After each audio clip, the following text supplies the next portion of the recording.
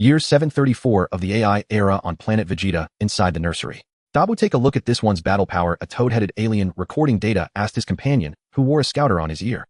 Beep, beep. Battle power 10. Looks like another exile. Dabu pressed the scouter twice and said disdainfully, "Are you out of your mind? If those barbaric Saiyans hear you, are you trying to get me buried with you? Don't say anything unnecessary." The toad-headed one was startled by his companion's words. He nervously looked around and found only the two of them in the nursery, then let out a heavy sigh of relief and scolded his companion harshly. His expression showed a desire to devour his companion alive. If he had the authority, he would have killed him on the spot. Thinking that this brainless fool might eventually get him killed, he decided in his heart to ask for a shift change as soon as he returned and never work with this idiot again. It was no wonder the toad-headed one was so startled. On planet Vegeta, their status was that low. A slight misstep could lead to being killed by a Saiyan, and that was normal. "I understand," Dabu replied, also somewhat scared. All right. Hurry up and finish the registration so we can leave. Let's not run into any Saiyans." After the toad-headed one saw his companion's expression, he urged impatiently. When the two opened the hatch, Leiku slowly opened his eyes. Ow. Damn it. I shouldn't have drunk so much yesterday. Hope I'm not late for work today." Leiku shook his head and said in pain. As soon as he spoke, Leiku sensed something was wrong. He was completely immersed in nutrient fluid. No sound came out, and he realized the environment around him was off. He turned his head and looked around. Rows upon rows of babies were immersed in cultivation pods, exactly like a human laboratory.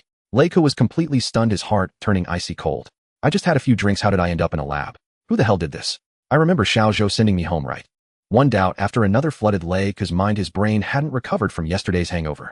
He closed his eyes in disbelief. Just then a wave of drowsiness hit. His infant body couldn't support further thought, so he sank into a deep sleep. After an unknown period, Leiku woke up again. Staring blankly at the rows of babies, his heart died completely. It wasn't a dream. Not only that, but he himself had turned into a baby living inside a cultivation pod. He looked at the baby in the opposite pod, and the more he looked, the more something seemed off. That baby not only had thick long hair, but also a furry tail growing from beside its butt. The tail occasionally swayed, clearly not a decoration. The more he looked, the more familiar it seemed. It looked exactly like the Saiyans from the anime Dragon Ball he had watched. Damn, no way. Are they really Saiyans? Leiku wondered while starting to examine himself. He found a tail growing from his own, but moving with his will. He grabbed his own tail with his chubby little hands, feeling a strange sensation in his heart, unsure of what to do. As time passed in his days, another wave of drowsiness swept over him. He forced himself to stay awake, lowered his head to look at his lower body, found that the little thing was still there, and let out a huge sigh of relief. No longer resisting, he knew he was still an infant and needed sleep.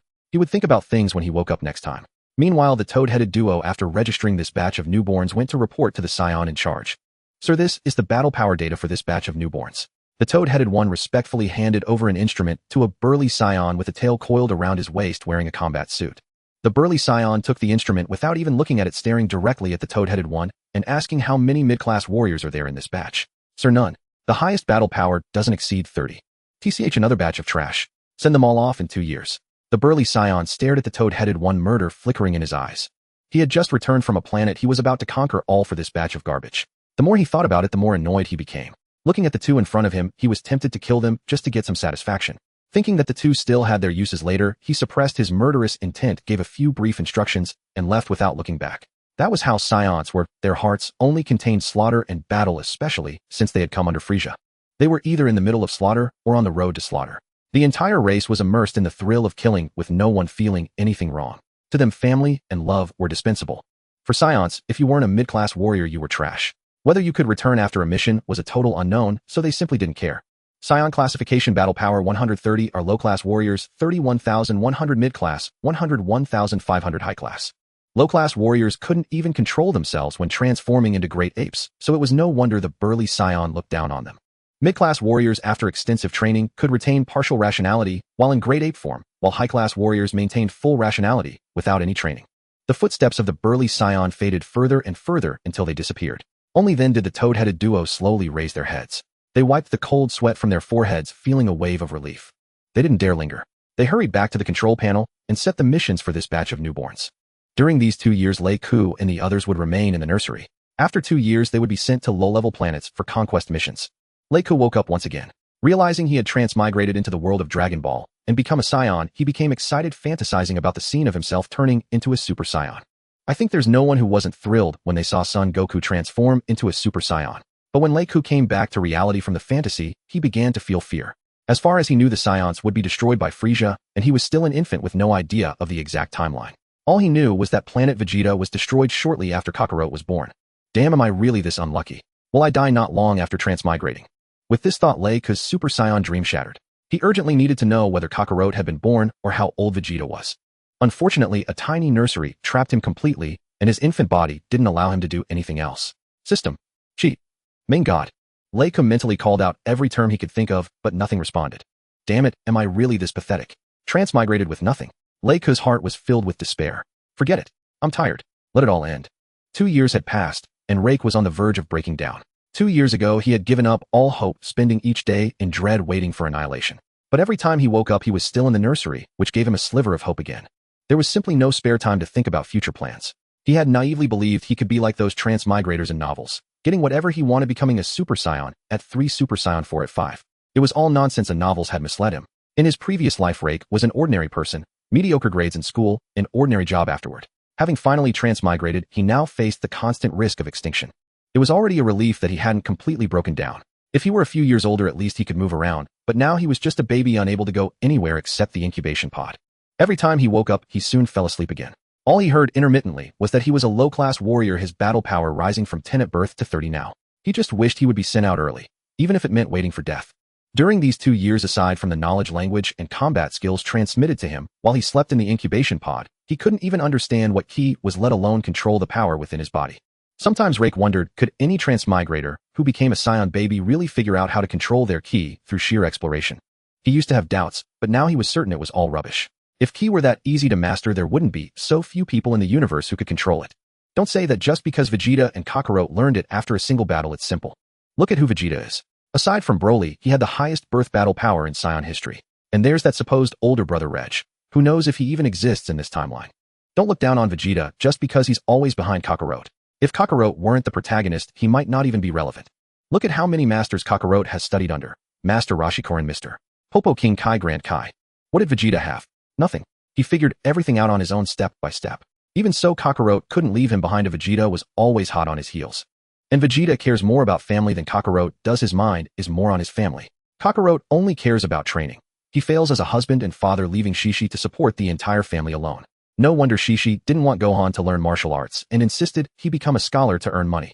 It's all because Kakarot gave her a psychological scar. Thinking about these things, Rake gradually fell asleep. What he didn't know was that shortly after he dozed off, a toad-headed alien and his companion walked into the nursery and approached his incubation pod. Darb, this one goes to planet Yudarapa. The journey takes about a year, the toad-headed alien said, checking the task.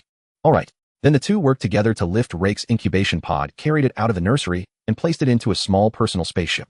After setting the destination, the ship launched under their gaze. The round single-person spaceship slowly rose, accelerated, and vanished from their sight into the void of space. The two aliens returned to the nursery to dispatch the next one. In the cosmic void, the eternal silence was broken by a round spaceship cutting through. The camera pulls closer to reveal a child sleeping inside. A tail, spiky black hair, a forehead fringe, and a single tuft of hair sticking up. He looked about 4 or 5 years old. Rake wiggled his butt and slowly opened his eyes. He raised a hand to rub his eyes, unable to believe what he saw. A dark void with planets occasionally drifting by and endless cold silence. Rake never imagined he would wake up in a spaceship. He thought he had transmigrated again. Only when he touched the tail on his, but did he realize he had been sent to conquer a planet. Ecstasy. No words could describe Rake's current mood. He really hadn't expected to escape planet Vegeta alive. After mentally thanking the Jade Emperor, Heavenly Court, Tathagata Buddha, and all the gods, he slowly calmed down. Damn, I'm finally alive. Can't let my guard down yet. Let me check the mission first, Rake whispered to himself with a wary relief. For Rake, checking the mission didn't mean he intended to execute it. The knowledge transmitted from the incubation pod told him that mission ships usually had a task time displayed. Not the completion time, but the launch time. That way he could determine how long until planet Vegeta's destruction and how much time he had to be safe. Seeing the mission date, age 736, and recalling that the story of Kakarot began in age 749, he deduced that Kakarot wasn't even born yet. The relief he felt was instantly replaced by renewed anxiety. Because at this time, all Saiyan spaceships and scouters had Frisia's tracking and surveillance, meaning he wasn't safe yet. Although in the anime, all Saiyans except Kakarot and a few others were destroyed. But reality isn't an anime.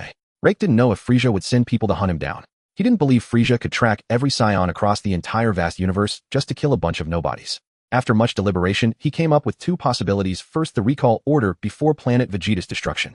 Usually Saiyans would return upon receiving the recall. Second, the scouters, Frisia might not be hunting aimlessly, but based on their feedback. At this point in time, no Saiyan would think their king wanted to exterminate them. All scouters were equipped with listening devices. And since Saiyans couldn't sense ki, they couldn't do without their scouters. So Frieza could easily track and kill them one by one after destroying planet Vegeta. Looking at the scouter in the spaceship, Rake fell into deep thought.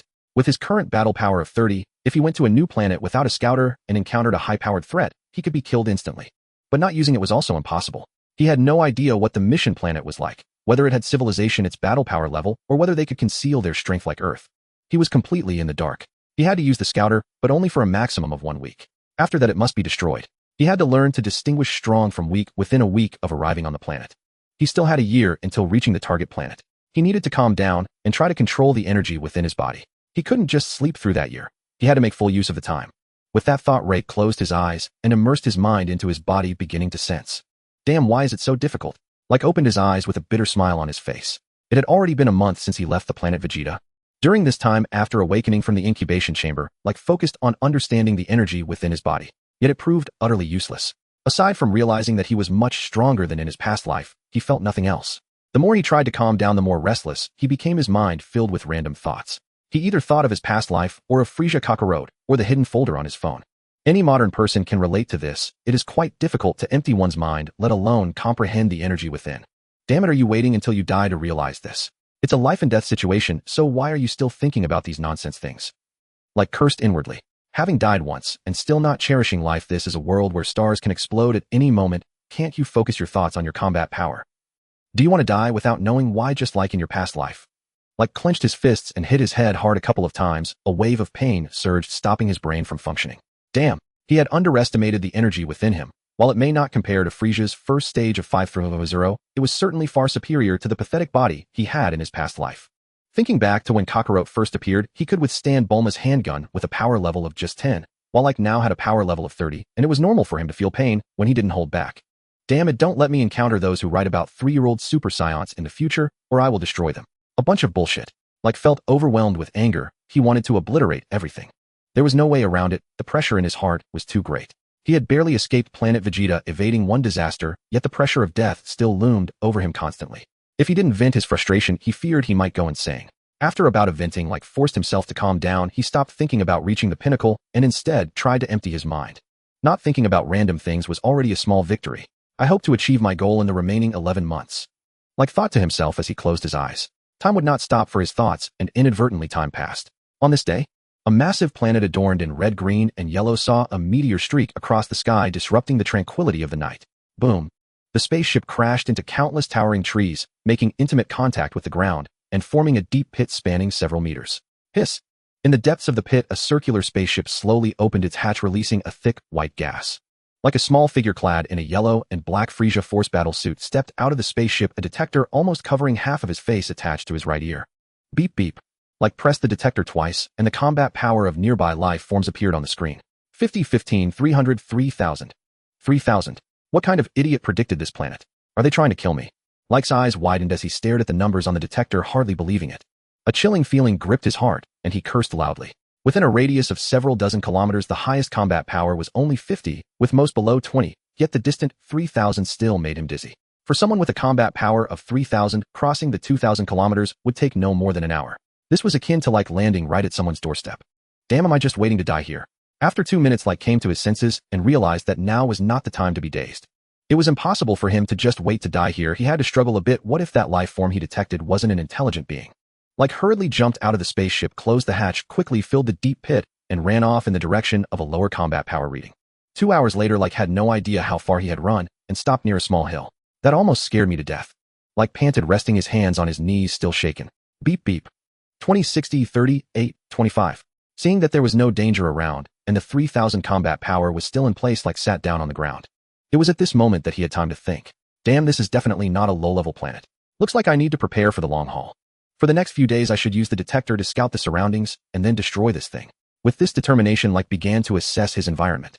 He now stood at the edge of a small hill over 100 meters high, surrounded by tall trees. Like extended his right hand, clenched his fist, and punched the mountainside. Smash! Crumbling stones fell at Like's feet. A small pit appeared on the mountainside, and Like's fist felt a slight sting. I'm really strong. Like retracted his fist, blew on it proudly, and wore a smug expression. After a moment of self-admiration, he realized that the most pressing issue was finding a place to stay and a water source. On such a dangerous planet, who knows whether the local creatures might conceal their combat power? He began searching around the mountainside. On the backside of the mountain, he found a small stream 20 kilometers away with animal tracks scattered around, though he couldn't identify them. This also indicated that this place was a water source for the surrounding creatures. The stream was non-toxic and safe to drink. Moreover, it was not far from the mountain, making it a good spot for a water supply, while the mountainside could serve as his dwelling. After surveying the area, didn't leave, but instead hid in a tree, activating the detector as he waited for prey to come for a drink. He truly didn't dare to go without the detector, fearing a monster might come and take him out. Although he had reincarnated as a Saiyan in this life, and possessed a warrior's bloodline, that didn't mean he wanted to seek death. Using safe methods instead of taking risks was not something a sane person would do. Believed he was still a normal person. Didn't wait long before the nearby bushes rustled, and he focused on that direction, the number 15 on the detector, giving him confidence. The first thing that came into view was a 3-meter-long leg covered in fur. When saw the creature as a whole, he was momentarily stunned. The creature resembled a wolf in form, but its size was 2 to 3 times larger than the wolves of his past life, with sharp claws and pointed teeth indicating it was a carnivore. The key was that it had 2 heads.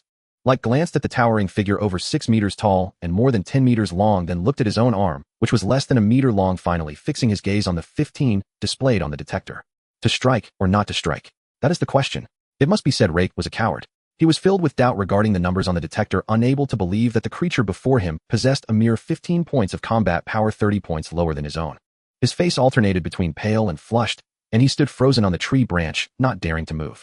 Although he had fully inherited the Saiyan combat techniques in his past life, he had scarcely been in a single fight. Now being asked to confront such a colossal beast, his heart was steeped in hesitation. Had he been a normal Saiyan of his age, he would have likely charged into battle without a second thought. The trouble lay precisely in the fact that he was no ordinary Saiyan. As someone who in his previous life would go out of his way to avoid even a stray dog being asked to take on such a creature, despite knowing his power far surpassed it, Rake still could not overcome the psychological barrier. Gurgle. Before Rake could continue his indecisive perch in the tree, his stomach growled. The 4 ears of the wolf-like creature twitched, and its 4 lantern-sized eyes locked onto Rake's position with deadly precision. Its 2 front legs leaned back, slightly coiling its strength in a stance ready to pounce at any moment. Roar, roar. 2 low growls jolted Rake from his thoughts, leaving him no time to dwell further. He realized he had caught the creature's attention, and it had already locked onto him. Swish. The instant Rake's gaze met the wolf-like beast, its limbs propelled it forward, lunging at him. In a single bound, it closed a distance of 10 meters, its massive blood-filled maw now less than half a meter from Rake. Though the wolf-like creature moved with great speed, in Rake's perception, its motions were anything but fast. They seemed like a slow-motion replay. In an instant, several countermeasures flashed through his mind. He bent his legs slightly and leaped upward with force. The wolf-like beast snapped the branch beneath Rake's feet and landed 20 meters away. As Rake touched the ground, the wolf-like creature turned its head and locked onto him once more. Is this for real? This wolf thing is this slow? After dodging the first strike, Rake's confidence surged. He hadn't expected the creature to pose no real threat. Steeling himself, he clenched his fists and shifted his right foot back, slightly assuming a stance to unleash his power. This time Rake prepared to go on the offensive. The wolf-like creature attacked again, lunging toward him. The moment it leaped into the air, Rake charged beneath its belly. Twisting his body slightly, he drove a straight punch into the creature's abdomen. Thud. Roar. Roar. To Rake it felt as though he had struck a sheet of paper, offering no resistance whatsoever. His fist punched a hole straight through the wolf-like beast's stomach, and blood drenched his body. Pulling his fist out, the creature's entrails spilled through the gaping wound as both heads let out agonized howls. That easy? Is it that he's too weak, or am I too strong? Ignoring the fallen beast, Rake stared blankly at his own hands, unable to believe this was the power he now possessed. He had never imagined that a mere 30-point advantage in combat power could create such a vast chasm between them. Without a doubt, this was an instant kill. He had annihilated the creature in a single blow. Nor did he expect that being just 30 points higher in combat power would create such a massive disparity. Without a doubt, this was a one-hit kill. He had obliterated his opponent. Rake approached the wolf-like creature and found it barely breathing. He crouched before its wolf head, staring fixedly into those 2 lantern-like eyes, and said with a face full of disdain, "How did you let me kill you in one hit? I'm only 30 points above you." Whether the wolf-like beast understood his words or perceived the contempt in his gaze, it was enraged. Its eyes bulged wide, and with a twist of its 2 heads it died. After witnessing the creature's death, Rake dared not linger. He dragged the wolf-like beast into a nearby stream to wash it, cleansing the blood from his own body as well. Having relocated to a new spot, Rake roasted the wolf-like beast while pondering. This doesn't add up. How could it be killed in one hit? Kakarot and Piccolo both managed to take down Raditz, who had a far higher combat power than them. What's the deal with this thing? Rake was genuinely baffled. He truly couldn't comprehend how Raditz, with a combat power of 1500, could be defeated by 2 individuals whose powers were under 1000. Based on his own recent battle experience, Kakarot and Piccolo should not have been able to even touch Raditz. In terms of combat power, speed, strength, visual nerves, and cognitive processing, the gap should have been astronomical. Yet Raditz had fallen. Rake's mind was a whirlwind of question marks, unable to fathom how Kakarot and the others had pulled it off. Until he figured this out, he would never feel secure. It wasn't until the smell of burning meat reached him that Rake finally pieced it together. First, Raditz was far too weak, both incompetent and reckless. Second, he had been severely wounded by Gohan, and after such an injury his combat power certainly wouldn't have remained at 1500. A conservative estimate would be around 1000. Second, he had been gravely wounded by Gohan, and after such an injury his combat power would certainly not have remained at 1500. A conservative estimate would be around 1000. Third, when Kakarot and Piccolo powered up, their combat powers were around 800, not too far from the wounded Raditz. In the end, it was only through Kakarot's self-sacrifice that Raditz was taken down. Having worked this out, Rake felt an immense sense of relief and resolved never to emulate Raditz's example. In battle, one should always go all out. Even if there is some ulterior motive, the opponent must first be crippled, leaving no chance for a comeback. Several hundred pounds of meat entered Rake's stomach, and he had to concede that the Saiyan digestive system was nothing short of beastly. He himself weighed less than 100 pounds, yet several times his own body weight had been consumed, and he was only about 70 full. Damn, if I'd had this stomach in my past life and entered an eating contest, wouldn't I have made a fortune? Lying on the ground, Rake mused to himself. He sprang up with a kip-up glance toward the mountain and began to run. Stopping before the mountain face, he clenched his fists and began pounding furiously. Before long, he had carved out a space of about 5 square meters.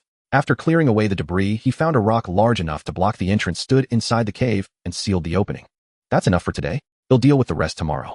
Rake patted his hands clean, lay down on the ground, and fell into a deep sleep. When Rake woke and pushed aside the stone, sunlight streamed onto his face. Outside, the day was already bright. He sat cross-legged on the ground, reflecting on the results of 11 months of effort, and let out a helpless sigh. As expected, novels are all lies. After 11 months of hard work, Rake still hadn't learned to control his ki, let alone sense it. Aside from a 15-point increase in combat power over the year, the only other progress was his ability to slightly curb his wandering thoughts, hardly any help for his immediate survival. Steeling himself, he closed his eyes, concentrated his mind within his body, and continued to try to sense ki, using the method Gohan had taught Videl in the anime from his past life. Half an hour passed in a flash, and Rake's stomach growled again. You've got to be kidding me. I ate several hundred pounds yesterday, and am hungry again just a few hours later. A lament rose from the depths of Rake's heart. To be honest, he had no desire to go outside. Even after a whole night, the memory of the 3000 combat power he had seen yesterday was still seared into his mind. Especially after the battle yesterday, where a mere 30-point gap had been so decisive, he now had a far deeper appreciation of what a 3000-point combat power truly meant. No. Lord Frieza, shall we hunt down the remaining Saiyans who haven't returned? Asked Zarbon. Mr. Zarbon, dispose of all except Vegeta's squad, Frieza said as he turned and floated toward his infant chair. By the way, tell young Vegeta that their planet met with misfortune and was destroyed by a meteor. Pausing briefly, Frieza continued. As you wish, Lord Frieza. Zarbon and Dodoria quickly bowed in response. Kakarot's spaceship, having barely escaped planet Vegeta, was detected by another vessel while en route to Earth. The camera zoomed in. It was a ship of the same model as Frieza's inside, which a crocodile-headed man reported to someone who bore a striking resemblance to Frieza. Lord Cooler, we've just detected a Saiyan single-person spaceship. Shall we shoot it down? Cooler stood by the window flicking his tail and sneered to himself. Frieza really is useless. Wasn't he supposed to eradicate the Saiyan race? How is there still a straggler? My little brother is truly pathetic. He paused and then asked, have you checked its battle power? Yes, Lord Cooler. Its battle power is 2. They'll go destroy it now. Cooler waved his hand, dismissing his subordinate's suggestion. Forget it. This is Frieza's affair. Leave it be. He then turned and walked away. A battle power of 2. A faint chuckle echoed in the air. And so Kakarot escaped death once more as his spaceship vanished into the void. Rake was completely unaware of the events on planet Vegeta. He had just flown before the monster and finally saw it in its entirety. The creature was covered in rock as if clad in armor. A single eye dominated most of its face. It stood on 2 legs, towering like a small mountain. It now stared at the ant before it with its solitary eye, puzzled as to why this insignificant being had flown right up to it. Monster, this young master will send you to the afterlife today. Remember to reincarnate into a better life. Rake moved above the monster's head and drove a fist toward its skull. The creature sensed the threat of this blow. It shifted its body to one side and swung its left fist at Rake. Rake hadn't expected the monster to react so swiftly. He could no longer change his trajectory.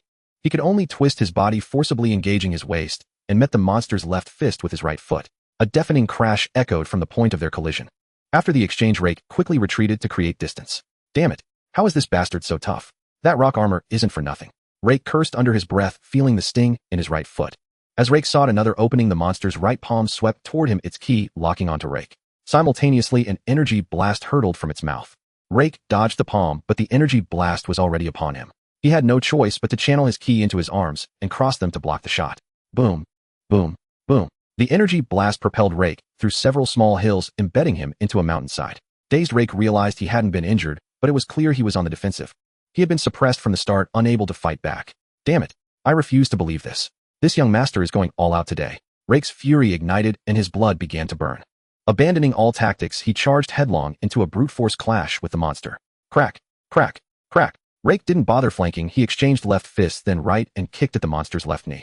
Initially, Rake still felt the sting, but after a few rounds he grew more and more exhilarated. Each blow was more powerful than the last. At first Rake was the one being sent flying, but soon the monster was the one being knocked back. All this happened within just a few minutes. Rake's shift from being suppressed to dominating the opponent was abrupt. Rake slammed his fist into the monster's chest, cracking the rock, and leaving a small fist imprint over its left heart. What's happening to me? I could finish it quickly, so why am I holding back my power and matching it blow for blow? Rake was deeply puzzled. He wasn't usually one to take risks. Though he had been outmatched at first, his battle power was higher, but the monster had greater strength, putting him at a disadvantage. Midway through the fight, Rake could have overwhelmed and defeated the monster entirely. Yet he didn't. Instead, as the fight progressed, he restrained himself, using only equal or slightly superior force. At that moment, Rake thought of Kakarot and Vegeta. Both were reckless to the extreme, as was the half-breed Gohan. Once they gained the upper hand, they would act without thought, playing with their opponents. It seemed Saiyans were synonymous with recklessness, reckless when winning, and even more reckless when losing. Except for future Trunks. The rest were all troublemakers. Rake finally understood. It was the Saiyan blood in his veins. Damn it. Do you think you can control me? This is my body, you'll do as I please. Rake roared. After repelling the monster again, he didn't press the attack. He forcibly suppressed the urge to charge forward. He began gathering all his ki into his hands, no longer willing to prolong the battle. Locking onto the monster's head, he unleashed a ki blast. Boom. The monster's head exploded instantly. Its headless body toppled backward, crushing countless trees and sending up a cloud of dust. Having slain the monster and sensing its ki vanish, Rake didn't spare it another glance. He kept a fraction of his awareness on the outside world while focusing the rest inwardly. He felt his blood growing hotter, and the urge to fight within his mind grew ever stronger. Rake struggled to control his emotions, desperately suppressing the battle lust to calm his heart. Before long, beads of sweat covered Rake's forehead, a testament to his struggle. This continued until the sky began to darken. Only then did Rake's tightly furrowed brow slowly relax. He opened his eyes and let out a long sigh. Wiping the sweat from his brow, a faint smile appeared on his face. Damn, this Saiyan bloodline is really toxic, Rake grumbled to himself. But grumble as he might, when it came time to use it, he would still find it irresistible. Standing still and stroking his chin, he suddenly thought of Broly, the legendary Super Saiyan. He had once envied Broly's bloodline, but now he felt only immense relief. He now understood why Broly fought like a madman. Even Rake, with his ordinary bloodline, had to exert himself to suppress it. As for a monster like Broly, whose battle power grew constantly, Rake could only admit he was no match. No wonder the original story said that the legendary Super Saiyan either lost their mind, becoming a madman bent on destruction, or perished from their own power. A year had passed since Rake arrived on Yudharpa Star, and the era was now 738. Holding a self-made fishing rod, he sat on a rock by the brook. Lately, Rake's heart had grown increasingly tranquil. The reason was that a heavy stone had been lifted from his mind. Over the year, he realized he had mistaken the timeline. Planet Vegeta had been destroyed by Frieza a year ago. So much time had passed, and he still hadn't sensed any spaceship approaching, meaning Frieza hadn't sent anyone to hunt him down. During this period, he kept his perception focused on his own ship, detecting no ki above 1000. He usually suppressed his own ki to around 20 points. Even when hunting, he relied solely on physical strength, avoiding the use of ki for fear of detection from outer space. Over the year, Rake had achieved remarkable results. First, his physical strength alone reached a battle power of nearly 10000. His internal ki was around 15000, and he had learned to burst his ki. Thus, his base battle power reached 25000, and with ki burst it doubled to 5000. As for ki cultivation, he could now unleash a ki blast of 7000 from a battle power of 5000. Don't underestimate it. This was achieved through gradual exploration and recent improvements in control. But he had nearly reached his limit. His battle power growth had slowed. He could sense a bottleneck much like the one he broke half a year ago at 1000. Back then, he used various methods to strengthen his physique, breaking through the bottleneck and surging 400 in the following half year. Otherwise, he'd still be stuck at 1000. It wasn't that he didn't want to break the bottleneck. First, conditions didn't allow it. Second, he was only 4 years old. He felt that raising his battle power too early wasn't beneficial. So aside from basic physical training, he spent his time fishing, honing his control over ki. The only downside was having no one to talk to. If he didn't mutter to himself daily, he might forget how to speak. Thump. Ripples spread across the water as Rake's spirit relaxed, releasing a burst of aura. A beast approaching the stream was startled and fled with its tail between its legs. Reich glanced at the beast's direction, shook his head with a wry smile, and instantly withdrew his aura. He packed up his rod and returned to his dwelling, which had transformed from a bare cave. Over time, he had expanded the cave and made chairs, bowls, chopsticks, and a bed, though lacking a kitchen and toilet. 500, 800, 3,200. As usual, Reich extended his perception sensing key across 10,000 li. Everything was unchanged. Familiar signatures, the strongest, around 15000. He ignored them. Such small fry posed no threat, and he had no interest in engaging. He was no longer the weakling who fled from a 3-0 battle power and was half-killed by a roar. Reich had considered exploring, but until he mastered what Popo called tranquility like the sky, the state of nothingness, he wouldn't leave. This year he had completely shed his past life's bad habits. Being alone no longer bored him, instead he found joy in it. In idle moments he recalled Dragon Ball's plot, including GT Super AF and New Age. Most details were hazy, he only remembered key protagonists and major figures. This was a real world and he didn't know which timeline he belonged to, so he could only speculate. Cockroach should be on Earth by now. I wonder when he'll meet them. Reich chuckled bitterly. He ate dinner, then lay down early to sleep. One day by the forest stream, a velociraptor-like creature drank from the water. It didn't notice a boy of about 10 sitting beside it with spiky hair and a single cowlick holding a fishing rod in his right hand. Swish! The line tugged, the boy gently pulled, and a 3-meter fish leaped from the water. The raptor-like creature was startled, then looked at the fish with confusion. It had never encountered such fortune, food falling right beside it. How could it resist? It opened its jaws wide to bite. It silently praised its own cleverness. Little dragon, this isn't your food, the boy said, patting its head.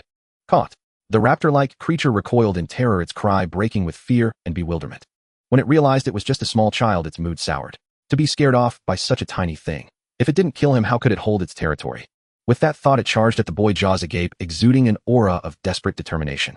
Seeing it persist, the boy smirked mischievously. With a glare, an invisible force struck its head, and it collapsed before him, eyes rolling back. Ah, this is what they mean by the one who doesn't listen to advice will suffer. I was going to spare you, but you came to me. Serves you right for being my dinner.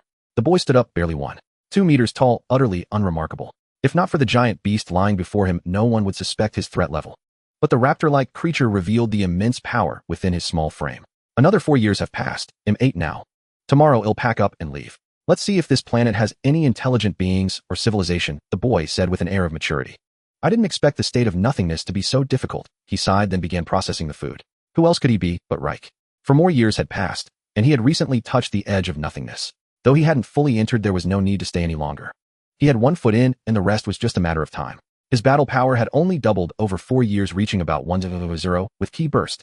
But most of his effort had gone into controlling Ki. His Ki Blast could now unleash 250 battle power. Compared to the past, he was quite satisfied. He couldn't match the Transmigrators in novels from his past life, but those were clearly fake, pure wish fulfillment fantasies. Even Broly, the legendary Super Saiyan, couldn't go Super Saiyan at 3, defeat Beerus at 5, or take on angels at 8. How could others? After all, wishful thinking knows no bounds. Like walk through the forest, as if merging seamlessly with nature. If one closed their eyes to sense him, they would never detect a person walking. Whom should I just fly out? Like tilted his head, stroking his chin, and murmuring as he gazed at the monotonous scenery around him. Then he shook his head, dismissing the thought. Better not. I'm not in a hurry anyway, and it shouldn't be long before I'm out of the woods. In truth, given his current combat prowess, he didn't believe anyone on this planet could rival him. He could easily fly around the globe without restraint. Yet he chose not to. He even retracted his perception to a radius of 100 miles, fearing that greater hope would lead to greater disappointment. By walking step by step, he would eventually circle the globe, and it wouldn't take much time. Though this planet spanned 200,000 kilometers in circumference, it was far too small for someone of his power. A single energy wave could obliterate it. Despite appearing to walk, he maintained a steady pace of 10 li per minute. Stopping and starting along the way, it was now the 2nd day of his journey, and he had already traversed the 10th Sanli region he knew well. Ahead, the forest's edge was near. He further shrank his perception to a mere 100 meters around him, ensuring he could react to any sudden incidents. Thinking of this, he felt a pang of envy toward Kakarot. Earth was such a wonderful place, boasting the universe's most delicious food, the healing wonder senza beans, and the greatest anomaly, the Dragon Balls. No comparison, absolutely none. The more like thought, the more disheartened he grew. Indeed, sometimes the gap between people is wider than that between a person and a dog. He chuckled bitterly, then cast the thought aside. He had mentally prepared himself for this since arriving in this world. Still, his current life wasn't too terrible. Escaping from Frisia's grasp was already satisfying enough. At least he hadn't perished before his journey even began. Slap. Like finally stepped out of the forest. Before his eyes stretched countless mountains of varying sizes. He immediately spotted the problem. These were no mountains. They were all monsters of the same race as the one with a combat power of 300 he had slain. Like's mouth twitched as he covered his face with a small hand. Unbelievable. So the first boss I fought was just a minor grunt. Like quickly expanded his perception, discovering that the entire Tintasanli region was infested with these creatures, their combat power peaking at 100, on par with his own. You've got to be kidding me. Do I really have to fight my way through every single one? Damn, Inspector, don't let me ever run into you, or he'll grind you to dust. After sensing everything like erupted in furious curses, once again berating the planet's inspector. You bastard, this grudge is set in stone. It's either you or me. Just wait. I'll get you one day. If I can't find you, I'll use the Dragon Balls to wish it. Like's eyes nearly blazed with fury as he spoke through gritted teeth. This was clearly a high-level planet, yet those idiots had classified it as low-level. If he hadn't been a reincarnator who knew to play it safe, any native Saiyan would have been long dead. What Like didn't know was that the inspector wasn't entirely to blame. These creatures spent half the year in hibernation, appearing as the mountains he had seen. During their slumber, scanners couldn't detect them, and they didn't attack other beings. Because Like could sense energy, these creatures were utterly exposed to him. But Like was unaware of this now. He truly didn't want to fight his way through. Over the past 5 years, he had learned to control the Saiyan's innate battle lust. He no longer charged at every opponent he saw. Stretching before him was an endless sea of mountains, countless rock monsters he didn't even bother to tally. Choosing a direction with relatively lower combat power, Like's body erupted in white energy, enveloping him entirely. Boom. Whooshed. Without a moment's hesitation, he burst forth, crossing 10,000 li in no time and landing on a vast grassland. The energy around him slowly dissipated. He lifted his foot and began to walk. Before he had gone far, the grassland welcomed him with its first ceremony. A herd of lion-head horse-bodied beasts charged at him with crimson eyes. Have perfect timing. I'm hungry. Like's eyes lit up at the sight of the beasts, his grin widening into a delighted smile. He dashed toward them. Moments later, he left a trail of corpses as the survivors fled. Like didn't pursue, ignoring the blood scent in the air. He fired an energy wave at one corpse, and the aroma of roasted meat wafted out. Unable to resist, he tore off a horse leg and began to eat. Who knew this grotesque thing would taste so good? After devouring a leg in just a few bites, his taste buds fully awakened, and he let out an exclamation. He buried himself in the feast. One by one, the corpses vanished. An hour later, all the bodies within 10 meters had entered his stomach. He lay on the grass with a bloated belly, letting out a satisfied burp. Can't take it. I'm too full. After resting another half hour, Like stood up to begin his daily basic training. He performed handstand push-ups, balancing on one right finger with his left hand behind his back. 1, 999, 5000, 10000. After exercising all 10 fingers, he fetched a Tintin boulder from afar, strapped it to his back, and began frog leaping forward. Despite carrying a Tintin weight, his landings caused no vibrations on the ground. He absorbed all the force with his body alone. Along the way, he encountered various herds of beasts. Seeing the moving hill on Like's back, they gave him a wide berth, none daring to block his path.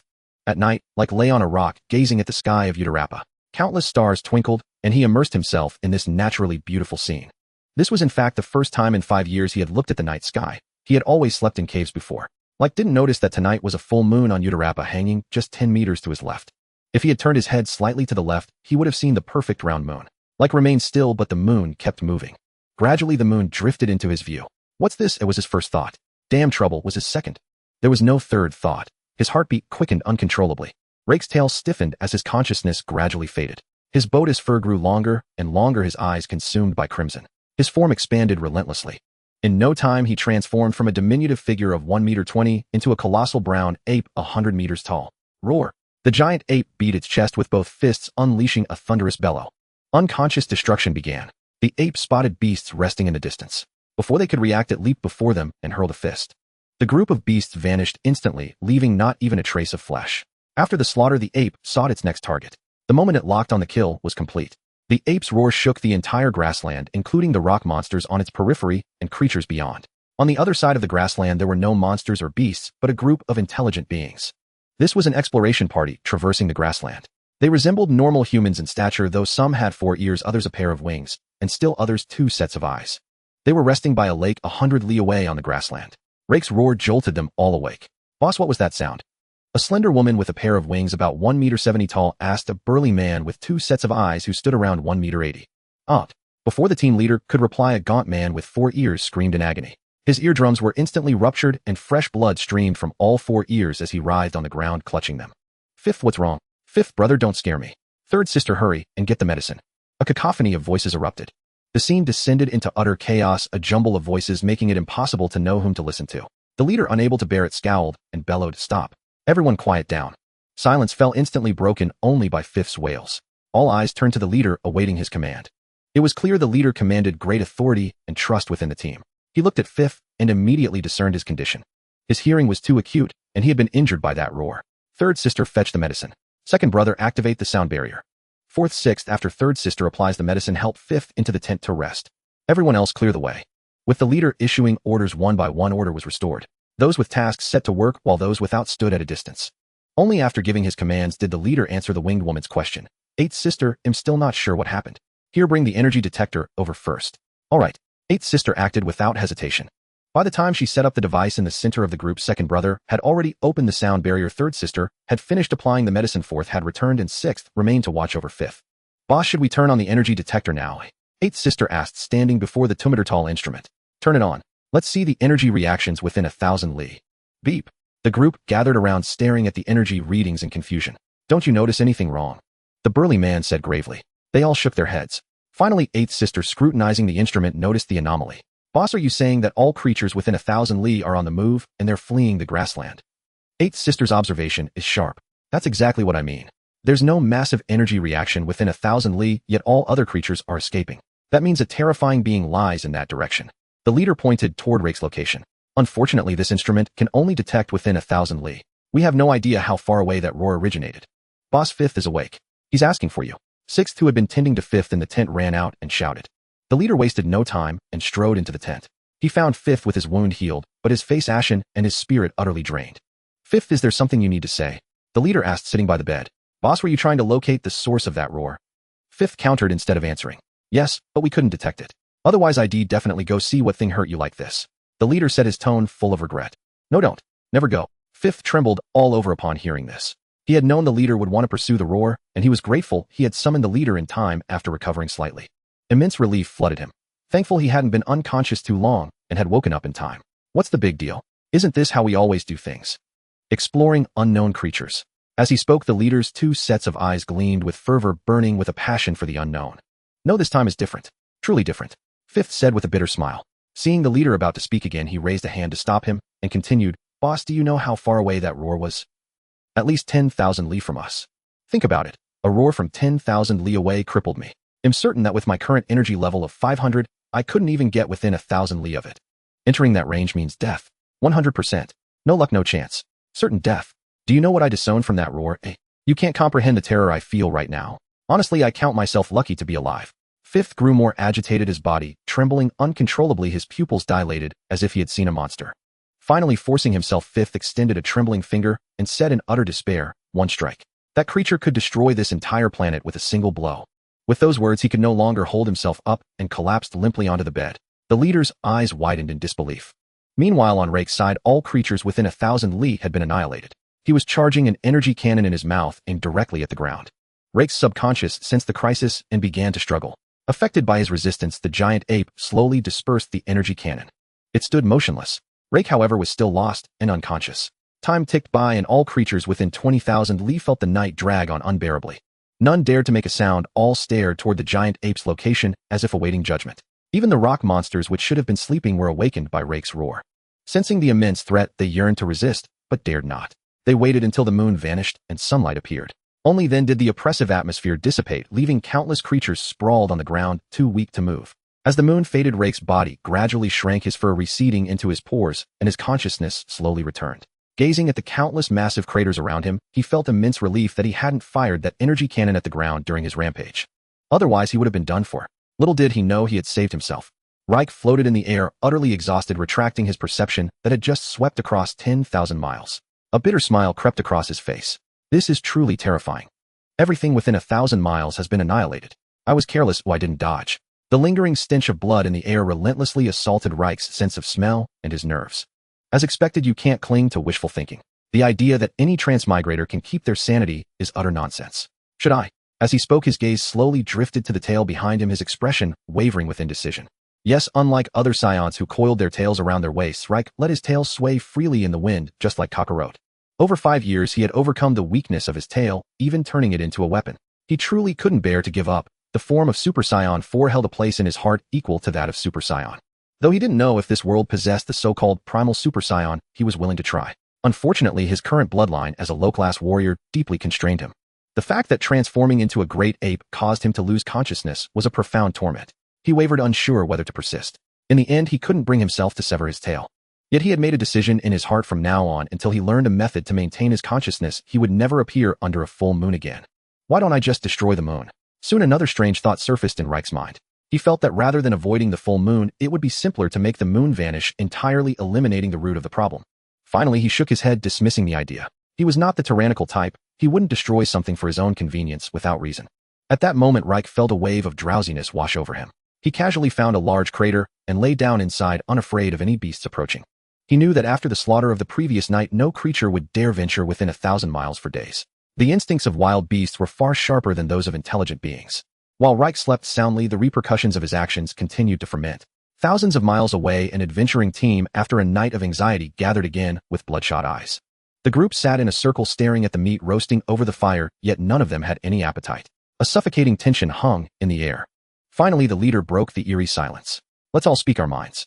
Should we still enter the wild grasslands? Fifth brother, struggling to steady his trembling body, was the first to reply.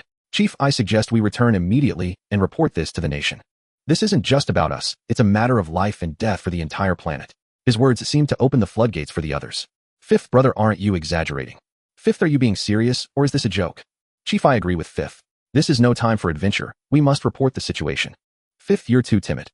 How are your injuries from yesterday? I don't mind, you all decide.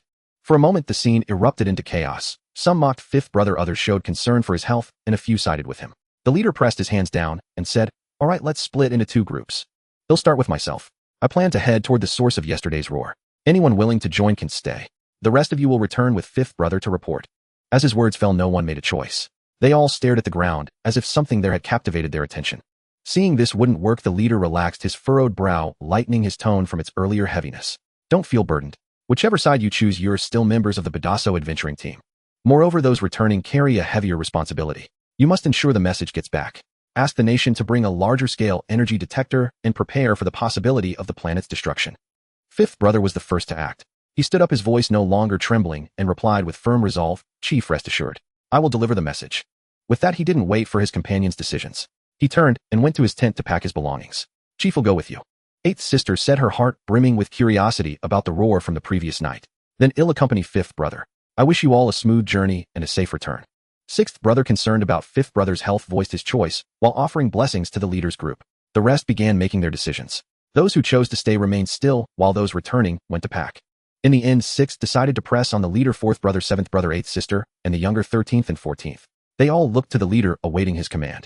My dear siblings, I don't know if this decision is right. But I can't accept not knowing. I'd rather die with clarity. I must see for myself what it is that has brought our planet to the brink of destruction. The path ahead is fraught with certain death. All I can promise is that if I die, you'll be the first.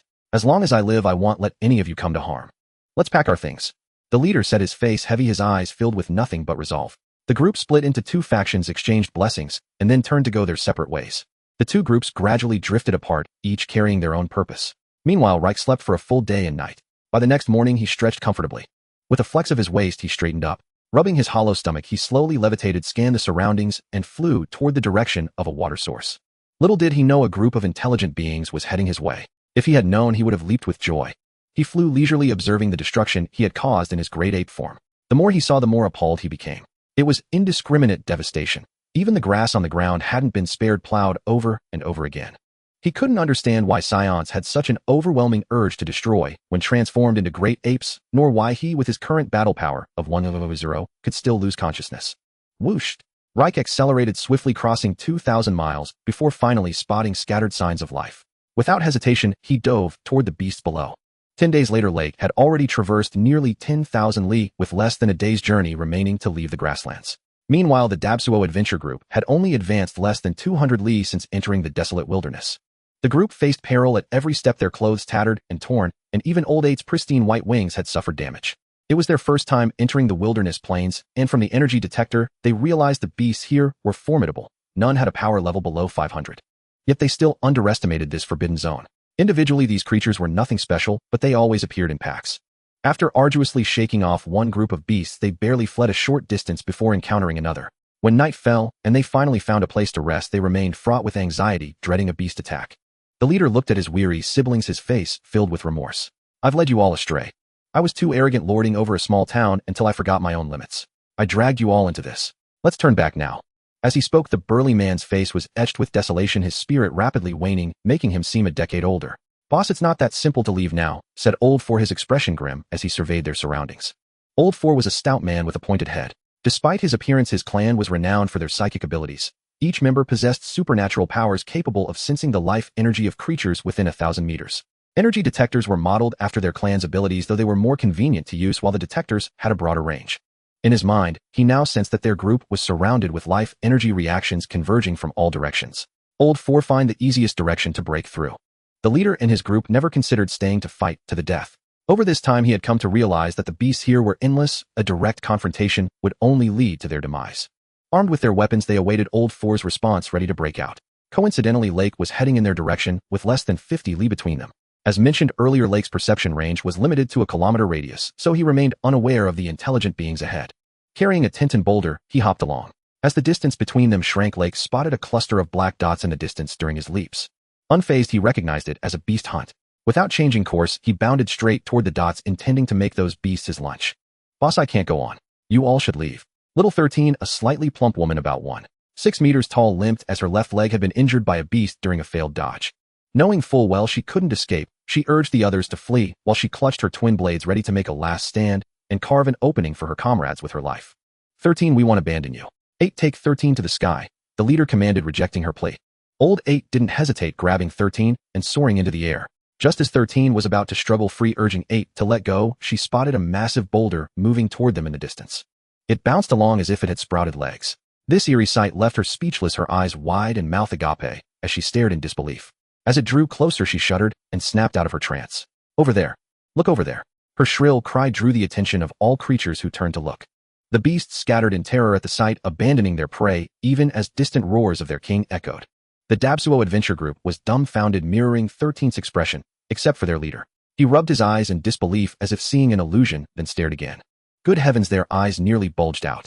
Lake, meanwhile, noticed the scene 2 li away. He dropped the boulder, vanished, and reappeared before the burly leader and his wide-eyed companions.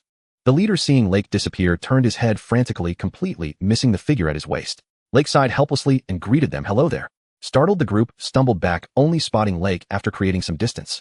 There stood a youth about 1.2 meters tall, with a tail, a smile on his face as he regarded them. The air froze as they stared at each other in silence. Realizing this wouldn't do, he couldn't scare off the first intelligent beings had met. Lake forced a friendly smile on his chubby, baby-faced visage.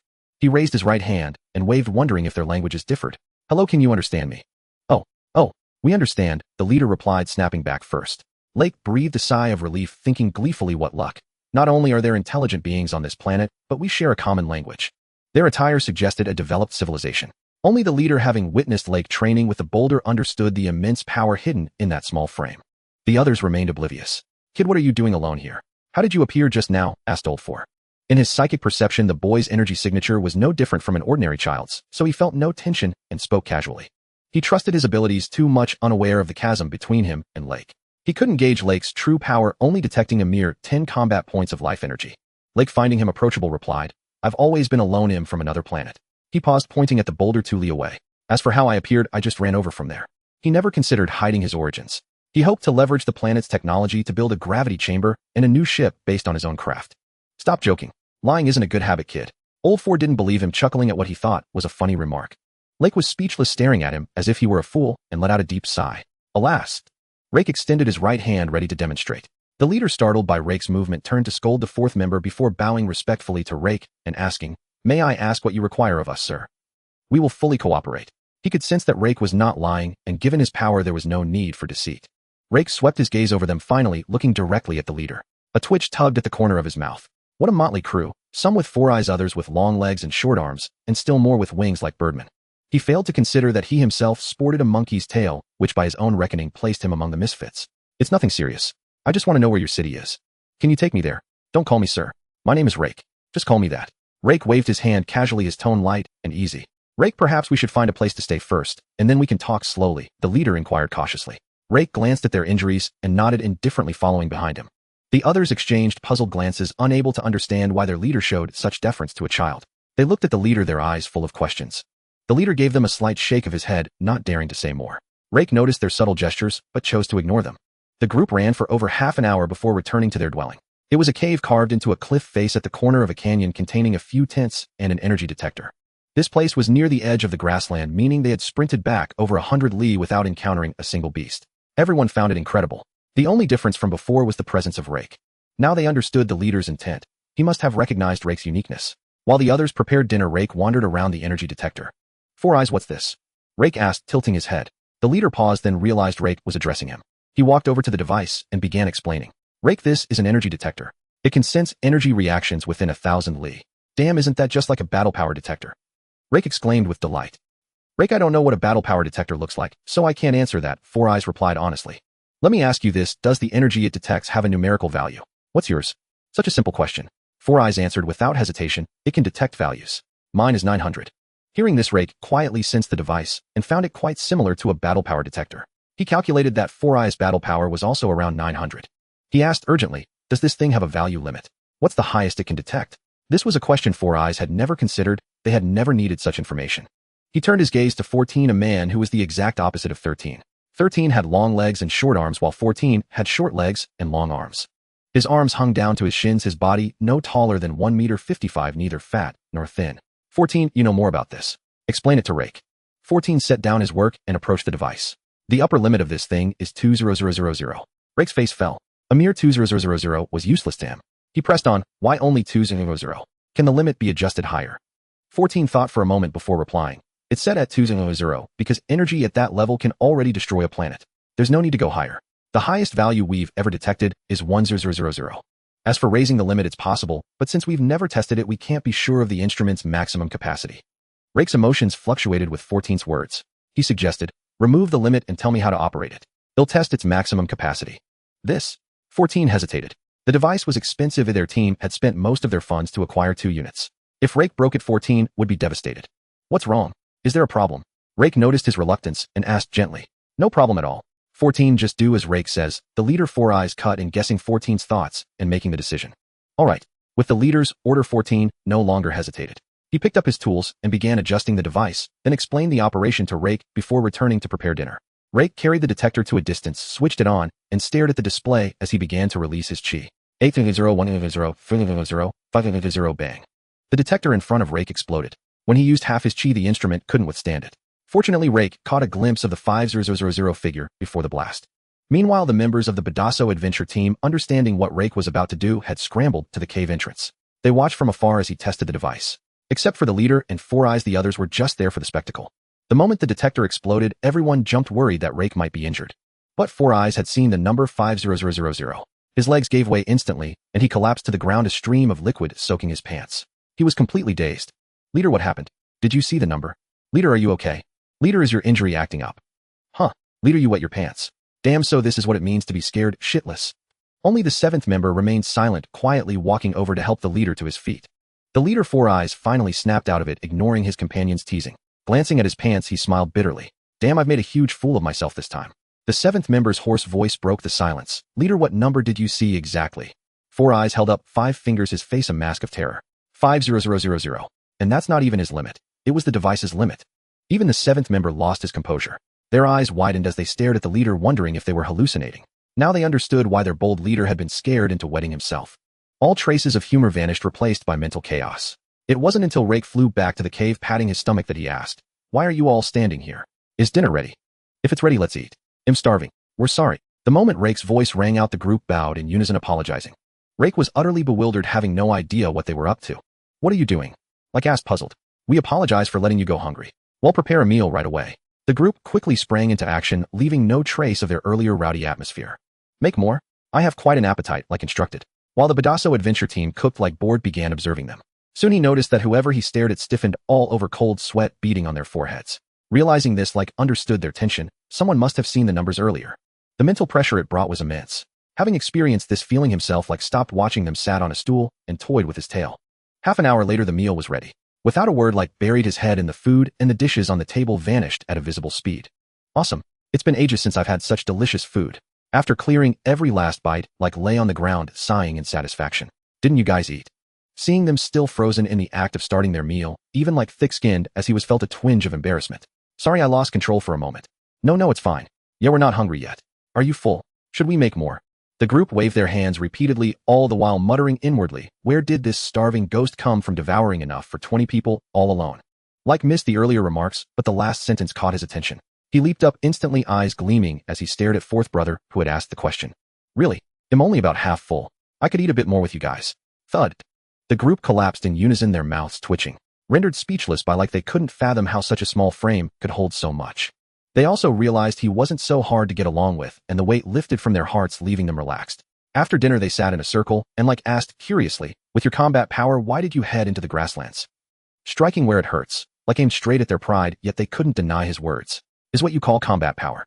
Energy. Eighth brother inquired curiously. Yeah, I compared it today. The difference isn't huge. By the way, I'll compensate you for the instruments I broke later. As a fine youth of the new era who had received 9 years of compulsory education, like possessed at least that much decency. It had nothing to do with his combat power. It was basic moral integrity. It's fine. Four Eyes dismissed concern over the instruments before answering Like's question. Like, did you happen to hear that earth-shattering roar over 10 days ago? We wanted to see what creature made it, so we risked venturing deep into the wild grasslands. Originally our team planned to just record unknown life forms on the edge of the wild grasslands, but that roar steeled our resolve to go deeper. But we never imagined the wild grasslands would be so terrifying. If you hadn't shown up, we might have all been wiped out. Now it was Like's turn to be speechless. These small fries were actually looking for his giant ape form. Was there a stupider way to court death? Like looked at them with a strange expression, unable to hold back. Not to discourage you, but with your level I'm amazed you even made it 5,000 li in. Forget the grasslands for now. You have no idea what you're looking for. Like didn't want to reveal the giant ape. After a moment of self-admiration, he continued, it could obliterate me in an instant. Want to feel my aura? I can let you experience the brink of death. Seeing their resolute expressions as if ready to face their doom. Like wasted no more words and began releasing his immense chi. At barely 100 combat power, the group's eyes rolled back, and they fainted. Like paid them no mind, quietly waiting for them to wake. Four Eyes with the highest combat power was the first to stir, immediately recoiling and staring at Like in terror. Soon the others woke one by one, mirroring Four Eyes' reaction. Only after confirming Like had no intention of attacking did they gradually calm down. They hung their heads in silence, steeped in dejection. Like worried he hadn't crushed their spirits enough, added, I only released 1/10 of my power against you just now. Like chuckled lightly. The group jerked their heads up, staring intently into his eyes, as if verifying the truth. Clap, clap. Snap out of it. From now on, follow my lead for the journey. Starting tomorrow, take me to the city to find the best scientists.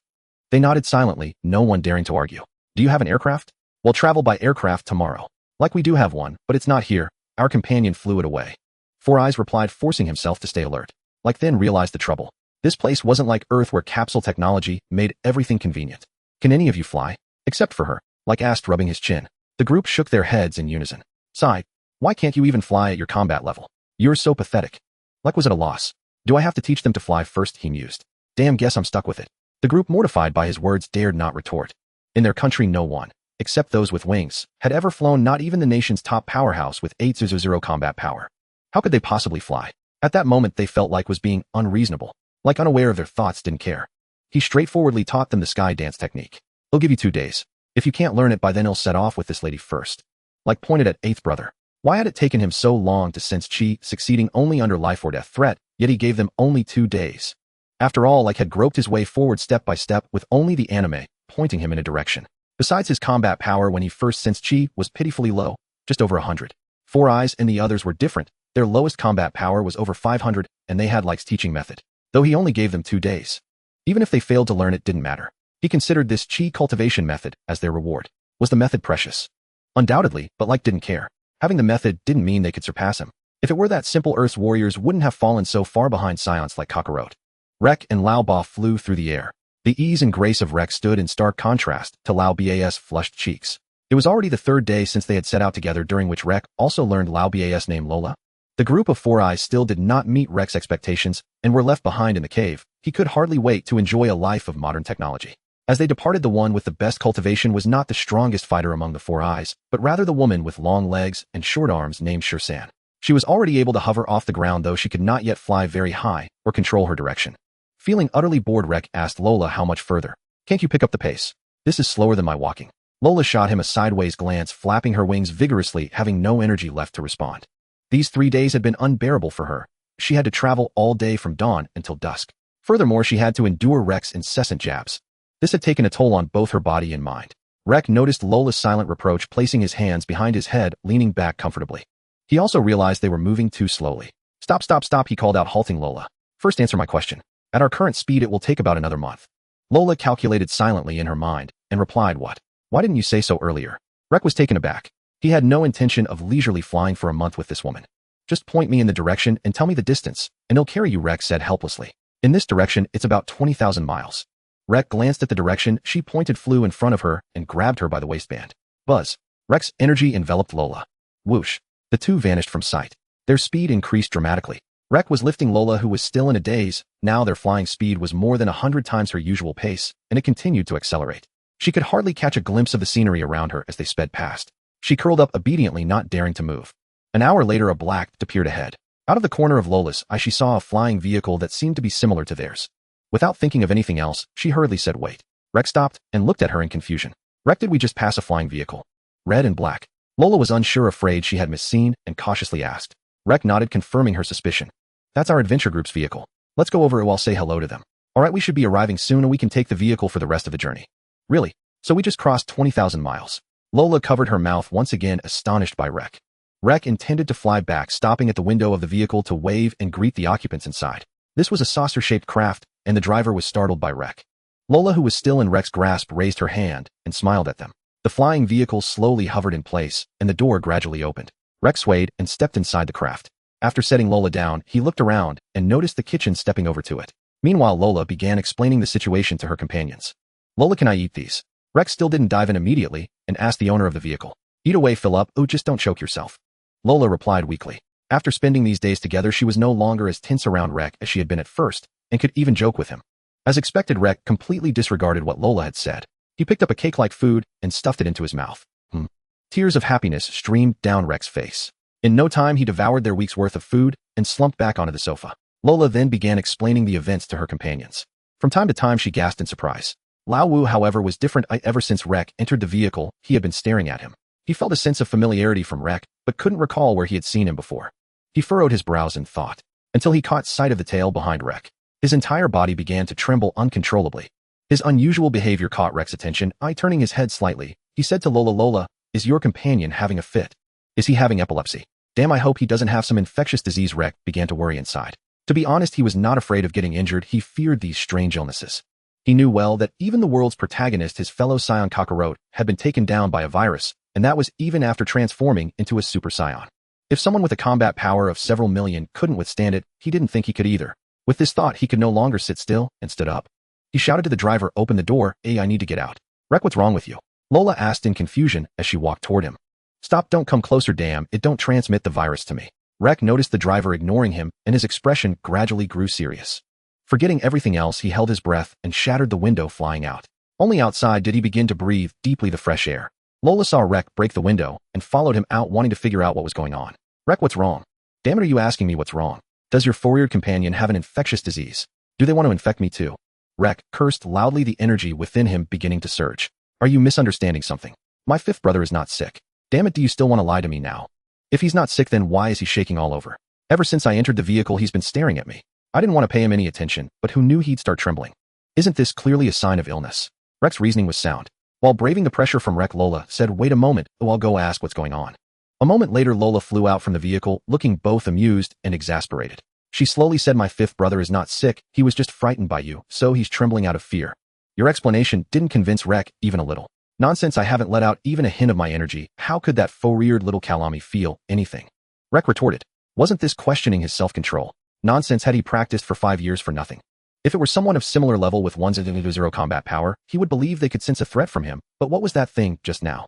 Rek could easily blow him away in one breath. How could he probe into his depths? That was a fantasy. Seeing that Rek looked like he was about to take action, Lola began to feel frightened and quickly blurted out everything she knew. It's true, I heard from fifth brother that when he saw you, he was reminded of the roar from that night. That's why he couldn't stop trembling. Huh, you're not lying to me, eh? Rek hesitated. Why would I lie to you? That night my fifth brother was severely injured by the roar, and it left a shadow on him, Lola said sincerely. It's just a bit strange. That roar didn't come from you, so why does he tremble at the sight of you? Lola voiced the doubt in her mind. After hearing this, Rek began to feel a twinge of guilt. No one else knew the truth about that roar, but he was fully aware of it, even though he had lost his memories. This also explained why 4 ears trembled at the sight of him. But how could he ever admit to such a thing? He stiffened his neck and said, how would I know why 4 ears is acting so strangely? With the misunderstanding cleared up, Reich followed Lola back into the aircraft. He swept his gaze around, but didn't see 4 ears. Extending his perception, he found the creature in its room and promptly dismissed it from his thoughts. Instead, he asked curiously, "Were you all injured that night?" "No, just my fifth brother." Because his hearing is exceptional, he can amplify it 100 times.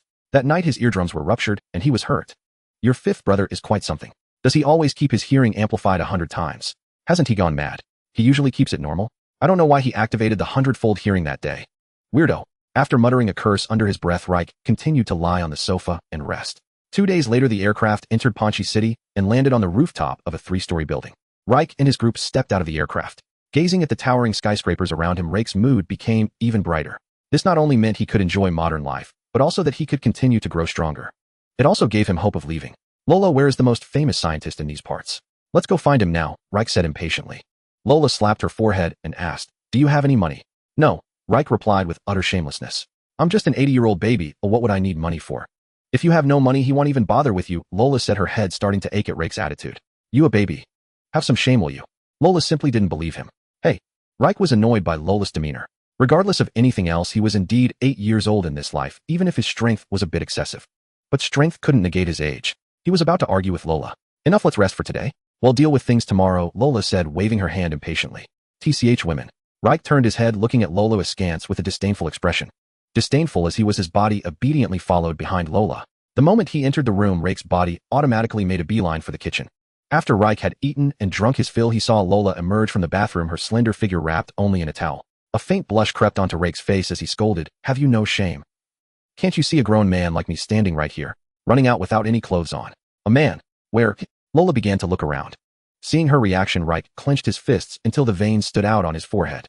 "Damn it, this one not only looks down on me, she completely ignores me," Reich thought, his anger flaring up. Although he had no intention of pursuing women at the moment, and always adhered to the principle that women would hinder my growth, this was not a reason for him to accept being ignored. His face darkened instantly as he snarled, "Are you blind? Do you want me to dig those eyes out for you?" Seeing Reich on the verge of exploding, Lola dared not say another word and scurried into the room to put on clothes. When she came out, she kept her head down, not daring to look at Reich. "I'm warning you, never ignore me again," Reich's roar echoed. The roar shook the 3-story building, causing it to creak ominously as if it might collapse at any moment. This was the second time Lola had seen Reich lose his temper, and it was even fiercer than the first. All right, I won't do it again." "Oomph." Reich strode into the bathroom without looking back. Under the cold water, he began to realize his own fault. Logically, he shouldn't have such a bad temper. If he had been like this in his past life, he would have gotten into countless fights. In reality, he had barely fought at all back then. The more Reich thought about it, the more wrong it felt. Why was he now like a powder keg? The previous situation was understandable, as he had felt his life was threatened.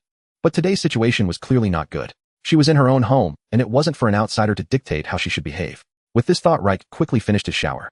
He dashed into his room in a flash. Sitting cross-legged on the bed, he slowly levitated into the air. Immersing his mind within his body, he meticulously examined every part of it. Finally, he discovered an anomaly within his cells. The cells he had cultivated over 5 years were being assimilated by ordinary cells. In just half a month since he had left, not only was he barely holding on to the realm of nothingness, but even his cells were being assimilated. This is too strange, isn't it? If this is the case for all Saiyans, forget about Kakarot. But how did Vegeta manage to cultivate cells and keep them from being assimilated? Was it just because he was the deuteragonist? The more he thought about it, the stranger it seemed. Reich recalled every Saiyan from the anime over and over again. He found the difference.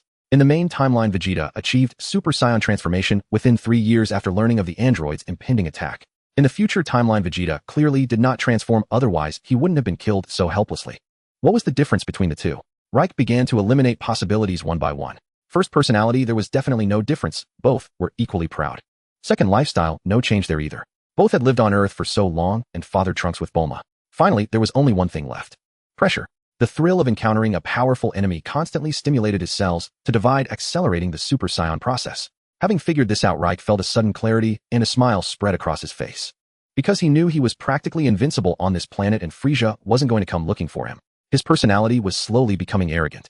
Just like the Saiyans of planet Vegeta in the past, who without knowing their opponent's true strength believed that transforming into a great ape and increasing their power tenfold made them invincible. A cold sweat broke out on Reich, drenching him completely. That was close. Damn, that was way too close. I almost fell into that trap. The problem of the Thunder Strike was now found, but solving it became a new dilemma for him. Damn, this is the first time I've realized how dangerous Saiyans are. Back when I watched anime and read novels, I used to envy them. Do I really have to get rid of the tail? Leica muttered to himself in doubt. There's no logic to it just because of an extra tail. I refuse to believe it. Leiku, stubborn as a mule, dismissed his own speculation. In the following days, he no longer sought Rola's help to find a scientist. He restrained all his ambitions to grow stronger. Leaving early and returning late every day, no one knew what he was up to. Only during mealtimes could anyone catch a glimpse of him. This continued until 2 months later. Saiyan and the others descended from the sky, astonishing the entire group of companions. They bombarded him with questions, desperate to learn the secret of their flight. The group dared not share it privately. This was something Leiku had given them, and without his consent no one would act on their own. But after years of brotherhood pestered relentlessly, they had no choice but to brace themselves and approach Leiku. That evening, Leiku was having dinner at Rola's house. The two exchanged no words until a doorbell rang. Saiyan walked and saw Leiku eating, greeted him, and sat down on a stool to wait. Burp. Leiku picked his teeth and asked, "What's up?" "Something you need." Saiyan quickly told him the favor he sought. After speaking, Saiyan stood there anxiously awaiting Leiku's judgment. He knew his request was excessive, but he was willing to take the risk for his younger siblings, even though they shared no blood ties. "Sure, teach them if you want. I gave it to you, so it's yours to handle as you see fit. Don't bother me with such trivial matters in the future," Leiku said with a gentle smile. Thank you. Thank you." Saiyan expressed his gratitude repeatedly. Leiku waved his hand and walked back to his room with his hands behind his back. Hearing the bursts of delighted shouts from outside the door, Leiku smiled to himself. Indeed, the gains of these 2 months had met his expectations. What had Leiku been up to lately? He simply restrained all his power and re-experienced the life of an ordinary person. Once again, he discovered the disparity. In essence, his power was too immense, lacking a matching state of mind. At just 8 years old, he already possessed a battle power of 1000.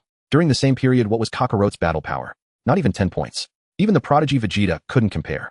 Vegeta only reached 1800 at age 30, highlighting just how exaggerated Leiku's strength was. He had been deeply poisoned by novels. His body hadn't even entered its growth phase, leaving him unable to master the Saiyan bloodline. Pure-blooded Saiyans remain in infancy from ages 0 to 10. It was only after the age of 80 that he began his decline, succumbing to the ravages of time.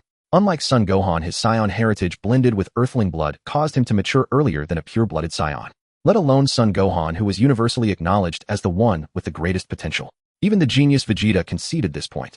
Having found a solution, Reik no longer felt the urgent need to pursue power. He resolved to slow his growth.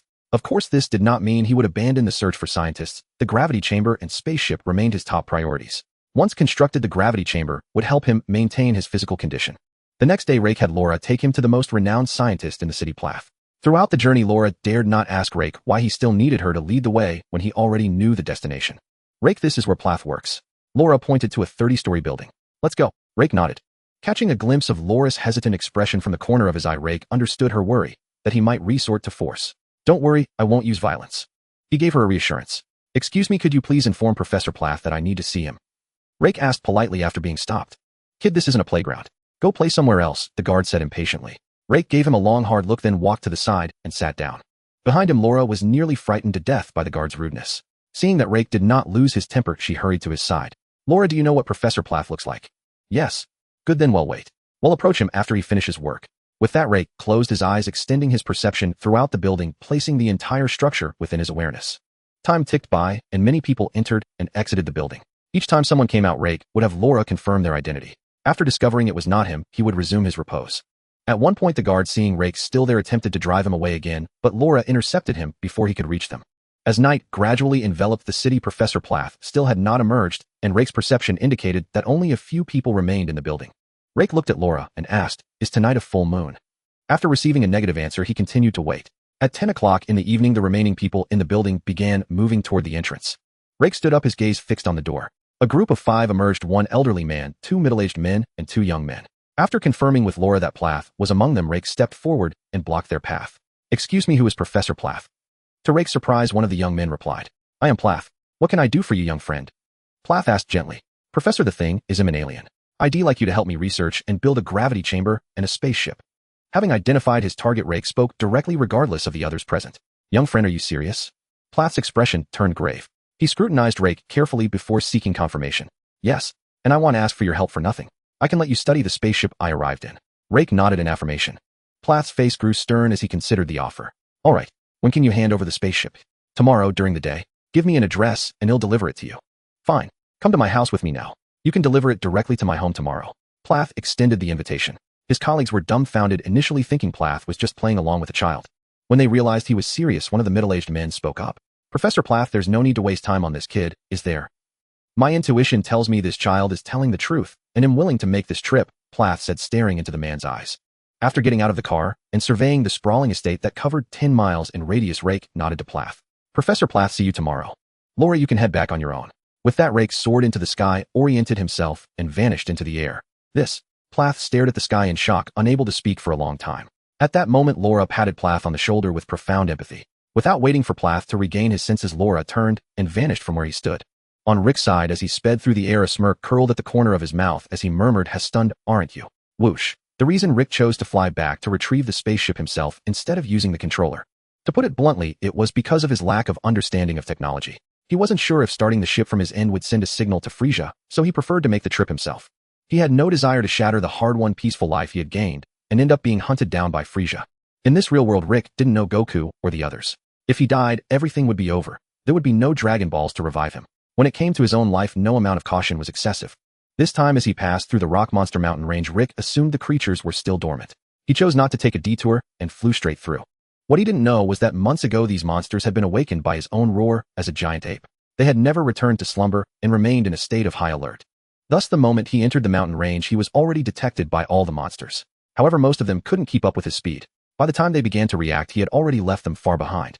So when he reached the central area of the mountain range, a battle suddenly erupted. A gust of fist wind struck him.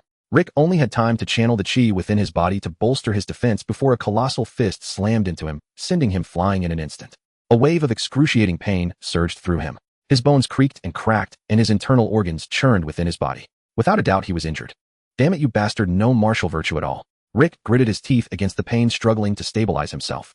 Fear lingered in his heart, but at the same time rage began to blaze within him. Stopping his momentum, his eyes blazed with fury as he stared at the colossal creature before him, towering 1,000 meters high. This was the one he had sensed earlier with a battle power of 100. You bastard, you're asking for death. Wiping the blood from the corner of his mouth, Rick let out a roar and charged forward regardless of whether the monster could understand him. His form flickered as he appeared at the monster's waist, striking horizontally. Boom. As the monster took the hit, it drove a knee toward Rick in a counterattack. Rick hastily dodged, retreating 1,000 meters to evade the monster's attack. Steadying himself, he saw that the monster showed no reaction to his strike, proving that his attack had been utterly ineffective. This damn thing is tough. It's on a completely different level from the previous one. Staring at the thick layers of rock covering the monster, Rick felt a throbbing headache. He hadn't expected that not only did this monster possess high battle power, but its defense was also monstrous. How the hell am I supposed to fight this? I can't even break its defense. Rick hadn't held back on that last strike. Unlike Goku, he didn't bother with trivial probing tactics. He had struck with at least 90% of his full strength. The monster's defense remained unbroken, but Rick's composure was on the verge of shattering. His mentality was in ruins. The monster's battle power was roughly the same as his around 100, but its defense was at least 15000. Rick fixed his gaze on the monster, his eyes ceaselessly searching for any flaw or weak point on its body. After searching for a long time, the creature felt even more impenetrable than a tortoise shell, leaving him utterly at a loss. This also indirectly highlighted how lacking Rick's combat experience was. Rick also couldn't understand how something so massive could move so fast. The monster wasn't about to play a turn-based game with him or give him time to think. As Rick studied it, the monster's eyes glowed, and it fired 2 purple energy beams at Rick. Seeing the attack incoming, Rick's train of thought was interrupted. He quickly lowered his altitude, keeping his body close to the ground as he continuously evaded the assault. Boom. The ground where the beams swept across exploded, incessantly blasting out massive craters. Rick was not one to suffer a loss without retaliation. While dodging the beams, he fired energy blasts at the monster. The result was that the monster completely ignored his energy blasts. They had no effect at all, and only served to drain the chi within his body. Seeing that his attacks were futile, Rick ceased his useless expenditure. The two engaged in a chase, traversing 100 miles in a short span of time. All obstacles and living creatures along the way were annihilated by the monster's energy beams, including its own kind that were caught in the blast. Suppressed throughout the entire pursuit, Rick grew increasingly furious. Gritting his teeth, he stopped fleeing. Hiding from the monster's beams, he kept closing in on its body. As he was about to get close, Rick burst forth with a surge of chi, leaving an afterimage in his wake. He teleported behind the monster and, aiming at the back of its neck, unleashed hundreds of punches within 0.1 seconds. The blows forced the monster's body forward, and its beams ceased. Rick's eyes lit up, feeling that his attack had made an impact. As he prepared to press the advantage and finish it off, a massive hand swept toward him. Rick retreated, his eyes still fixed on the spot he had struck, eager to see the result of his assault. When he spotted a tiny crack, a surge of joy rose within him. But before even a second had passed, the crack vanished before his despairing eyes. A wave of dejection washed over Rick. How the hell am I supposed to fight this?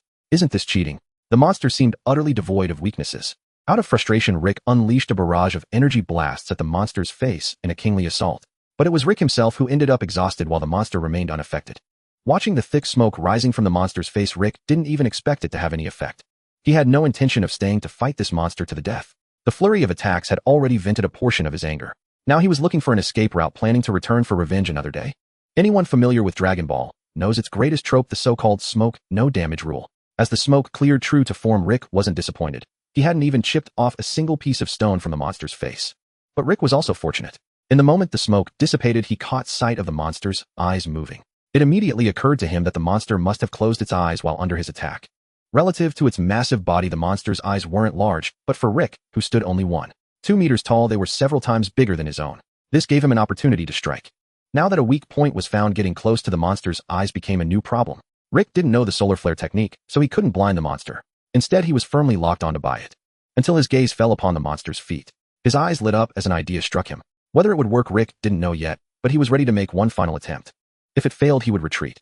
With this thought, Rick once again sped toward the monster. The two sides collided. Lei Ku adopted a strategy of brute force. With every impact, every cell in Lei Ke's body protested, and he felt as though his entire being was about to fall apart. Lei Ku forced back the blood in his mouth, not daring to let out that breath. The two sides clashed continuously.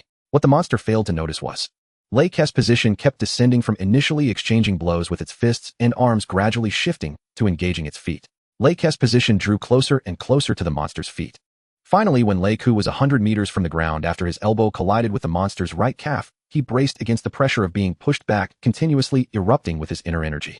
Seizing a pause in their struggle, Lei Ku vanished, instantly reappearing at the position of the monster's left sole. In his palms, a massive surge of energy had already gathered.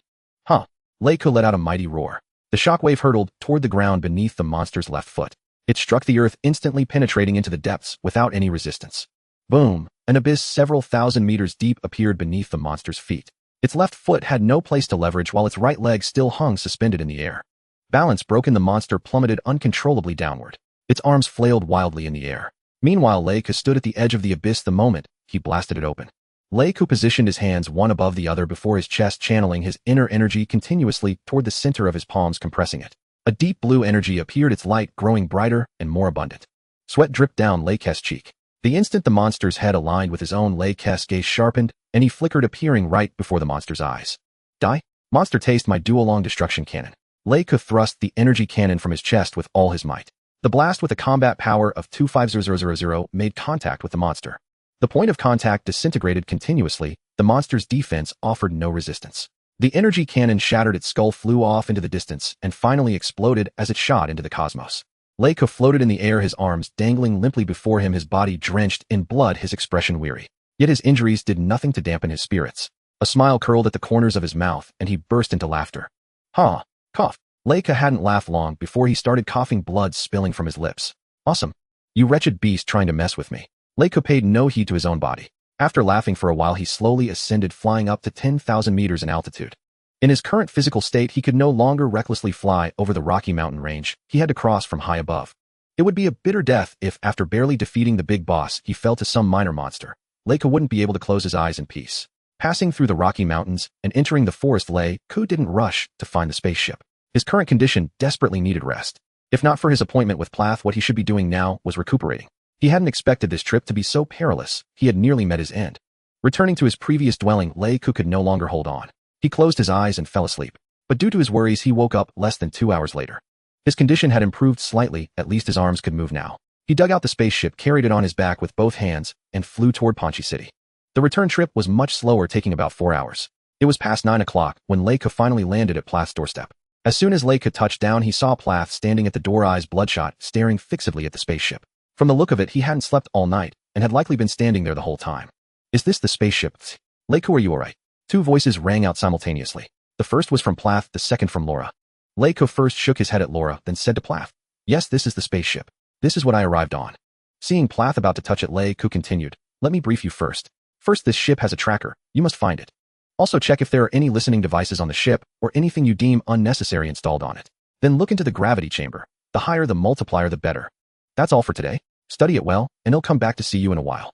After hearing Lei Ku's words, Plath finally shifted his gaze from the spaceship to Lei Ku. "Are you okay? How did you end up so injured just retrieving the ship?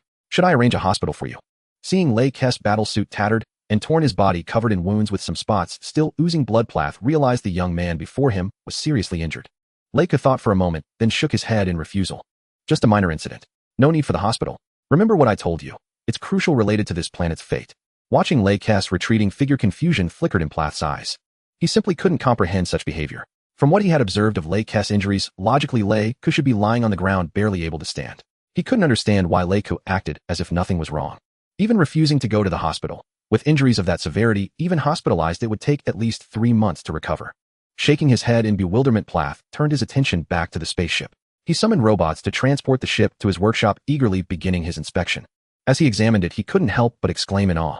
Meanwhile, Laura looked at the figure ahead, gathered her courage, and spoke again. Leica, maybe we should go to the hospital so you can recover sooner. No need. I'm hungry. Go back and cook for me. Leica, unfazed by the stares of passers-by, replied to Laura in a relaxed tone. Truth be told, Leica's injuries were far less trivial than he let on, but he had his reasons for avoiding the hospital. He didn't want his blood left behind, and a hospital visit would inevitably require blood tests. Ever since he was injured yesterday, he had destroyed all traces of his blood, even the blood seeping from his body along the way. Whenever it appeared, he vaporized it with his energy, leaving no stains even on the spaceship.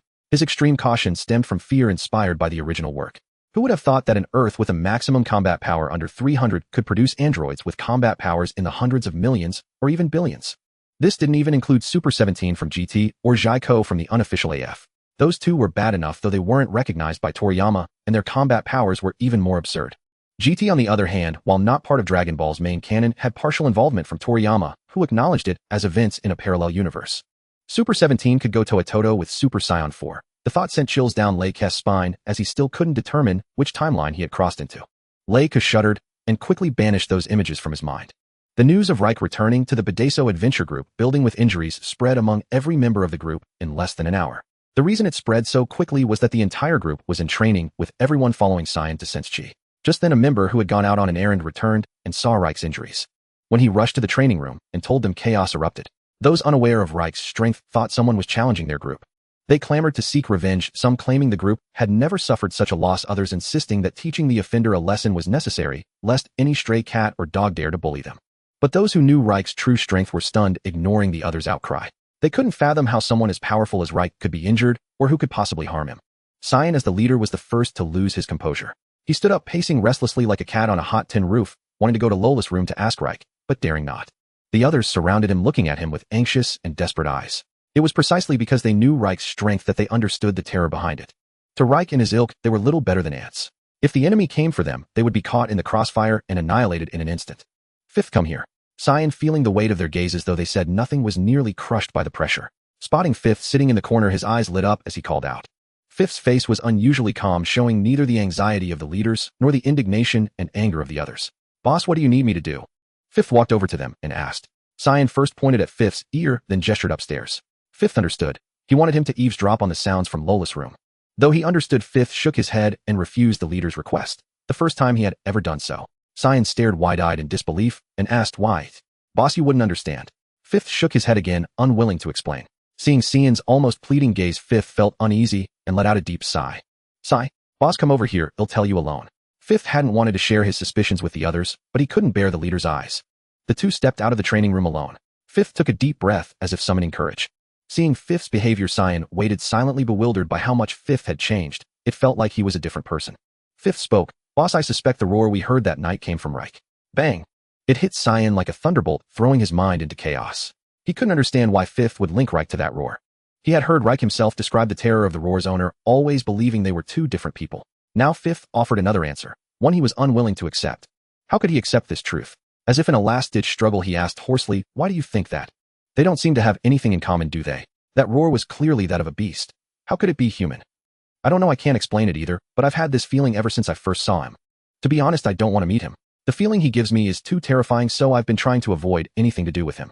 That's why I refused you just now. Fifth, I really can't imagine what you feel. I can tell you Reich once used an energy detector on himself. The instrument had its limit removed, but when it reached 500, it exploded. And when he showed us his aura, we couldn't bear even a tenth of it. We all passed out. Saiyan felt much lighter after pouring out his heart. After confiding in each other, the pressure on both eased considerably. Saiyan's complexion even improved, and he seemed more resigned, turning to comfort Fifth. Fifth, don't overthink it. From my interactions with him lately, he's actually quite easy to get along with. Look at what he taught us. It's clearly no ordinary thing. The more I practice, the more profound it feels. Yesterday, I tested my energy reaction, and it had increased by 200. Can you believe it? In just a few short months, I've grown faster than in years before. And I have a feeling that as I delve deeper, I'll reach heights I never dared to imagine. Saiyan grew more excited as he spoke, casting aside his earlier negativity. Hearing this, Fifth gradually broke into a smile. Reich, for his part, had no idea that his injury had caused such an uproar in the group. And even if he did, he wouldn't care. All his attention was focused on battling his food. A plate of meat was emptied in no time. No sooner did the food enter his stomach than it was digested, sending waves of warmth through his body, as if his injuries were beginning to heal on their own. Of course, to say he was mistaken wouldn't be entirely wrong. The digested food did provide a massive amount of energy, accelerating cell division, and indeed alleviating his wounds. Lola was nearly driven mad. No sooner did she serve a dish than it vanished into Reich's stomach, and he kept urging her for more. An hour later, Lola collapsed onto the sofa, refusing to move, too exhausted to even stir. Seeing her state, Reich stopped asking for food. He patted his stomach and reached out to Lola for money. Lola, you're out of shape. I'm only half full, and you're already down. Give me some money. I'll go eat out myself. Lola thought to herself, I worked my butt off and got no thanks, just sarcasm. She nearly spat blood. She shot Reich a glare, dragged herself up to get him a set of clothes and some money, then pointed at his tattered combat suit. Take a shower and change before you go. Looking at Lola, Reich felt a warmth in his heart, touched by her concern. He took the clothes and money and stepped into the bathroom. When Reich came out of the shower, he found Lola asleep on the sofa. She was muttering, coming. The same reply she gave when he urged her to serve food. Her adorable appearance made Reich chuckle. Huh. Reich laughed out loud, then paused as if struck by a thought, letting out a soft sigh. Sigh? They'll have to leave eventually. He shook his head, put his smile back on, and walked out. A month later, Reich stood on the rooftop, stretching his body. With a soft exhale, he gently withdrew his fist. Sensing that his chi had doubled in strength, he couldn't help but let out a wry, helpless laugh. He had already decided to postpone any further increase in combat power, never expecting that a single outing would leave him severely injured. Yet the Saiyan passive ability had activated, forcibly elevating his battle strength. What am I supposed to do now? My power level's already at 20000, and it's still rising. When will it ever stop? Reich pondered silently. Good grief, there were actually people complaining about their power increasing too fast. If anyone else knew what Reich was thinking, they'd surely want to kill him. No, they'd want to chop him into pieces to vent their frustration. He was truly infuriating. Even the author himself felt like giving him a beating. After a round of exercises to confirm his body was fully recovered, Reich flew toward Plus residence. Ding ding. Reich pressed the doorbell repeatedly, but no one answered. He grew frustrated. It wasn't that Plus was absent. He could sense Plus chi inside the house, but no one came to the door. Just as Reich was about to lose patience and fly inside, Plus' roaring voice came through the doorbell speaker. Keep pressing, will you? Are you summoning a ghost? Which idiot is it? Didn't I say I'm in the middle of research? Don't disturb me. Reich couldn't bring himself to get angry. After all, Plus was working for him. Reich forced a bitter smile and said, Professor, it's me. With a click, the communication was cut off, and 2 minutes later the door swung open. He could still see Plus' figure running toward him from afar. You're finally here. Hurry, come with me. Plus rushed up and grabbed Reich's hand, trying to pull him inside. Reich looked at the disheveled figure before him. Unkempt beard, a foul odor emanating from his body. If not for the chi signature matching Plus, he wouldn't have believed this was the same well-dressed young man had seen a month ago. Huh. Plus tugged a few times, but couldn't budge Reich. Professor, are you? Maybe you should freshen up first. Reich gestured toward Plus. No time for that. Just come with me first. Unable to resist Plus' insistence, Reich followed him into the laboratory. Reich's eyes twitched as he surveyed the scene. There was no place to set foot. The entire lab floor was littered with parts he couldn't understand. Afraid of stepping on something important, he stood frozen at the entrance.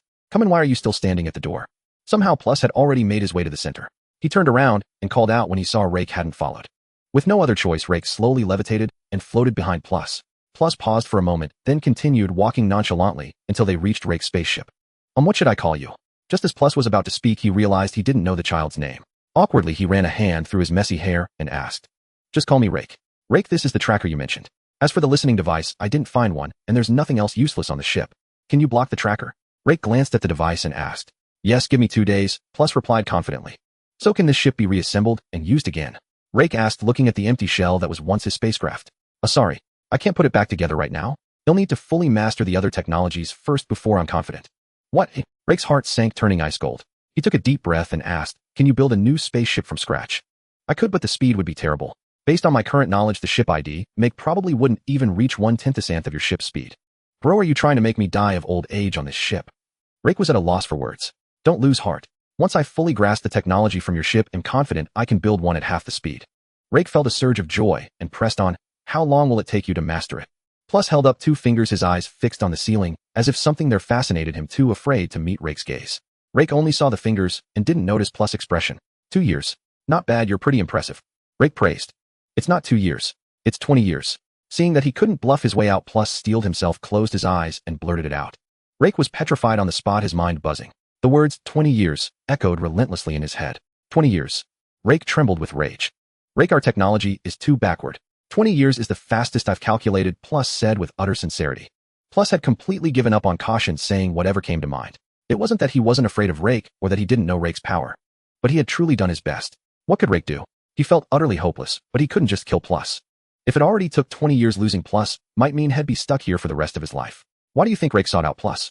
This guy was the smartest scientist on Ydarpa, star the one most knowledgeable about spaceships. There was no one else to replace him. Rake had to start convincing himself. He did some quick calculations and realized that the earliest he could leave Ydarpa star would be age 762, the very year Kakarot became a Super Saiyan. That meant he had plenty of time ahead. With that thought, Rake felt a little better. He once again marveled at the brilliance of Bulma and her father. Truly, they were the ones who created the capsule and the time machine. Comparing Plus 20 years to Dr. Brief's 1 month, the two were worlds apart. Rake, adopting a carefree attitude, casually asked, "What about the gravity chamber?" To Rake's surprise, Plus had another surprise in store. "The gravity chamber is no problem. Due to material limitations, I can only build one with a maximum of 200 times gravity." Speaking of the gravity chamber, Plus regained his confidence, smoothed his hair, and said, "Oh, how long will it take?" "Give me 3 months. But why do you need such a high gravity chamber?" Plus asked, puzzled. With the 20-year timeline in mind, Rake found 3 months for the gravity chamber perfectly acceptable. He even started to see Plus in a slightly better light. "What do you think? I need it for training. Did you think I'd just use it as decoration?" Rake retorted, annoyed. Plus, unfazed by Rake's attitude, asked with curiosity, "Do you realize that as the gravity multiplier increases, the pressure you'll have to endure grows exponentially? And it's not just external. Everything inside you will be affected too. This is completely different from carrying weights." "Of course I know. The gravity on my home planet is 5 times that of Ydarpa." Plus nodded and didn't pursue the topic further. "Rek, when did you come to this planet? What's your purpose here? Can you tell me?" Once the serious matters were concluded, Plus asked out of curiosity. "There's nothing I can't say about it. I arrived 8 years ago, and the mission I received was to conquer this planet, what we call purification." Rek explained briefly. "What does purification mean?" Plus pressed. "So-called purification means eradicating all life on this planet." As Rek finished speaking, Plus immediately shuddered, a chill creeping through his body, as if the lab's climate control system had failed, offering him no warmth. You serious?" Plus stammered, his face pale, arms wrapped around himself, teeth chattering. Seeing how thoroughly he had terrified the young man, a small act of revenge, Rek shrugged and replied, "That was the original task, but I never intended to carry it out." "Phew." Plus exhaled in relief, collapsing onto the floor in a heap, remaining silent for a long while. Rek was in no hurry, watching Plus with a faint, knowing smile. Damn, no wonder he was the smartest person on the planet. In less than 5 minutes, Plus was back on his feet, his complexion much improved. "Rek, can you tell me about the universe?" "Sure, but honestly I don't know much. Remember, I left my home planet when I was just 2 years old." After hearing this, Plus' curiosity outweighed the fright he had just endured, and his eyes fixed on Rek with an insatiable thirst for knowledge. "According to the knowledge implanted in my mind, planets are classified into 5 levels based on factors like combat capability and level of civilization. You don't need to know about the highest A and S levels. Let me explain the rest. First, there's level, which includes primitive or undeveloped planets. For these, we usually send a single operative, a low-tier warrior, with orders to purify and then sell the planet." "Hold on, let me finish first." Just as Plus was about to speak, Rek cut him off. "Level maximum combat power in the thousands, or a certain level of civilization. We typically dispatch a combat squad to suppress them, sell the natives as slaves, and either turn the planet into a tourist destination or sell it outright. Level highly advanced technology or maximum combat power in the tens of thousands. Elite warriors are sent to attack, and afterward it might become a sub-base or be sold." "What were you about to say? Go ahead now." After finishing his spiel, Rek asked, "Our planet can't be level, can it?" Plus voiced his inner doubt. "Damn, you bring that up, and it pisses me off. Those idiots in the reconnaissance squad. How the hell did they classify your planet as level? If I ever see them again, I swear I'll make them vanish off the face of the earth." The mere mention of it made Rek grind his teeth in fury, unleashing a torrent of curses. Once Rek started, he couldn't stop. He exhausted every curse word he had learned in both of his lives, ranting for over half an hour before finally calming down. Plus hadn't expected such a small question to break Rek's composure. He didn't interrupt, though many of the words were incomprehensible to him. Still, he could tell they weren't pleasant. "Phew." After venting, Rek continued, "I can tell you for sure that this planet is at least level, maybe even a level. Because the day I went out to retrieve my ship, I fought a monster with a combat power of 1000. Whether there are stronger ones, I don't know yet. I haven't encountered any." Plus could understand the first and last parts separately, but when linked together, he was baffled by the apparent contradiction. "I have a few questions." "Go ahead. You came in a single-person ship, so you're a low-tier warrior, right?" Plus looked at Rek. "That's right," Rek confirmed with a nod. "And you said a month ago you fought a monster with 1000 combat power. What does 1000 combat power mean? Don't you have energy detectors? Combat power is similar. 1 point equals 1 unit of your energy reading. What? Plus was startled, a wave of after fear washing over him. He was all too familiar with energy detectors. 200 could destroy their planet. Now suddenly 1000 meant that a month ago he had been living under constant threat of annihilation. Who wouldn't be terrified after hearing that? Are all low-tier warriors that powerful? I'm an exception. Normally low-tier warriors range from 800 to 120. That's a relief. Plus patted his chest, exhaling. So what's your current combat power? What happened to the monster you fought? I don't know the exact number, now just a rough estimate. I killed that monster. But don't get too excited. That monster had a tribe. Even though I took out the strongest one, there are still plenty with combat power in the tens of thousands. Plus I'd lost count of how many times Rek had shocked him today. He learned to be calm. Let it all be destroyed. He didn't want to struggle anymore. Where are these monsters? How is it that we on this planet don't even know? They're about 300 miles away, Rek said, pointing toward the Rocky Mountain range. That explains it. That area is a restricted zone. We never knew what was inside. I happen to have an energy detector. Want to measure your exact combat power? Rek shook his head. I tried before. Anything over 500 and it explodes. Plus nodded thoughtfully, a plan forming in his mind to pursue later. Any more questions? If not, I'll leave. He'll come back in 3 months. Rek checked the time. Lunch was approaching and didn't want to linger. Plus shook his head and walked outside to see Rek off. Just as they left the research institute, Rek stopped him, preparing to take off into the air. Wait, there's an air defense system up there. If you fly, you'll trigger the alarms. Fine, but you still need to rest properly. You have 20 years ahead of you. If you keep going like you did this past month, I doubt you'll make it. Rek said with a meaningful tone. Okay, I want. This month was just because I was dismantling the spaceship, Plus explained. Stepping out the gate, Rek slowly levitated. Just as he was about to fly back, something occurred to him, and he paused midair, turning back to Plus with curiosity. Can you make a gravity wristband? You know one I could wear even while eating and sleeping. No. Even if such a thing existed, you couldn't wear it while eating or sleeping. The food and bed wouldn't withstand that kind of gravity. Having resolved his query, Rek lingered no longer. He nodded to Plus and vanished into the sky. Throughout his flight back, Leiku was preoccupied with thoughts of how he would spend the next 20 years. When he had originally entrusted the spaceship to Prath, he had assumed he would leave within a few years at most, so he hadn't bothered to invest much thought into it. But now that was no longer an option. He was no madman like Kakarot. Yes, you heard correctly. In Lei Kesai's, Kakarot was indeed a madman. His life was a monotonous cycle of fighting, training, eating, and sleeping. Tell me, is that any way for a person to live? He had no semblance of a life, couldn't even earn a living to support his family. He would constantly run off to cultivate, neglecting his home, and would rather dwell in the underworld than be resurrected. What kind of brain damage does it take to do something like that? Leiku could never be like Kakarot. Though he had no intention of giving up on becoming stronger and was willing to fight powerful foes, that didn't mean those were his only pursuits. By the time he returned to the front of the Adventurer Guild building, Leiku still hadn't figured out a plan. But one thing he knew for certain, his most pressing need right now was to make money. Don't ask why someone with his combat prowess wouldn't simply use force to get rich. As mentioned before, he had received a standard 9-year compulsory education, and he had no desire to become someone who relied solely on brute force. Thus, making money became his top priority. He couldn't just freeload forever. With nothing else to do, Leiku decided to wander around the building. Come to think of it, even though he lived here, he usually went straight to his room on the 3rd floor. He had never really explored the other floors, nor did he know what the guild members did all day. Four Eyes spotted Leiku in the 1st floor cafeteria and looked surprised. Leiku, what brings you to the cafeteria today? Leiku gazed at the bustling cafeteria before him, filled with people chatting in small groups. A flicker of nostalgia crossed his face, such a familiar and distant scene. Tell Laura, he'll be eating in the cafeteria from now on, Leiku said with a faint smile, walking towards the food counter. Four Eyes called Laura to inform her, then followed behind Leiku. Isn't this cafeteria free? Noticing no one was paying, Leiku asked curiously. Yes, it's all free. Can you afford that? The guild had far more members than the few Leiku had encountered. Just in the cafeteria alone, there were over 100 people, not counting those who didn't come. We just managed somehow. Most of these kids are orphans I brought back to the guild one by one. I can't just abandon them. Hearing this, Leiku looked at the fierce-faced man before him with newfound respect. No wonder this old fellow commanded such high prestige in the guild. As soon as he had entered the cafeteria, people kept greeting him. Leiku had initially thought it was just perfunctory, like greeting a boss at work in his past life, but it seemed he had been completely wrong. Then how does your guild make money? Surely no one is sponsoring you. I've been back for a while, and I've never seen you all go out on missions. A look of confusion crossed Leiku's eyes. We usually take on commissions, from finding lost pets to assisting the city guard in fighting crime, Four Eyes explained with a smile. Other times, like when you met us, we go out into the wild to discover unknown creatures and sell them to collectors. Don't underestimate us just because we're nothing special on the wild plains. That place is a restricted zone around here, and our guild is the only one in this city daring enough to go that far. Of course, there are other guilds of our scale, or even larger in other cities. They've also ventured into the wild plains, but in different areas. Speaking of the guild, Four Eyes' face lit up with pride. Where do you accept missions? Four Eyes took out a round device, tapped it a few times, and a projection appeared above it offering options to accept missions as an individual or as a team. Of course, the missions were also ranked by level. You couldn't accept missions beyond your rank. The ranking was simple from 1 to 6, with 1 being the lowest and 6 the highest. Individuals could only take minor tasks barely enough to make a living. Unless your personal rank reached level 4 or above, you could earn about as much as a level 3 guild. As Four Eyes logged in, Leiku saw that his personal rank was level 4 and his guild's rank was level 3. So how are these ranks determined?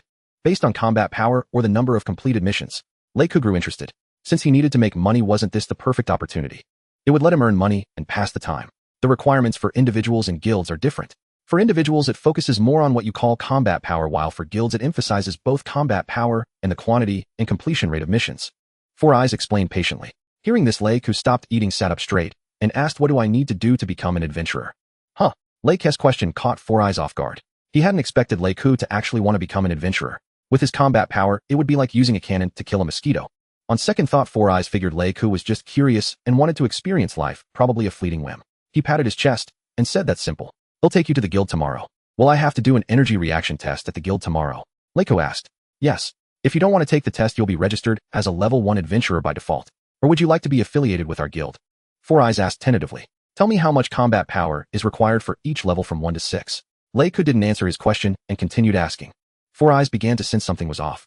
Leiku didn't seem like he was just playing around. It looked like he was treating this seriously. Otherwise, he wouldn't need such detailed information. But he had no reason to pry further into Leiku's motives. Anyone can be level 1. Starting from level 2, you need at least 100 combat power.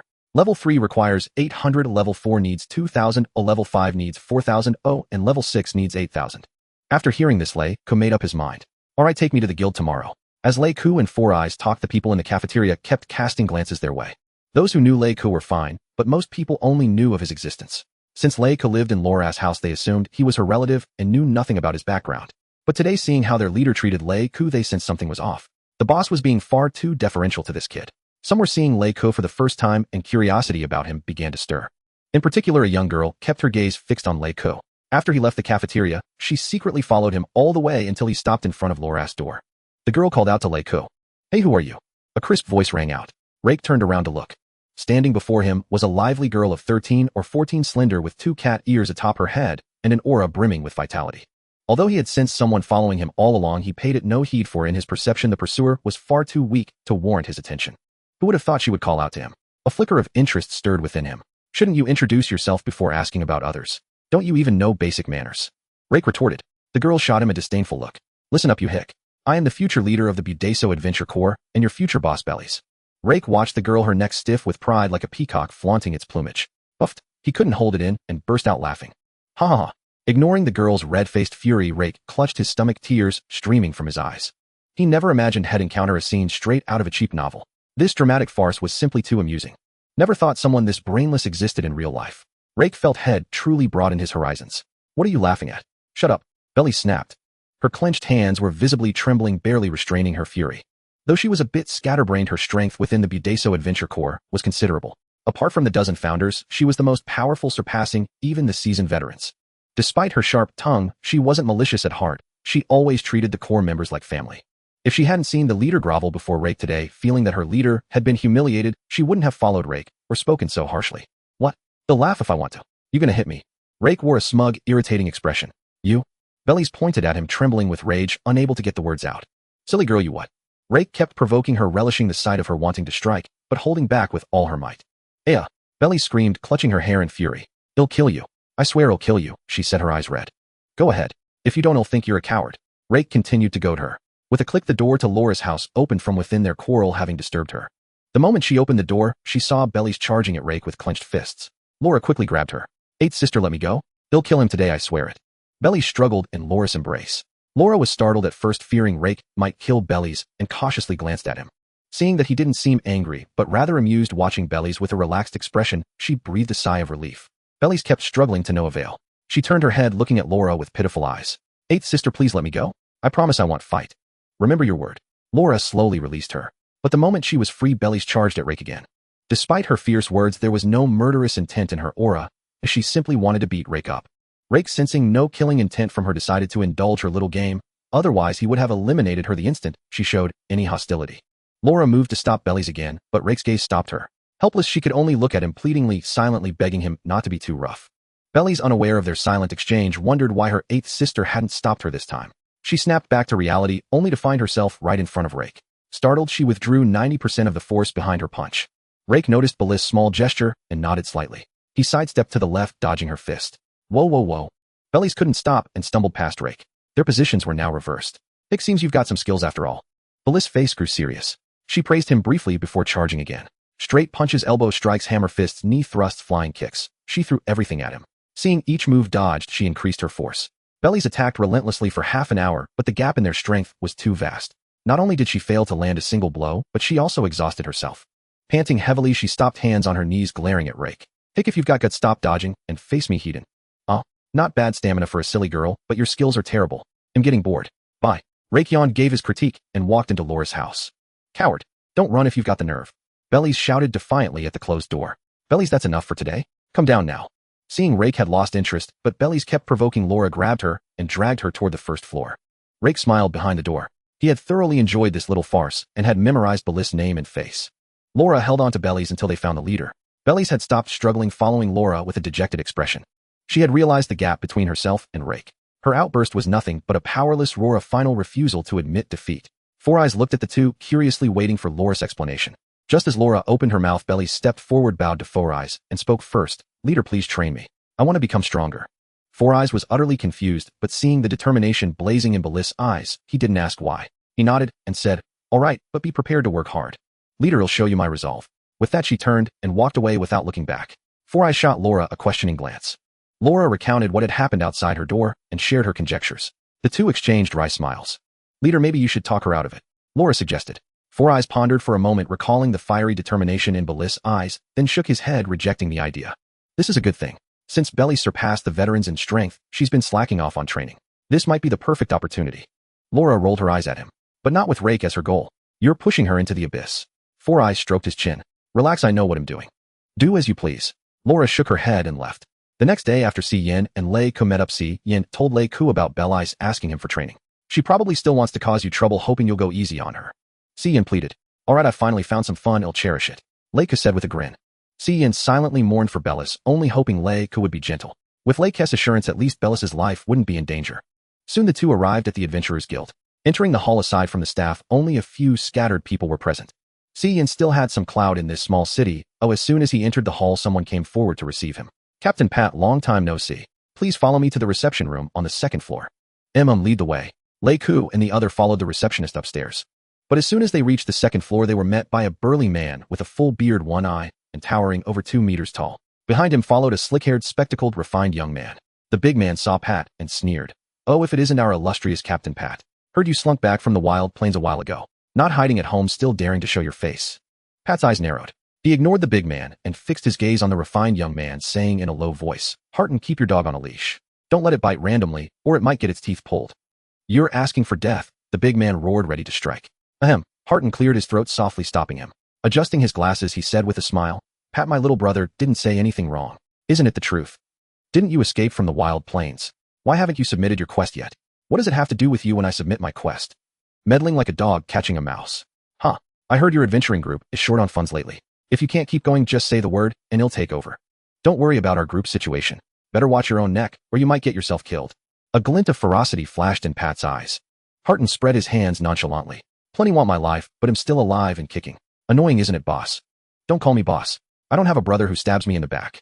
Pat's murderous intent toward Harton grew heavier. Hey, can you get out of the way? Don't block the path.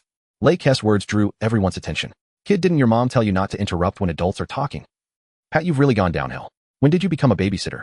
Before Harton could speak, the big man jumped in again. Lei Ku looked at them, his patience wearing thin. This was wasting his damn time. These small fries dared to prance before him, utterly courting death. Pat want me to just kill them all. As soon as Lei Ku spoke, the big man reached out to grab him. Huh. Seeing the enemy strike first, Lei Ku thought, this is too much, they're asking for trouble. His form flickered. Though he appeared motionless, the big man's hand froze in midair. Bang! A second later, the big man collapsed. When they looked, a gaping hole had appeared in his chest. The air froze. Cold sweat beaded on Harton's forehead, his lips pale. He stood like a statue, not daring to glance at Lei Ku again. He knew the big man's strength too well, over 900 energy units, yet he hadn't even struggled before being killed. Harton couldn't even tell if Lei Ku had moved or how had struck, making it all the more terrifying. Pat want me to take care of this one too. Leiko broke the silence again. No one dared underestimate him now. Leiko let me handle him myself. I have a score to settle with him. Pat declined Leiko's offer. He had to kill Harton with his own hands to honor his fallen comrades. It turned out Pat and Harton had once been in the same adventuring group, but Harton's betrayal had led to the deaths of everyone except Pat. The Badasso adventuring group was his later reformation, with many members being children of his old comrades. Leiko shrugged and followed Pat toward the reception room. Passing Harton, Leiko said, "You scum, if you ever dare prance before me again, I'll make you vanish from this world." After Leiko and the others left, Harton slumped to the floor, paralyzed with terror.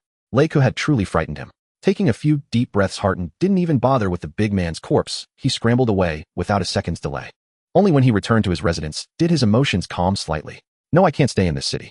I have to leave immediately." Still feeling unsafe, Harton packed up and fled the city. The receptionist led Leiko and the other to the reception room, then hurried off to summon someone. "President, a monster just arrived. You need to receive him," the receptionist said to an old man with white hair. "What's the matter? Take a sip of water and tell me slowly." Seeing the receptionist was shaken, the president poured him a glass of water. After drinking to calm his nerves, the receptionist quickly recounted what had just happened. "What are we waiting for? You handle the body, I'll go to the reception room now." Hearing this, the president couldn't sit still and gave orders hastily. Standing at the reception room door, he straightened his clothes and entered with a beaming smile. "Pat, long time no see. You never come to visit an old man like me. What brings you here today?"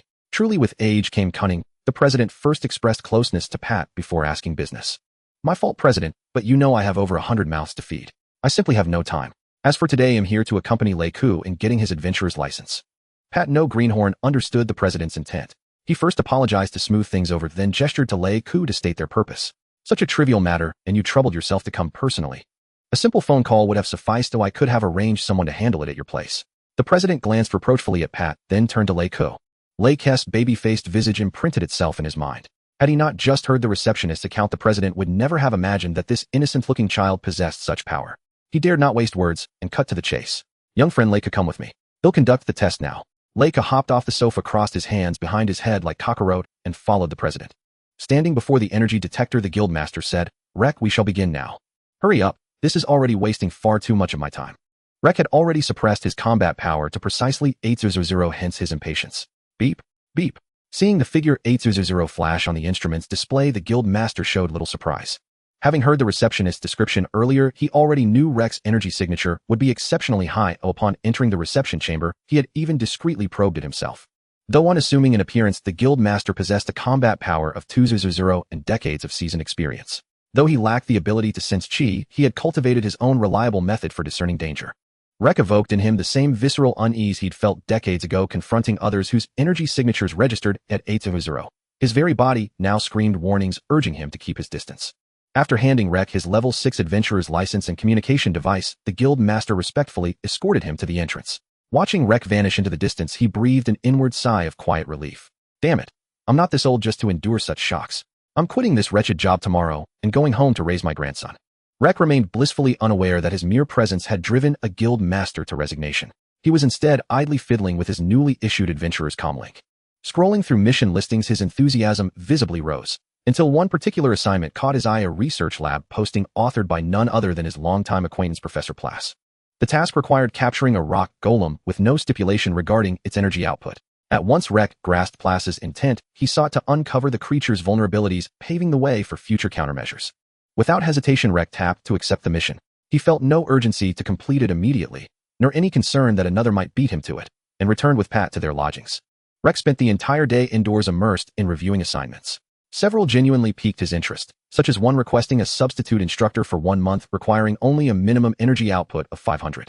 Another asked for a fake boyfriend to accompany the client home and placate her parents. In short, the listings ran the gamut, so varied in fact that Rek couldn't help but feel as though he were scanning a job board. Unknowingly, Rek scrolled through the night.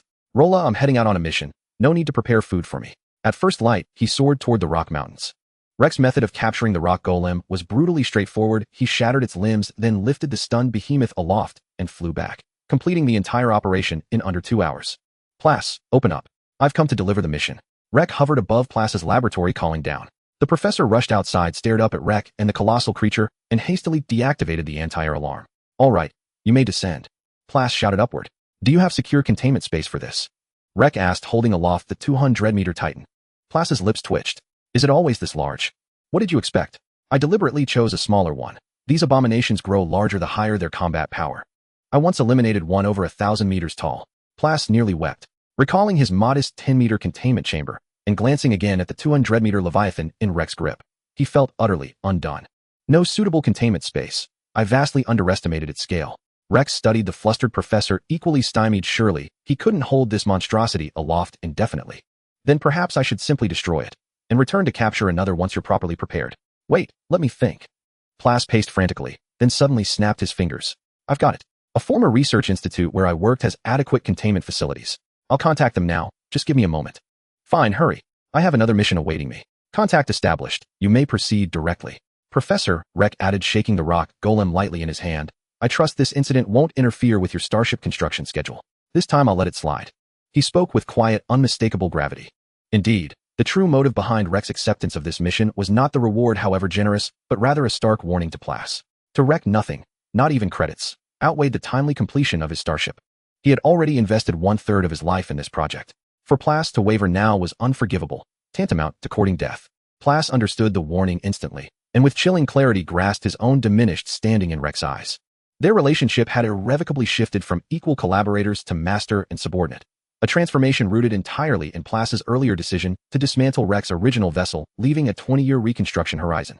Fully aware of his precarious position, Plas plunged headlong back into his laboratory. Meanwhile, Rex, having delivered the rock golem, paid no heed to the researcher's awestruck, almost fearful stares and set course for his next assignment. This one was posted by the mother of a boy living in the slums, the lowest-paying task on the board, offering merely 50 mari. Its objective was simple: to find a peerage child to spend a day playing with her son. When Rex located the boy, he was rummaging through a dumpster. So focused, so fiercely determined was the child that Rex hesitated to interrupt, merely watching silently from nearby until the boy finished his search. Hello, may I ask if you're Lon Exine? The boy turned eyes wide with confusion. How could this impeccably dressed youth know his name? And why single him out? Yes, that's me. Who are you? What do you want? His clothes were patched beyond counting, yet immaculately clean, clearly washed with care. But what struck Rex most deeply were the boy's eyes. A clear sky-blue gaze, unclouded, luminous, brimming with quiet, unwavering hope. Your mother commissioned me to find you, to spend today with you in her place. Rex spoke gently. No, I can't. I must keep scavenging. My mother needs the money for medicine. Though longing flickered unmistakably in the boy's eyes, he refused nonetheless. Rex froze, genuinely disarmed. He'd never encountered such resolve. He had no script for this. When will you be free? Name a day, any day, and I'll return. Truly, there's no need. Every day, I must gather trash to earn coin. Lon Exine declined again. Then I'll accompany you while you work. Rex would not stoop to sifting through refuse, but he could and would stand beside him in silent solidarity. As you wish. Rex failed to notice the radiant, unrestrained smile blooming across Lon Exine's face. From dawn until dusk, Rex watched, silent, steadfast, as the boy searched, collected, sorted, and sold scrap. He followed all the way to the threshold of Lon Exine's humble home. Aren't you going back? You should hurry, or your parents will worry, Lon Exine said.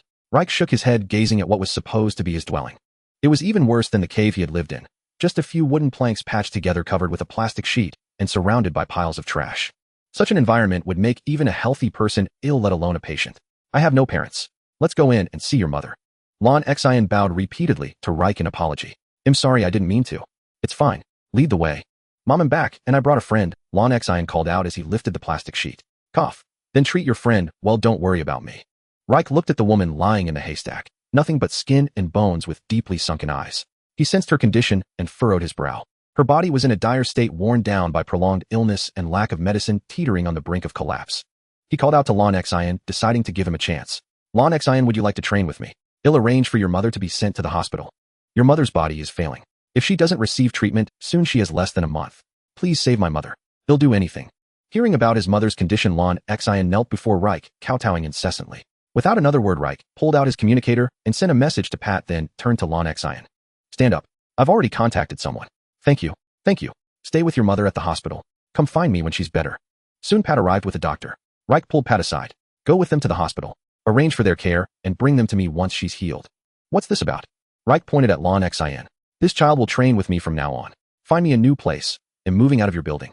Have we been lacking in hospitality? Reich waved his hand to stop Pat's overthinking. It's nothing to do with you. I have my own plans. I was going to move out soon anyway. This just happens to coincide. All right, leave it to me, Pat said, relieved. Reich nodded, said a few words to Lon Exine, and left. Lying in bed, Reich recalled his mother from his past life. Both Lon Exine and his mother had stirred something within him today. Unbeknownst to Reich, the cells within him were accelerating their division and growth. In the following days, Reich stopped taking missions and stayed in his room. Laura heard about his impending move and ran out crying. But someone must have counseled her, for her spirits lifted the next day. It made Reich witness the fickleness of women. Reich, your new place is ready. Come take a look. Pat's voice sounded from outside the door. Reich opened the door. Let's go. Following Pat, Reich grew increasingly uneasy. Why? Because. Pat led him downstairs and headed behind the building. They stopped less than 100 meters away. Reich looked at the new place separated from the building by just a wall and was speechless. He hadn't expected Pat to play such a trick. No wonder it took days to find a place. Pat must have been negotiating with the owner of the house behind the building. Reich shook his head helplessly but didn't blame Pat. Since he was going to stay on this planet for 20 years, he wanted a home, but location didn't matter to him. He had already made a preliminary plan: at most 10 years in this city, then he would travel the entire planet for the remaining decade. The move was swift. Reich simply moved in. Reich, you said you train Lon Xian. Can our squad members join too? Pat asked, hesitantly rubbing his head. Pat had been planning this ever since he heard the news from Reich. That's why he had gone to such lengths to place Reich's new home behind the building. You're at different levels. Let's wait a year until Lon Xian catches up, then you can train together. Reich didn't refuse. Even if not for Pat Sake, Laura had taken care of him for months. He had to give her face. Great'll go share the good news. Rest well. Wait, what did the hospital say about Lon Xin's mother? She's been saved, but she'll need to stay in the hospital for a few months. Tell him not to rush. He can come with his mother after she's discharged. Seeing Pat's eagerness, Reich waved him off. Pat hurried back to the building and gathered everyone in the training room. Great news. In a year we'll be training under a powerful master. Spend this year deepening your connection with Qi. Those who knew Reich's strength guessed who their leader meant, and their faces lit up with joy. 4 years was the happiest. This was not only a chance to grow stronger, but also an opportunity to dispel his inner shadow. If that shadow remained, his future would be limited. But if he could overcome it, he was confident he would surpass everyone in the squad and claim the top spot. Those unaware of Reich's strength, however, were left guessing, their expectations low. They only went along because their leader had said so. Pat didn't care what his subordinates thought. Becoming stronger was a personal journey. He had provided the opportunity, and how far they went was up to them. As Pat left the training room, he felt light on his feet. But he didn't get far before someone stopped him. Boss, hold on. Bellies, what is it? Pat asked casually, having completely forgotten his promise to train her. Boss, didn't you promise to train me? I waited days without hearing from you, couldn't find you. Did you completely forget? Bellies glared at him, puffed up with anger. Crack. Pat knew he was in trouble. He had indeed forgotten his promise. Now that the girl had cornered him, guilt crept in. But he wouldn't show it. Instead, he looked at Bellies with sincere eyes. Do you think your boss is that unreliable, eh? I've spent the past few days preparing what you need for training. We can start the day after tomorrow. Come to my place. Bellies stared suspiciously into Pat's eyes. After a moment, as if convinced, she nodded in satisfaction and walked away happily. Today was the day Reich and Plus had agreed upon. Rube go die. As Reich stepped out of his house, a loud shout rang out. Damn, she's like a sticky plaster. Reich cursed inwardly while tilting his head back slightly, just dodging a flying kick. Silly girl, I have things to do today, no time to play with you. Fine, fine, fine. Bellis laughed in fury, trembling with rage. She had trained desperately for 3 months, yet in his eyes it was just play. How could she accept that? The moment Reich saw Bellis' expression, he knew trouble was brewing. Over these 3 months, whenever Bellis felt she had made progress, she would come seeking revenge. Reich hadn't expected this girl to hold such a grudge. Was it just because he had provoked her? Why couldn't she let it go? Reich pondered whether to knock her out or simply vanish all, while swaying his body to evade Bellis' attacks. Bellis' fist whistled past Reich's cheek. He flickered and reappeared behind her, extending a finger toward the nape of her neck. Bellis' eyes rolled back as she collapsed into unconsciousness, lying motionless on the ground. Why bother? Reich shook his head, leaving Bellis behind as he flew toward Plus' house. Normally, he would have had time to toy with her, but now his mind was consumed with curiosity about the gravity chamber. He had no time for her antics. Seeing that she was beyond reasoning, Reich decided to act. This was his first time striking Bellis. Recalling her resentful expression after each teasing, Reich found it amusing. It brought a touch of joy to his otherwise dull life. As for missions, Reich had rarely taken them lately, accepting only one occasionally to pass the time. The rest of his time was spent comprehending Qi. When Reich arrived at Plus' house, he saw him waiting from afar. Raising his hand, he greeted, Professor, long time no see. Have you built the gravity chamber? Of course. Follow me, Plus replied. As they walked, Plus explained, it was actually luck. I was troubled about the gravity chamber's energy source when the Research Institute delivered good news. After dissecting the monster you sent last time, they discovered energy blocks inside. The energy within is enough to power your gravity chamber for 10 years nonstop. Reich felt a surge of joy, but then frowned. Before he could speak, Plus seemed to read his mind. He continued, I've handed over all research on that monster to the Institute. Since the discovery of the energy blocks, it's become a national matter.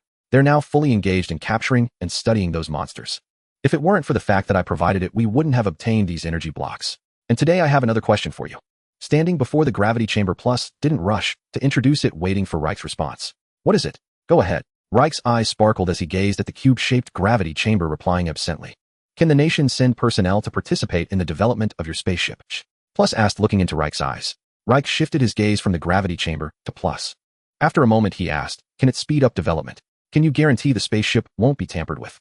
I can't guarantee faster development, but there's hope. Plus said uncertainly, then paused, his expression brimming with confidence. As for tampering in front of me, that person hasn't been born yet. Bullshit. I know a planet's doctor who under the same conditions built a spaceship and gravity chamber in a month. And that's after spending days studying the spaceship's audio system. Reich was irritated by Plus' arrogance and struck him down mercilessly. Possible. Plus' eyes bulged as he stammered. Reich rolled his eyes and said firmly, I can tell you it's the truth. Otherwise, why do you think I told you to focus all your energy on the spaceship instead of other projects? If you don't believe me, come with me, and I'll take you to meet him. Plus felt his worldview shatter, unable to fathom how brilliant this person Reich spoke of truly was. Hearing that Reich could take him to meet this genius, Plus felt a rush of excitement coursing through him. He asked eagerly, really? Can you really take me to meet this person you mentioned? Plus' demeanor became fervent, as if he were about to meet a deity. For someone like him, who lived on intellect, nothing was more alluring than the emergence of a smarter person. Enough, that's for later. If we can't build the spaceship, well, just be wasting our time here. As for your proposal about national involvement, I agree. Now introduce me to the gravity chamber. Reich cut off Plus' fantasies. Plus' mind was no longer on the gravity chamber. Originally, he had wanted to show off. After hearing what Reich said, he had no desire to boast. He hastily explained the gravity chamber's details and finally pointed to a button. If you don't understand, press this for a detailed guide. By the way, the multiplier is based on half our planet's gravity. With that, he dove into the research lab without looking back, leaving Reich alone in the gravity chamber. Reich was stunned by his frantic behavior. After a long moment, he came to his senses and shook his head with a wry smile. Whose fault was it? If he hadn't told Plus about Dr. Briefs, he wouldn't have become like this. Still, this was good for Reich. Maybe the spaceship would be developed faster. Reich sat in the gravity chamber reading the detailed instructions over and over.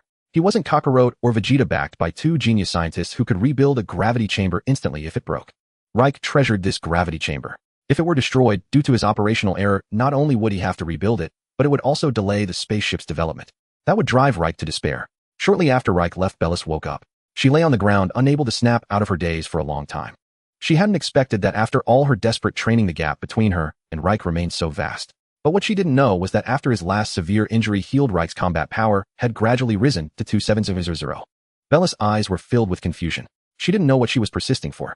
At first it was because she couldn't swallow her pride, but later she began to enjoy the feeling of growing stronger every day. In the distance, Pat slowly approached and stood beside Bellis. What? Giving up, little girl? These words struck her like a thunderbolt, dispelling the confusion in her eyes, gradually replaced by resolve. Clenching her fists, she said defiantly, I won't give up. Just you wait, you rube. When Reich returned home carrying the gravity chamber, Bellis and the others had already left. He found an open space, carefully placed the gravity chamber, and felt a surge of joy while once again marveling at the convenience of the capsule. Stepping into the gravity chamber, Reich gazed at the adjustment buttons and eagerly set the gravity to 10 times. A low hum resonated, and a weight pressed down on him, causing a slight discomfort. Standing still, he moved his body to acclimate until the unease vanished, then began adjusting the multiplier again. At 30 times gravity, Reich felt a distinct pressure against his eyes and withdrew his finger from the button. His body could still endure, but Reich dared not risk his eyesight under higher multiples, as he had never trained his eyes. In previous battles, his chi had always protected him, so it was fine. Reich needed the gravity chamber not only because it was a legendary tool for growth in the original story, but also because he had recognized his own weakness. Simple weight training could no longer satisfy him, leaving many parts of his body unexercised. Take Gohan from Dragon Ball Super, for instance. In the original tale, he was wounded by an energy gun, which Reich found utterly astonishing. Even if Gohan had become weak, it was only in comparison to Goku and the others. In reality, his battle power was at least tens of billions, yet he was hurt by something with a power level under 10,000. Ridiculous, utterly absurd.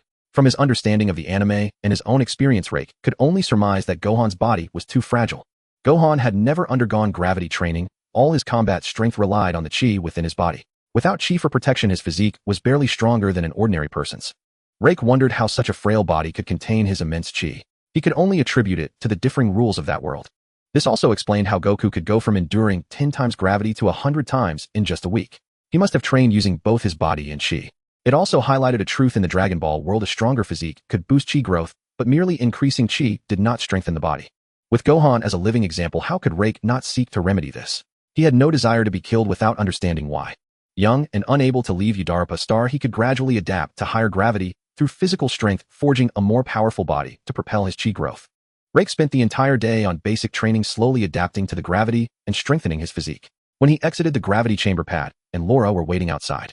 Why are you here? Something up? Reich asked, puzzled. Laura rolled her eyes at him, unwilling to speak, inwardly cursing, this brat is so annoying. Can't I just come over for no reason? Pat spoke up. Rake, Lon Xian, and the others are being discharged tomorrow. Should we bring them directly here? Rake paused, then recalled who Pat meant. Bring them over, he nodded slightly. Rake turned to head for a shower, but noticed the two staring intently at the gravity chamber. Rake, is this the gravity chamber you had Professor Plus make? Laura asked, curiously, looking eager to try it. Yes. Want to give it a shot? Seeing their thoughts, Rake asked directly.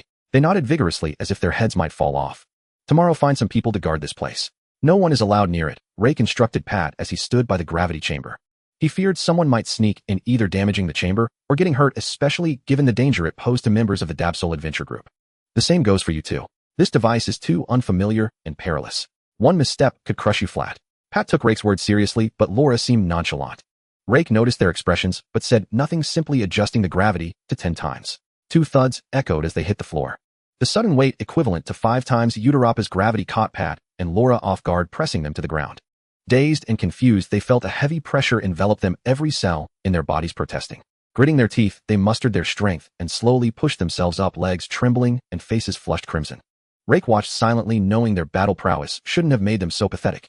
It was because they were unprepared and hadn't used their chi for protection. When Goku first endured 10 times gravity, he fared similarly, but his battle power then was under 500 or under 1,000 with a burst of chi. After months of chi cultivation, Pat and Laura both had battle powers exceeding 1,000, with Pat surpassing 1,500. After about 10 minutes, they began to feel better. Rake turned off the gravity. They heaved sighs of relief. From this, Rake realized their bodies were indeed inferior to Saiyans. A Saiyan's physique would adapt much faster.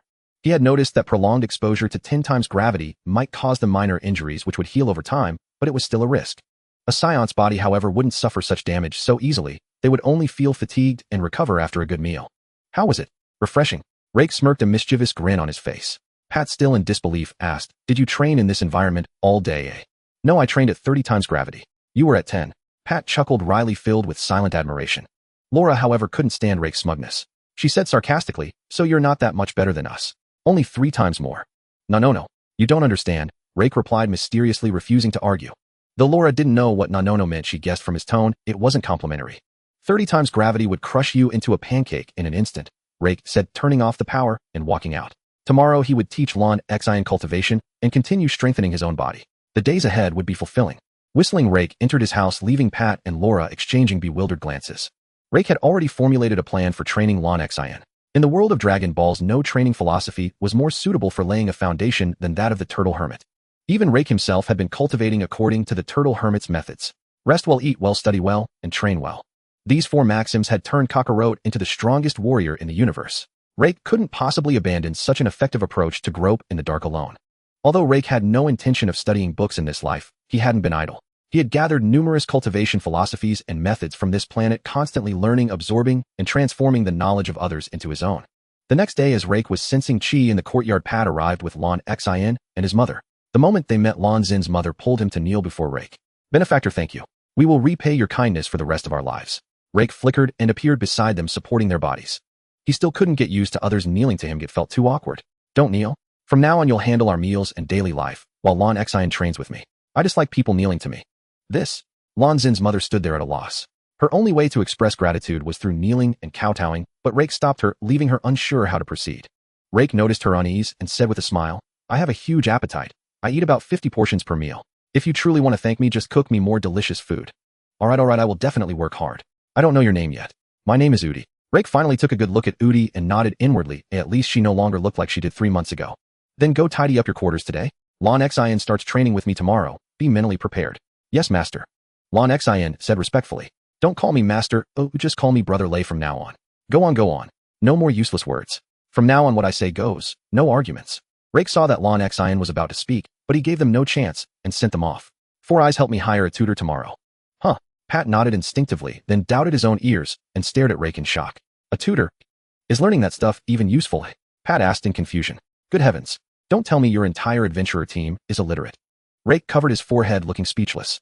Around here we only learn combat, share mission experience, and teach basic literacy and arithmetic. Relieved to find they weren't completely illiterate, Rake felt a bit better. He also understood their situation. That was just how their society worked. Their profession was fraught with danger. Before learning to cultivate chi, their combat power relied solely on physical growth, either waiting for their bodies to develop or intensifying physical training. And physical training consumed most of their time, leaving little for study. Although Rake had already taught them the method of cultivating chi, it was too soon for them to realize the importance of the mind. Reading not only enhances wisdom, but also purifies the heart. Even if Rake told them now it would be hard to change their long-standing habits, they would have to realize it themselves. So Rake didn't bother to say more. Only children were truly malleable. Alright. I suggest you eventually find a good teacher for the kids in your adventurer team. Rake said solemnly. Pat left with lingering doubts. Though he didn't understand why Rake said that, he decided to give it a try. It wouldn't cost much anyway. Delicious. Udi, your cooking is amazing. Don't just stand there, eat up. Rake shoveled a plate of meatballs into his mouth, chewing as he urged them to eat. Rake was quite satisfied with Udi's cooking, though she was still a bit too modest with the portions. There wasn't enough. Lon Xian and his mother were stunned by Rake's eating style. At the rate he was going, if they didn't start soon, there would be nothing left. Lon Xian, I'm telling you now, if you don't eat your fill today, you might die during training tomorrow. Rake saw they were too shy to eat, so he exaggerated a bit, then ignored them and resumed his battle with the food. The two dared not delay any longer, especially Udi, who kept piling food on Lon Xin's plate, terrified he wouldn't be full enough and would die the next day. Back at the base, Pat announced the plan to hire teachers for the children. The older members were fine since they wouldn't have to attend classes, but they were filled with curiosity, wondering what their leader was up to. The children, however, erupted in wails, and some even organized a protest against the leader. Unfortunately, it was all in vain. Every protester was suppressed, dashing their hopes and demonstrating his determination to carry out the plan. Thump, put these on. Rake dropped the weighted gear he had prepared onto the ground and said to Lon Xian. Lon Xian looked at the equipment, silently bent down and picked it up. The moment he lifted it, he felt a heavy weight his body leaning forward. He steadied himself by stepping forward with his right foot, mustered all his strength and struggled to put on the gear. He looked up at Rake, who was floating in the air. Run, keep up with my pace. Rake drifted forward at a speed just slightly faster than Lon Xin's limit. Lon Xian trudged forward with difficulty, his eyes fixed on Rake, ignoring whether his body could endure it. Only one thought filled his mind. I have to keep up. It had to be said that Lon Xin's willpower was remarkable. Life hadn't given him a strong body, but it had forged an unyielding spirit. For Lon Xian, this period felt like a dream. His mother's illness had been cured, and he no longer had to scavenge for garbage. He had eaten foods had never tasted before, worn new clothes, and slept on a soft bed. All of this was thanks to the boy ahead of him. He didn't know what cultivation meant, but he didn't care. He only knew he had to complete Rake's tasks. He didn't want to wake from this beautiful dream. He had made up his mind back in the hospital he would hold on to this dreamlike life no matter what. As agreed with others, Rake took Lon Xian to collect milk and began delivering it door to door. After finishing, he brought Lon Xian to a construction site, ignoring his trembling, exhausted body. He didn't urge him on wanting to see his self-discipline. Lon Xian lost count of how many times he collapsed or how many injuries he sustained. He only knew he had to get back up. Thus Lon Xian repeated the cycle of falling and rising over and over again. Thus time slipped away second by second. Rake had been waiting, having already witnessed Lon Xin's formidable will, and now he wished to see the limits of his physical endurance. This time, after Lon Xian collapsed, he could not rise again. Though he remained conscious, his body refused to obey his commands. Rake found this unsurprising. In the vast cosmos, most beings were like Lon Xian. Only a rare few, such as Rake and his Saiyan kind, possessed bodies with no apparent limits. For a novice like Lon Xian, his first foray into cultivation had yielded commendable results, placing him in the upper middle tier. For those of their kind, through persistent training, the bodhi's limits would gradually elevate until they reached the peak potential of their race. Seeing her son battered and bruised in Rake's arms, Udi struggled to hold back tears as she gently took the child from him. She would not stop her son. Having experienced the hardships and struggles at the bottom herself, Udi felt a pang of sorrow at his injuries, yet she would wholeheartedly support this hard-won opportunity. That's enough physical training for today. When he wakes up, we'll have cultural lessons in the afternoon. After giving his instructions, Rake headed straight for the dining table. Do not assume Rake spent the morning merely supervising Lon Xian. In truth, he had been continuously contemplating the properties of Qi. This matter was his greatest current puzzle, utterly baffling him, and the original text had offered no explanation. If one were to speak of the thunder shock surprise or the solar flare, Rake could at least grasp some concepts. Even the Kikaho was somewhat understandable. But the Destructo disc, that divine technique, eluded him entirely. He could not fathom how Krillin had ever devised such a formidable skill. A gap of several hundredfold in power was bridged by a single technique without reliance on external forces. With a battle power of over 10,000, one could vanquish Frisia's millions. Truly inconceivable. Rake had attempted to condense his ki and accelerate its spin, but he sensed a fundamental difference between his efforts and the true technique. Yet his prolonged meditation was not entirely fruitless. He vaguely perceived an energy within him of a higher order than ki, likely what the original text referred to as Genki. This gave him hope, signaling progress, even if his battle power had not increased significantly. But that was because he deliberately chose not to advance too quickly, aiming to solidify his foundation. Rake did not oversee Lon Xin's cultural lessons. After all, he was not the boy's father and could not manage every aspect of his life. He immersed himself in the gravity chamber. He attuned his body to the 30-fold gravity environment, identifying any disharmony and training accordingly, striving to rectify every flaw and maintain his physique in peak condition. When facing an opponent with vastly inferior battle power, minor weaknesses might go unnoticed. But against a peer, even the slightest imperfection could be magnified, leading to defeat or even death. Thus Rake did not shirk from the effort nor blindly pursue power. Instead, he meticulously honed himself under 30-fold gravity. Unlike others, he knew with certainty the heights he could achieve. His path ahead was smooth and clear. Sometimes Rake would fantasize about his future battle with Kakarot, envisioning himself thoroughly thrashing the Saiyan. The mere thought made him smile, even in his dreams. Therefore, he had to endure the solitude. 9 months later, Lon Xian was engaged in combat with Bellies. You read that correctly. The two of them were fighting. Rake had spent 3 months laying the foundation for Lon Xian. During this period, Bellies frequently sought him out to pick a fight. Each time Rake would mock her until she fumed with rage. In this time, Lon Xian also came to know Bellies. Unfortunately, every time Bellies was humiliated by Rake, she would take out her frustration on Lon Xian, claiming it was to enhance his combat experience. As long as Bellies did not disrupt his training plan for Lon Xian, Rake would simply watch the boy get beaten, offering commentary and laughing heartily. But this situation changed the previous month. Whenever Bellies made a move against Rake, Lon Xian would intercept her, and the two would spar for half a day. Lon Xian kick her backside. Oh, how can you be so dull? Aim for her eyes. Her chest. Can't you see such an obvious opening? Extra training tonight. Dodge. Why are you standing there like a wooden post? What's wrong with your punches? Haven't you eaten? They're as soft as a girl's. Lon Xin's face flushed crimson at Rake's words, and he avoided Bellies' gaze. Bellies, growing increasingly irate, shouted, "Can't you shut up, you hick? Hiding behind Lon Xian and running your mouth. Are you even a man? If you've got the guts, face me yourself." Rake curled his lip and sneered, "Huh?" The howl of a beaten dog. This infuriated Bellies. A violet aura erupted from her body as she activated her innate ability. Her speed doubled in an instant. She shot forward and drove her fist into Lon Xin's abdomen. The blow forced acidic bile from his mouth as pain seared through him. As he tried to retreat, Bellies drove her knee into his stomach once more. His body folded like a bow and he fell to his knees, clutching his abdomen. Bellies did not relent, knowing Lon Xian still had fight left in him. A spinning kick caught him square on the cheek, sending him flying. As Lon Xian hurtled through the air, his eyes rolled back, and he lost consciousness, completely incapacitated. Bellies showed no trace of triumph. Instead, she fixed her gaze on Rake, searching for an opening. "Oh, you silly girl, I didn't realize you'd been hiding such a trick all this time," Rake said, covering a yawn with his hand. Bellies ignored him, continuing to scan for weaknesses. After a long scrutiny, she found none. She dared not delay, as this was only the second time she had activated her innate ability, which doubled her speed. Her ability could not be sustained for long, she had to settle the fight within 5 minutes, or she would be left powerless. Whooshed. Unable to wait any longer, Bellies attacked. She moved to Rake's left and swung a knife-hand strike at his neck. Rake lightly tapped his toes, vanishing before her eyes and reappearing behind her, making a face. Feeling no resistance, Bellies knew she had missed. She twisted her waist and launched a bicycle kick behind her. "No good, too slow. You're boring me to sleep," Rake taunted, stepping back. Bellies stomped the ground hard, blasting away the turf and creating a 10-meter-wide crater before charging again. Hey. If you're going to fight, but don't wreck the place. Can't you take a loss?" Rake lamented, eyeing the damaged lawn. "Damn it, my grass. He'll make Pat pay for this. Let's talk. Die." Bellies lunged at Rake, aiming a punch at his waist. As her fist closed in just a hair's breadth away, a flicker of joy crossed her face, and she let out a sharp cry. Swish. Bellis blinked. This strike missed again. As the figure before her slowly faded, Bellis was utterly dumbfounded. She couldn't understand what had happened. She quickly searched for Rick's position and found him crouching beside the small pit she had just stepped out of. "Country bumpkin, what was that just now?" "Cheating, right? I should have hit you," Bellis asked hastily. Tisk tsk. "I told you, silly girl, you still won't admit it. I wasn't standing there long ago, that was just an afterimage." "I probably crouched down here right when you stepped out of there." Rick shook his head, wearing an expression that said, "You're so naive." "What was that move just now?" Bellis persisted in asking. Rick ignored Bellis, stood up, stretched, and leisurely walked back home. Bellis wanted to continue fighting, but her body ached with pain and her stamina was depleted. Helplessly, she unclenched her tightly balled fists. She lowered her head in silence, beginning to recall Rick's afterimage from just now. On Rick's side, 9 months had passed, and he had already conquered 60 times gravity. His battle power had reached the threshold of 3000, and he also felt a new bottleneck. He had a strong premonition that after breaking through this bottleneck, the next one would be Super Saiyan.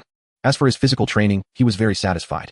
He had performed a test firing a 100 battle power energy wave at himself, and his body showed no damage at all.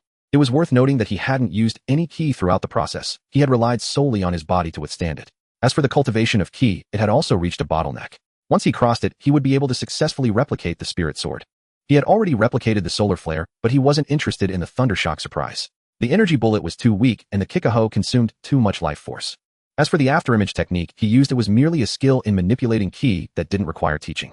Once one's perception of ki reached a certain level, they would naturally master it. Tomorrow was the day the adventure group would train with Rick. Of course, he wouldn't supervise them much. He had previously agreed to let them train alongside Lon Xian. In fact, he had long stopped overseeing Lon Xin's training. As the saying goes, the master teaches the craft, but the apprentice perfects it.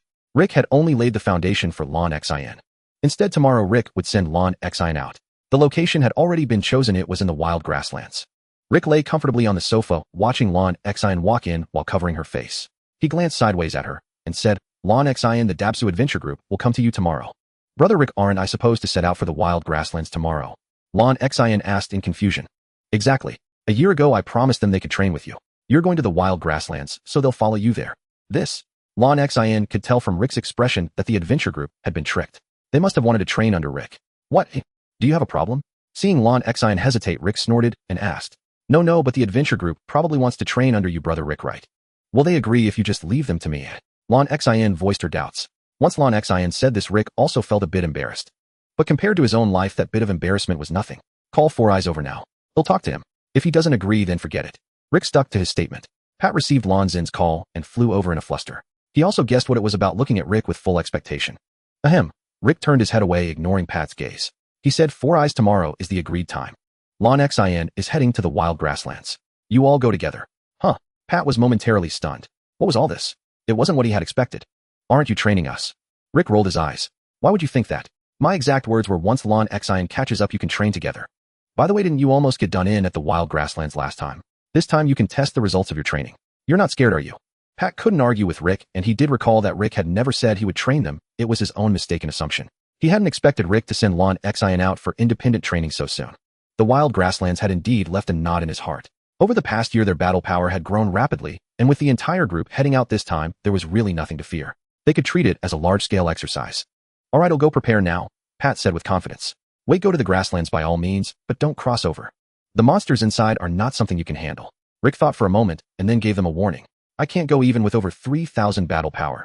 Pat was feeling cocky now. After a year of recuperation, their group's average battle power had reached 2,000, not to mention his own 3,500, making him a formidable expert. You're a damn fool who forgets the pain after the wound heals. You need to know you're just a small fry. If you want to die, go alone. Don't drag others down with you. There are monsters with tens of thousands of battle power inside. How the hell are you going to fight them? Rick's temper flared, and he cursed loudly. By the way, you all know how to sense ki now, right? When you get there, just sense it, and you'll understand. Now get lost. Pat was thoroughly scolded by Rick, but it sobered him up, and he slunk away. Lon Xian, I won't say much else. Just one thing, survival is the most important. Go say goodbye to your mother properly. Not to mention how reluctant Udi was to see her son go. Pat returned to the building and immediately ordered everyone to start preparations. This time, aside from non-combat personnel, Pat planned to bring everyone to the wild grasslands regardless of age, intending to conduct a thorough sweep of the area. Pat's actions inevitably alarmed the group's veterans. A dozen younger siblings came to find him one after another. Boss isn't tomorrow for training. What's this? Laura was the first to ask. Pat explained Rick's intention and his own plan. I think Rick just wants to slack off, Laura said through gritted teeth. Eighth sister, you can't say that. The misunderstanding was our boss' fault to begin with. Besides, I think going to the wild grasslands is a great idea. That's right. The kids in the group need to see some real action. We can keep an eye on them. I agree too. Last time I almost got myself killed in there. This time I'm going to crush them. I'd like to add one more thing. I hope we don't use any aircraft this time. We'll travel the entire way on foot. But the children are so young. Maybe we shouldn't bring them this time. Third sister, I have to say something. Think about it. What was our battle power when we first went to the wild grasslands? What's their battle power now? It's so much higher than ours was. Are we going to keep them as pampered kids at home? Enough, stop arguing. Well, all go together. The kids are the future of our group. We'll eventually grow old, Pat interrupted, making the final decision. Chief, I've received intel. The Badasso adventure group is heading to the wild grasslands. Shall we? A dwarf of small stature reported to a young man with slicked back hair and glasses. The dwarf finished his sentence, gesturing a slash across his neck, his eyes burning with hatred. Tap, tap, tap. The young man tapped a finger on the table, the image of Rake surfacing in his mind. A mix of ferocity and terror twisted his features, distorting his once handsome face. Chief, what are you hesitating for? The chance to avenge my brother is right before us. I must kill them. The dwarf spoke with venom. Ever since he learned of his brother's death, he had thought of nothing but revenge, held back only by the chief's repeated interventions. Yet the dwarf was unaware that he had been deceived by his chief. His brother's death had no direct link to the Badasso adventure group, but the young man, afraid to reveal the truth, pinned all the blame on them. We've waited a year, don't rush now. We must strike with lethal precision and ensure none escape. Go and gather detailed intelligence on their personnel. Receiving the chief's reply, the dwarf's face lit up with a grin, and he dashed off eagerly to gather information. As the dwarf departed, the young man was left alone in the several hundred square meter room. This young man was Hatton, who had been frightened off by Rake a year ago. The dwarf who had just left was the elder brother of the burly man killed by Rake. After fleeing Ponchi City in terror, Hatton had relocated his entire adventure group to the neighboring Uaya City. Over the past year, he had been gathering information and discovered that Rake was not part of the Badasso adventure group, which rekindled his hope for revenge. He dared not provoke Rake, nor even stay in Ponchi City fearing a fatal encounter. He placed all the blame on Pat, believing that if Pat hadn't led that man to the guild, they would never have met, and he wouldn't have had to abandon his hard-earned enterprise of over a decade. Pat, oh Pat, you've certainly picked a fine grave for yourself. Hatton stared at a white porcelain bottle on the table, a sinister smile spreading across his face. Had Pat remained in Ponchi City, Hatton wouldn't have dared to court trouble. But now that they were heading to the wild grasslands, it presented the perfect opportunity. The white porcelain bottle contained beast lure powder, which he had acquired at great expense. A mere pinch could attract beasts from a 10 li radius, and the entire bottle would incite a rampage among creatures for 1,000 li. Unaware of Hatton's schemes, Pat and his group were making their final mobilization. Everyone, from today onwards, our special training officially begins. This path is forged with blood and sweat. If any of you are afraid, I offer you a chance to leave now. Pat stood on a high platform addressing nearly 100 people, young and old, below. Silence fell. No one left the ranks, and no one spoke. The elders gazed at him with resolute eyes while the young looked on with excitement. Pat nodded in satisfaction and waved his hand grandly. Move out. At Pat's command, the vast crowd moved in unison. Belize, unable to contain her curiosity, saw Blueheart standing behind Pat and flew forward to say, "Little follower, why are you in our group? Shouldn't you be trailing that hick? Belize's brother Rake doesn't want to bother with you, but you need to show him some respect." Blueheart frowned at Belize's address of Rake, her young face etched with seriousness. "TCH, mind your own business. Just stick to being a good little sidekick." Belize paid no heed to Blueheart's expression. Ever since they met, their encounters had always devolved into arguments over Belize's disrespectful nickname for Rake. "You're utterly incorrigible." Had Rake not instructed her otherwise, Blueheart would have lunged at Belize long ago. Now unable to act, she turned her head away, refusing to engage further. Pat and the others watched the two with amused smiles. Laura's eyes twinkled as if a playful idea struck her, and she pulled third sister aside to whisper. Rake naturally sensed the commotion from the building, but chose to ignore it. To him, it was no different from a group tour, nothing worth fussing over. Udi, however, was different. Watching the building's activity, her heart was filled with worry. It was her child's first time leaving her side. She fretted over whether he would eat well or get hurt. "Udi, for the next while, don't worry about me. I have a mission to undertake." "Huh, you're leaving too, Rake." Udi pushed aside her concerns for her son, turning to stare blankly at Rake. She hadn't expected to be left alone so soon. Take care of yourself." Rake was always decisive. After a brief farewell, his figure vanished into the air, flying in the opposite direction of the wild grasslands. This was the first time in over a year that Rake had visited another city. When he accepted this mission, he had already planned to spend the next year exploring other cities. The mission involved exploring an ancient super civilization and was a large-scale adventurer task. It required participants to be at least level 5, with no limit on numbers. According to public information, the ancient super civilization might hold methods to strengthen one's mental power. This detail alone had piqued Rake's interest, as his greatest fear was losing his sanity during his giant ape transformation. If this issue remained unresolved, he wouldn't even dare to experiment with a Super Saiyan ape form, fearing he might destroy himself. As for the Super Saiyan God form, to be honest, Rake couldn't grasp it. He couldn't fathom how 5 Saiyans with righteous hearts could channel that righteousness into another Saiyan to achieve the transformation. According to the lore, the godly transformation far surpassed Super Saiyan 3. Super Saiyan 3 was no minor upgrade. It was a 400-fold boost. Given the 3.0 battle power threshold for Super Saiyan, the requirement for Super Saiyan 3 should be far higher, likely over 1 billion in base form. Yet the Super Saiyan God demanded only 6 Saiyans with righteous hearts with no other conditions. Regardless, Rake rejected this notion. Even if it were a temporary solution, he wouldn't rely on it. Wasn't that trampling on all their hard work? He placed his hopes on Super Saiyan 4, which felt like a true validation of his efforts. The issue of sanity was paramount. Thus, when Rake saw the mission details, his interest was piqued. As long as there was a glimmer of hope, he wouldn't hesitate to make the journey.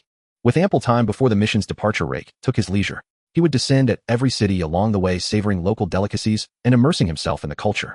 While Rake traveled at a leisurely pace, Pat and his group faced a far rougher journey. As battle erupted, the inexperienced youths in the adventure group panicked. Some stood frozen, staring blankly at the beasts, even as claws swung toward their faces. "Xiaofei, what are you doing? Don't lose focus during a fight." Seeing the young man about to die under the claws, a large hand reached out from behind, pulling him back and out of danger. After saving the young man, Pat said a few words and then left him alone. It wasn't that Pat didn't want to discipline him, but the current situation wouldn't allow it. Two eyes kept shifting, scanning the battlefield. Whenever he saw someone on the verge of death or unable to hold on, he would rush over to save them. This scene repeated constantly across the battlefield. Looking down from above, one could see over a dozen figures shuttling across the entire field. Half an hour later, the battle ended, leaving hundreds of beast carcasses on the ground. Fearing that the scent of blood would attract other beasts, everyone quickly cleaned up the battlefield and began relocating. In a hidden valley, Pat started his reprimand.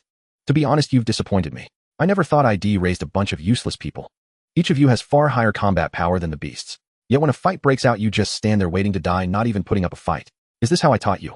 And some of you become completely reckless in battle. Your comrades beside you are dying, yet you don't lend a hand and just charge forward to fight. What are you trying to show off your prowess? The youths, shamed by Pat's words, lowered their heads. Those who had nearly died at the beast's hands blushed furiously, while those who had been exhilarated by their rampage gradually calmed down. Go back and think carefully about your shortcomings, what you did wrong. You need to understand that we are a family. Those beside you are your family. Get out of here. Pat spoke with frustration. The youths left one by one, leaving only a dozen veterans behind.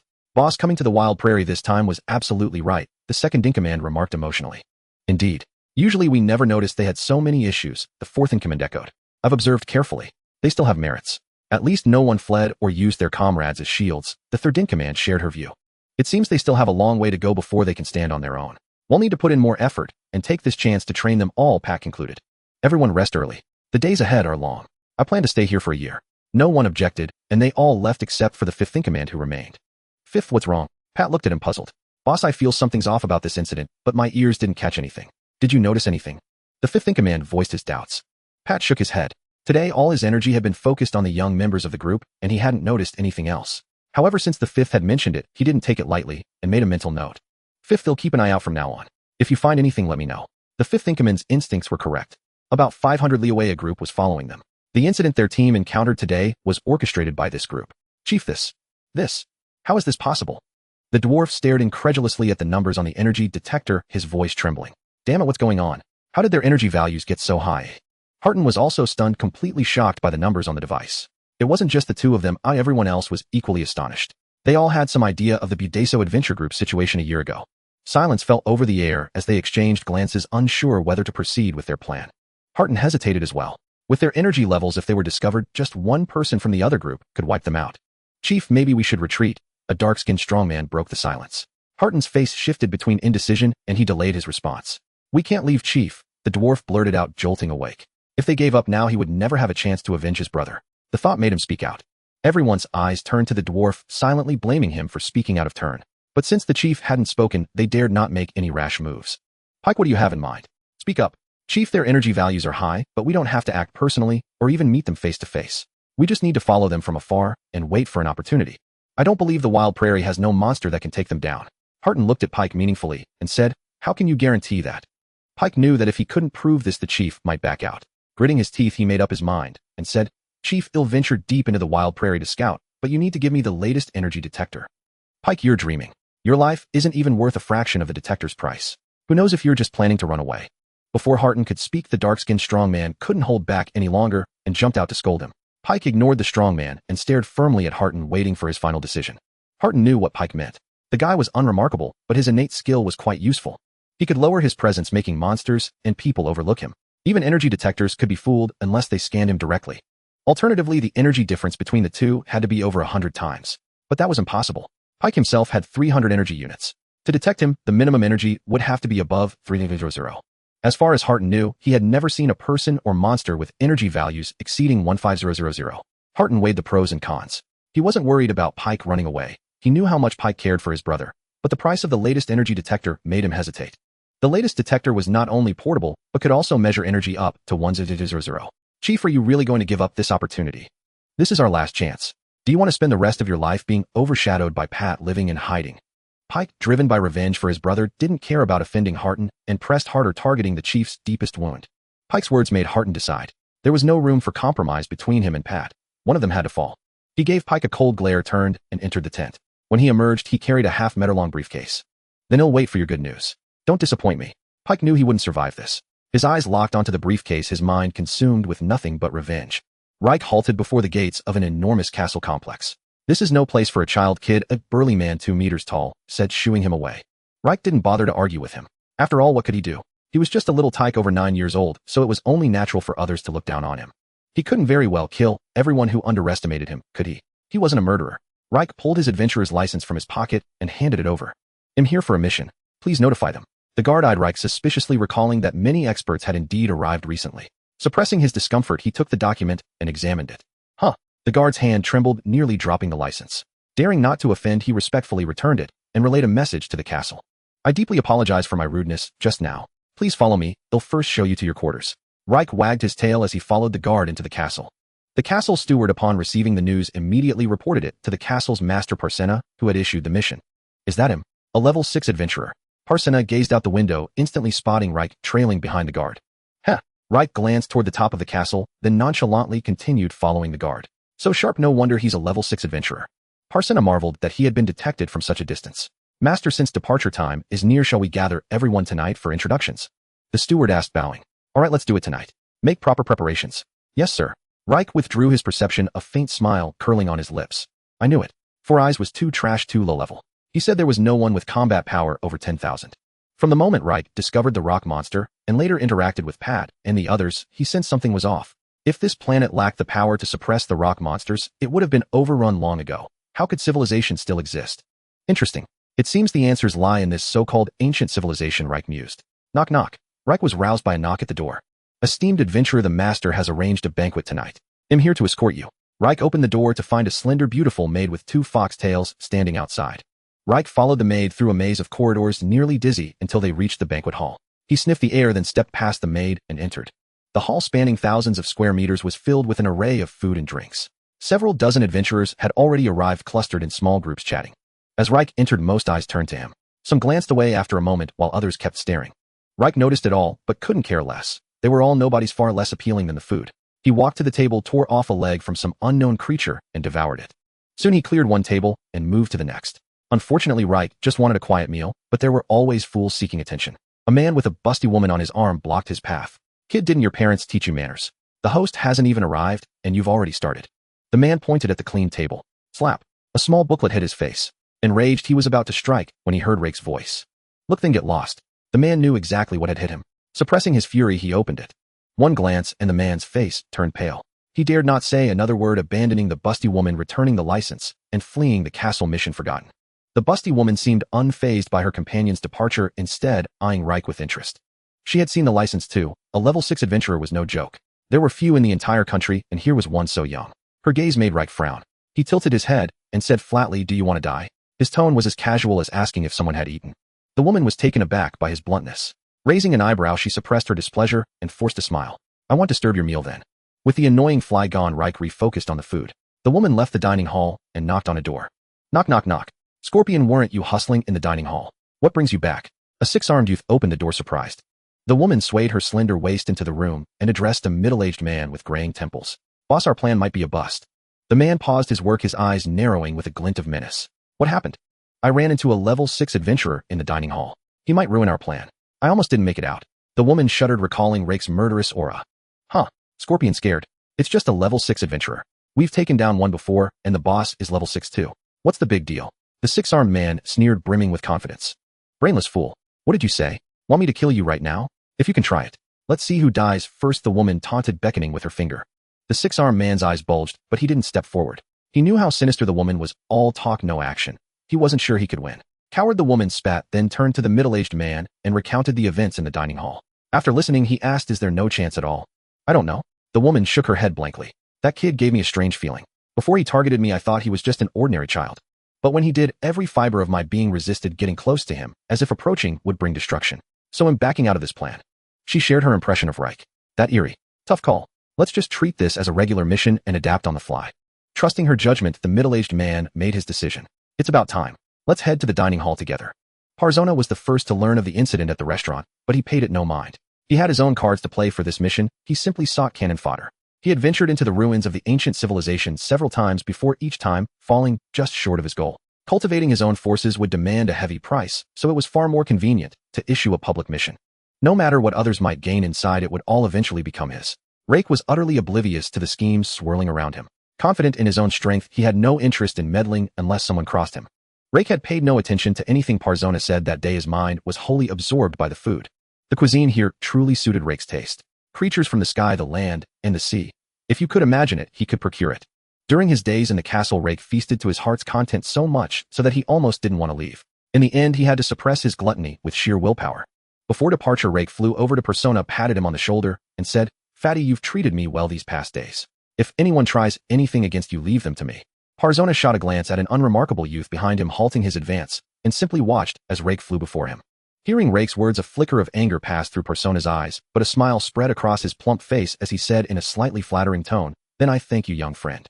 Easy, easy. The others observed Rake's behavior. Some took his words to heart. The trio of the busty woman, for instance, had completely given up hope. But others remained dismissive, brimming with self-confidence, and paying no heed to Rake's warning. The group of several dozen followed Persona aboard the aircraft. Rake asked curiously, "Is it far?" Everyone was speechless. Hadn't Persona mentioned this days ago? Why was he asking again? No one wanted to bother answering. Rake scratched his head, assuming the others were still in the dark. Just as he was about to seek out Persona for clarification, the busty woman spoke up.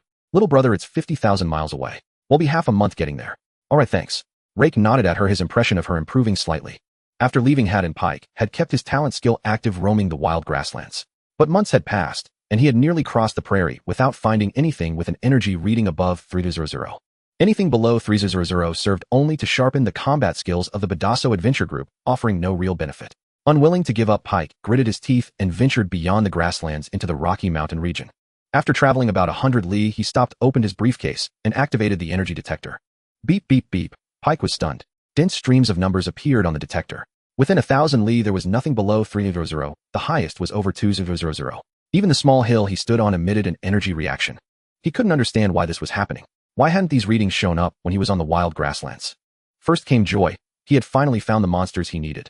Then came distress. He had no idea how to lure these creatures back to the Badasso Adventure Group. The beast-attracting incense clearly had no effect on these stone-like monsters. He racked his little brain, but found no solution. So he turned back to report the situation to Haddon and see if they could come up with a plan. Over the past few months, Pat and the others had reaped rich rewards. Not only had they collected samples of many unknown creatures, but their combat prowess had also improved significantly. The younger members of the group had accumulated extensive battle experience. They no longer needed the elders' supervision. They could coordinate on their own to repel wave after wave of beasts.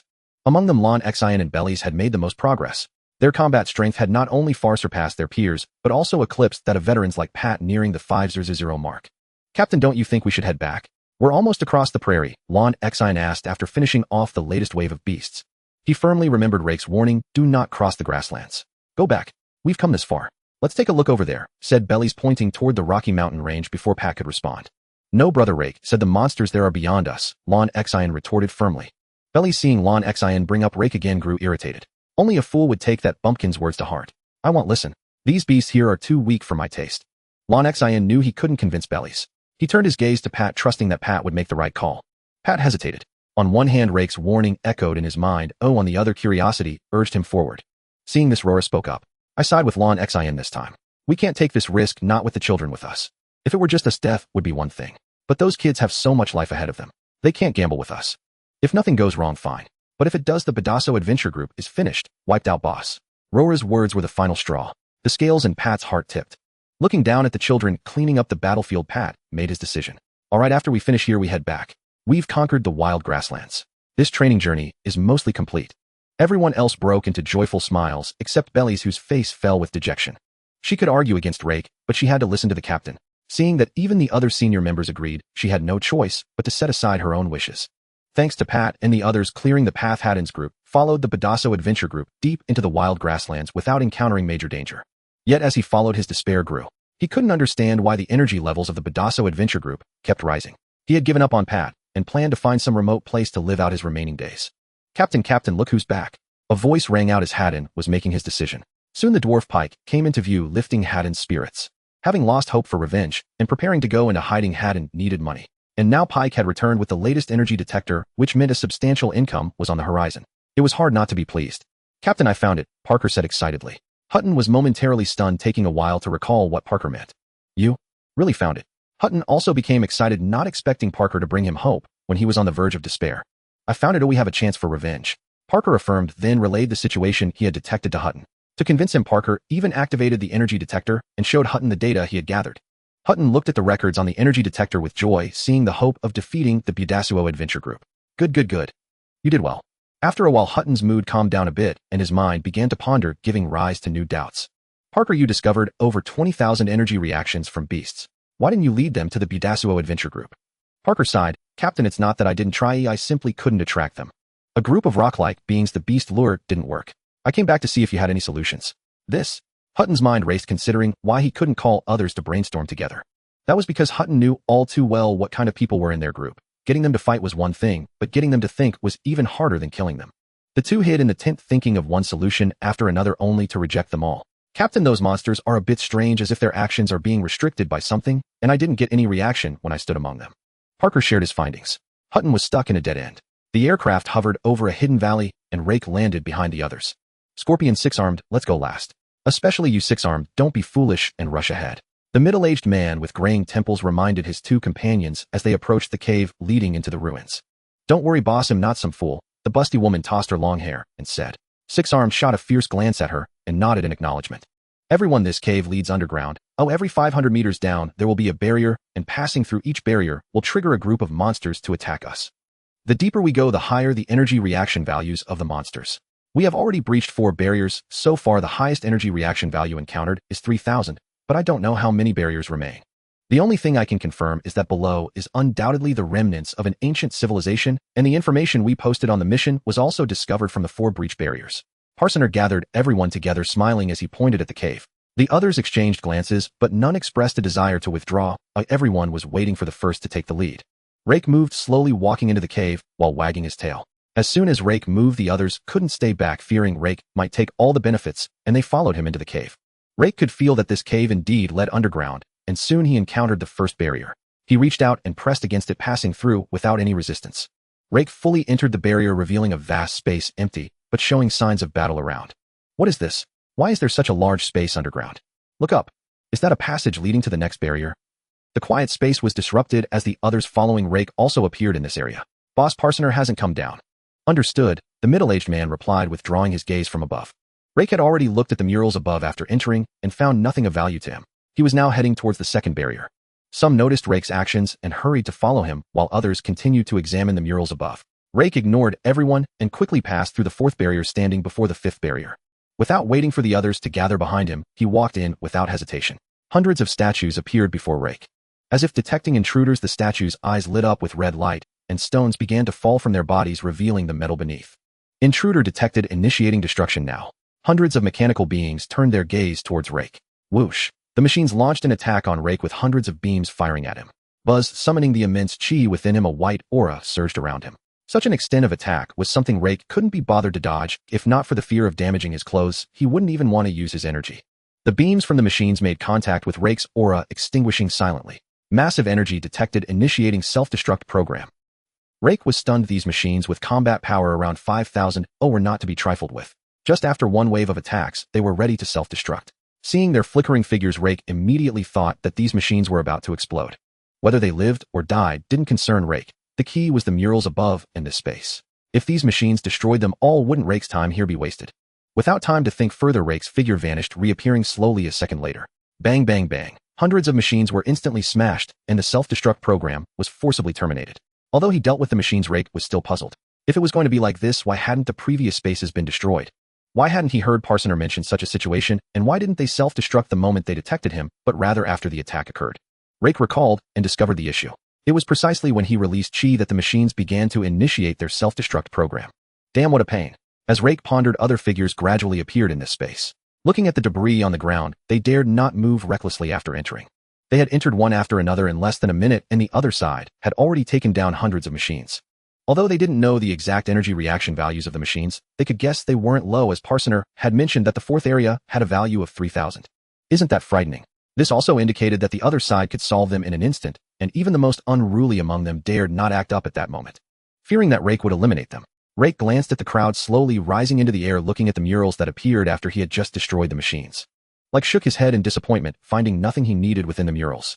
Casting a glance at the others, he said, "Those with energy reactions below 800, don't bother following." As Like strode farther away, the six-armed man asked, "Boss, what do we do? Should we follow?" "Fool, didn't you hear what he just said? Or do you have 8000? The busty woman sneered. "Poison Scorpion, you two go ahead. He'll follow and take a look," the middle-aged man said after some thought. "Boss, we either go together or not at all," the six-armed man refused. "If you want go up, then wait here for me," the middle-aged man replied without forcing him. The busty woman remained silent. She certainly wouldn't ascend alone, unsure of what awaited outside. Better to wait for the others to leave together. Heating likes warning those with energy reactions of 800 followed without hesitation. Among those below 800 some stayed put while a few defiant ones secretly trailed behind like. Including the 3 with 8000 energy reactions, a total of 10 people headed toward the 6th barrier. The 6th space was entirely different. Upon entering like found nothing. Only after the other 10 had also entered and they began searching for another passage did something happen. A robotic voice rang out. Congratulations on clearing the previous stages and reaching the end. To enter base G5, you must defeat your upcoming opponents. The challenge is an unknown battle matching opponents based on your energy reactions. Those failing to meet the energy requirement will now be eliminated. With a thunderous boom, 7 energy beams descended from above targeting the 7 fighters with combat power below 8000. In an instant, they were annihilated. While Like clearly saw what transpired, the other 3 only heard a deafening crash beside them. The 7 vanished, leaving 7 deep craters in their wake. Though Like could have saved them, he refrained. He had warned them already. If they insisted on courting death, he wouldn't intervene. They were adults responsible for their own choices. Unqualified individuals eliminated. The battle now begins. The ground before Like and the others split open and a mechanical humanoid emerged before each of them. The mechanical beings confronting the middle-aged man and the other 2 were identical to the one Like had destroyed in the 5th space. Clearly the same model, albeit with varying combat capabilities. But the one before Like was entirely different. At first glance it looked like a real person, about 1.7 meters tall, clad in a white suit with a decorative pendant around its neck and a hollow cavity in its chest. The moment its eyes snapped open it vanished, reappearing beside Like with a swift side kick. Like grew intrigued. Though he couldn't sense any aura from the mechanical being, judging by its speed, he estimated its combat power to be no less than 1000. Like raised his arm, lightly blocking the attack. A shockwave erupted from the point of impact, sending the nearby people and machines flying crashing heavily to the ground. What is this? A bald, burly man exclaimed, spitting blood as he hit the floor. Like and the mechanical being clashed repeatedly, moving at blinding speed. One unfortunate machine caught directly beneath their collision was instantly obliterated. The other 3 witnessed this. Ignoring their injuries, they spat blood and scrambled toward the barrier, desperate to flee back to the 5th space. The remaining 2 mechanical beings, damaged by the shockwave, had their internal circuits severed. They lay motionless, malfunctioning on the ground. What's going on? Why can't we get out? The middle-aged man pressed his hand against the barrier, which felt as solid as steel, blocking their escape. Damn it! What is this? The bald man slammed his fists against the barrier, but couldn't budge the thin, translucent wall. Don't waste your strength. We can't leave until the battle ends. Let's go over there, said the elderly woman, pointing to a corner of the space. Seeing Like's fight grow increasingly fierce, the 3 dared not linger and hurried to the corner. How did they know the battle's progress if they couldn't even see clearly? Because the ground was riddled with ever-growing craters and the clashes grew more frequent. Like was steadily increasing his speed, testing the mechanical being's full combat potential. Now he had roughly measured it. The machine's speed had peaked at around 1000 combat power, matching the aura it had previously emitted. It could still give Like a decent fight. Like hooked its arm with his tail and kicked it in the stomach, sending it crashing heavily into the wall. Stone chips flew, raising clouds of dust that obscured the mechanical being. Before the dust settled, energy bullets whistled through the haze straight at Like. Like frowned, not from fear of injury, but because the space was too confined. If the energy bullets detonated here, the area would soon collapse, burying him underground. With that thought, Like shrouded his palm in chi and slapped at the energy bullets. With a sweep of his arm, he dispersed each one, causing them to vanish into the air. In a blur, Like appeared before the machine, grabbing its hair and slamming it into the ground. A deep crater formed. Like didn't stop. He hurled the machine upward, then appeared above it before it reached its peak. Clasping his hands together, he raised them high and smashed down onto its head. With a crackle, the mechanical being's head vanished, leaving only severed wires at the neck. After destroying the machine, Like landed softly. He waited, but the robotic voice didn't return. First he glanced at the 2 disabled machines on the ground, then turned his gaze to the 3 people huddled in the corner. Hey, whose opponents are these 2? Finish them off quickly. At the sound of his voice, the 3 who had been praying with eyes shut snapped them open. They stared at Like in terror. Seeing their frightened faces, Like, invigorated by the exercise, wasn't angry. He pointed at the machines and repeated, hurry up. Yes, yes, yes. The 3, momentarily forgetting their relief at having survived, quickly followed Like's orders and disposed of the machines. Congratulations. You have passed the final challenge. You may proceed to the base. In the center of the space, the ground slowly split open, revealing an entrance about 10 meters wide. Unbeknownst to Like, as the opening appeared, an invisible wave spread instantly across the entire planet, triggering changes in certain regions. A rumble echoed through the Rocky Mountains. An invisible wave swept across the area, awakening the slumbering rock monsters, which let out angry roars and began to scatter in all directions. A sudden jolt gripped Pat, as if a lightning bolt had struck his mind, freezing the smile on his face. He couldn't believe what he had just sensed and turned to ask the others. At that moment, others were equally stunned, and no one answered his question. They all turned their heads towards the direction of the Rocky Mountains. Even Bellies, who had just sulked about not being able to go to the Rocky Mountains, was now flustered. It was Pat who reacted the quickest, realizing it was not the time to be dazed. He shouted loudly, "Everyone drop what you have, and head towards Paunchy City at full speed." Pat's voice jolted the others awake, and they quickly discarded their backpacks, soaring through the air behind Pat towards Paunchy City. What's happening? Why have the monsters come out over there? I don't know, let's just escape for now. Hopefully those monsters aren't coming for us. Beep beep. Haddon, who was previously troubled, suddenly noticed countless energy responses appearing on the energy detector. Overjoyed, he asked, "Paik, are those the monsters?" Paik looked at the energy responses moving towards them and hurriedly replied, "Captain, yes. But the situation is not right. It seems the monsters are coming towards us. If we don't leave now, we won't be able to escape." Good, good, good. Let's see how Pat and the others meet their end. Haddon laughed while packing up, preparing to retreat. They were already too late to escape as the rock monsters had spotted them. One of the rock monsters with a battle power of 30,000 had passed by without noticing the ants below, and with a single step Haddon and his group met their demise. This thwarted their revenge plan. Meanwhile, Pat and the others were completely unaware that the rock monster had inadvertently solved one of their troubles. They were frantically fleeing, but at their current speed escaping was impossible. The rock monsters approaching their direction had a battle power of over 50,000. As they sensed the approaching presence getting closer, Pat and the others grew increasingly desperate. Lon hurriedly shouted, "Everyone conceal your aura, split up, and hide. No need to fly anymore. Let's proceed on foot." Upon hearing this, everyone looked at their leader, Pat. He knew that Lan's suggestion was a gamble not only with their lives, but also with luck. Yet it was the best option available. It was better than being wiped out together. Whether they could escape now depended on their individual luck. Everyone listened to Lon. "We'll meet in Paunchy City," Pat commanded without hesitation, knowing there was no time for second thoughts in this critical moment. With the captain's orders, the group immediately sprang into action, scattering in pairs towards different directions, soon disappearing from sight. The rock monster halted where they had just been, seemingly losing its target. It then chose a random direction and stomped forward.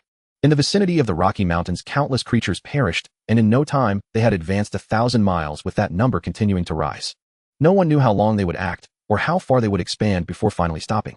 What everyone was unaware of was that this scene was not limited to the Rocky Mountains. Monsters were awakening in over a dozen locations worldwide, continuously slaughtering anyone and anything in sight. Moreover, the battle power of these monsters was above 30,000, with the strongest reaching 100,000. By the time the governments received the information, an entire night had passed. If these monsters hadn't awakened in deserted areas, countless lives would have already been lost. Seeing light descend, the three middle-aged men exchanged glances, stopping the two from speaking or acting. Cough, cough. The bald man's cough broke the silence. "I won't go down. I don't know when this injury will heal," the old woman spoke first. "Who says otherwise? This time we are lucky to have survived. I must say this truly opened my eyes. Oh, I never expected humans could be this powerful." The bald man wiped the blood from the corner of his mouth. "You all still have hope to advance further, but an old woman encountered this too late," the old woman said with a dim gaze, her expression lonely. The middle-aged man and the bald man exchanged wry smiles, both understanding that anything they said would be inappropriate. Forget it, forget it. I have no hope now. It's up to the younger generation to strive for success." Shaking her head, the old woman walked towards the barrier, preparing to join her juniors and leave this place. As the old woman moved, the other two followed closely behind. They knew that whatever was down there had nothing to do with them, and it was better to leave early to strive for further progress. The three blood-soaked individuals emerged, drawing the attention of everyone in the fifth space. The three paid no heed and returned to their respective teams. "Boss, how did you get such serious injuries? Who hurt you? Tell me, and I'll go chop them up right now." The six-armed man supported the middle-aged man, glaring fiercely at the old woman and the bald man, ready to attack as soon as the boss spoke. The teams of the bald man and the old woman also eyed the other two parties with vigilance and murderous intent. "Shut up, it's not what you think. Let's go up. We'll discuss it once I recover from my injuries," the middle-aged man said, holding onto the uninjured arm of the six-armed man. The other two parties were similarly warned by their respective leaders. "Seniors, can you tell us what happened below?" "Yes, we have so many people waiting for results. If you don't say, we won't let you leave." Someone obstructed them. Though the three had been injured in the sixth space, they were not to be bullied by the remaining people. The ones who jumped out to block them were instantly killed, and the three returned to their teams, heading towards the ground again. The ruthlessness and strength of the three intimidated the others, and no one dared to stand in their way. Instead, they followed behind. "Is that guy the one?" the big-breasted woman asked in a low voice, following the middle-aged man. The middle-aged man glanced at her and nodded slightly, saying, "He's 1,000 times more formidable than you imagine. Your intuition is correct. With him around, we can't do anything. We'll discuss the specifics later. The challenges ahead may not be easy to overcome." As light descended, the G5 base came into view. It was a dilapidated base, showing clear signs of battle. Most buildings had collapsed, with only a few still standing. "Sir, we've detected a life-bearing planet. Should we land?" asked a being with a rat's head. "Of course we must land. Oh, otherwise what about our Zabala pirate group in the Western Winds?" "Access granted for the personnel detected." The door to the control center slowly opened. Upon entering, Like was dumbfounded. He couldn't understand any of the text inside, nor could he operate the instruments in front of him. Was this all for nothing? What are these things? What do they do? Like shouted.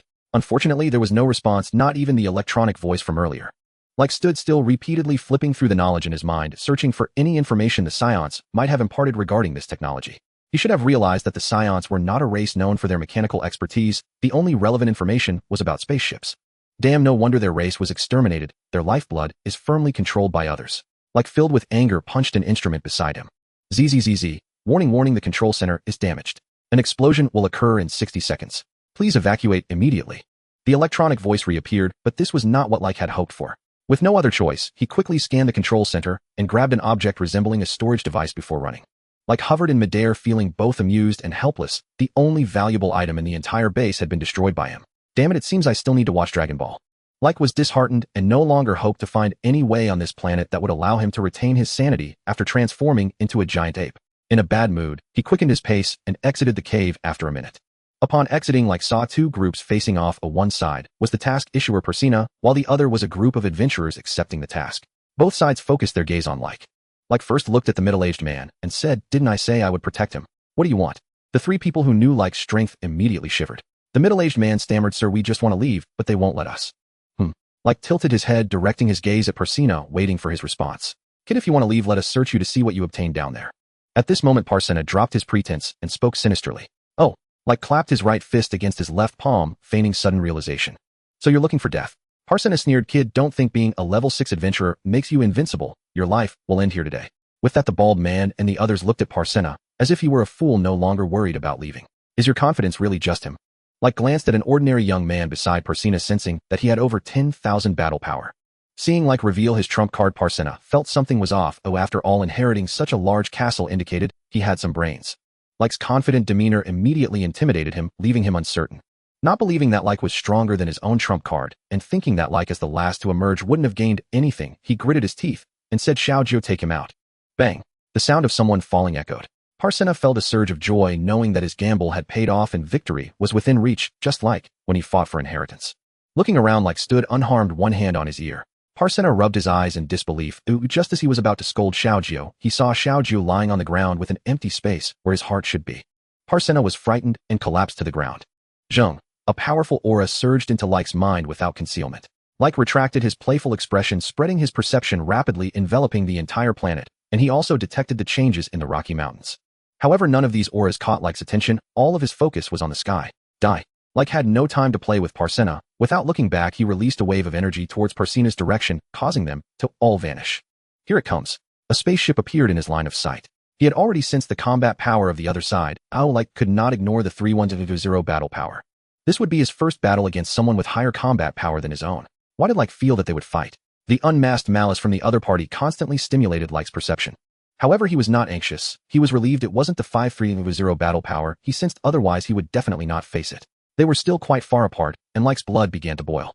Like stopped waiting. Striking first was the principle his ancestors had long taught him. Placing his hands in front of his chest, he began to gather energy. ZZZZ. The Dolan destruction cannon, a deep blue energy blast shot forward from his chest, aiming straight at the spaceship. "Sir, bad news, a massive combat power has been detected." The rat head said anxiously. "How much combat power does the opponent have?" A calm octopus head asked, who was very confident and did not believe there was anyone on this planet with over 3-0 battle power. It was 3-0 just now, and it is still rising now at 4-0-0-0. Bang! The combat power is too high, exceeding the detector's limits. The rat head said despairingly. The octopus head also lost his earlier confidence. Cold sweat broke out on his forehead as he quickly grabbed something and fled the spaceship. Boom! The spaceship exploded at the moment the octopus head just escaped, and even the rat head in his hands did not escape dying. Like slowly flew into the air, looking at the octopus brother, discovering that he was not wearing a detector, and he breathed a sigh of relief. He was worried that any news about the Scions would reach Frisia's ears, so he acted first, not caring about the spaceship, wanting to destroy it before the other party could send out any information. He didn't think he could escape into space to evade Frisia's tracking. Scion. The octopus had noticed Like's tail behind him. Before he could recover, he stared blankly at Like. Exactly, go die. Like had no intention of wasting words with him, nor did he want to ask about his background. Moving at high speed, he appeared in front of the octopus head, throwing a punch towards his head. Huh. The octopus head caught Like's fist, swinging him aside, and then advanced, delivering a knee strike to Like. Like tried his best to control his body as it flew out, crossing his arms to block the attack. Without giving Like time to react, the opponent flashed above him, delivering a chopping kick directly to Like's back. Boom. Like collided with the ground. Hee hee, you little Scion brat, that really startled me just now. turns out your combat power isn't that high. The octopus head crossed his arms, looking leisurely at the like lying on the ground. Like pushed aside the boulders weighing down on him, wiped the blood from his forehead, and slowly floated toward his octopus-headed opponent. He knew his inexperience in battle had cost him dearly. Had it been Kakarot facing this foe, the adversary would already be questioning the very fabric of reality. Locking his aura onto the octopus-headed warrior, like raised both hands, and a torrent of energy spheres erupted forth. Boom, boom, boom. Thick smoke engulfed the octopus-headed foe, blinding him. Seizing the moment, like surged forward into the smoky veil. Like repositioned himself behind his opponent, fired another energy sphere, and instantly shifted left. Exploiting the split-second gap, as the foe raised his arms to block, like delivered a devastating side kick straight toward the octopus head's skull. Thud. His strike was blocked once more.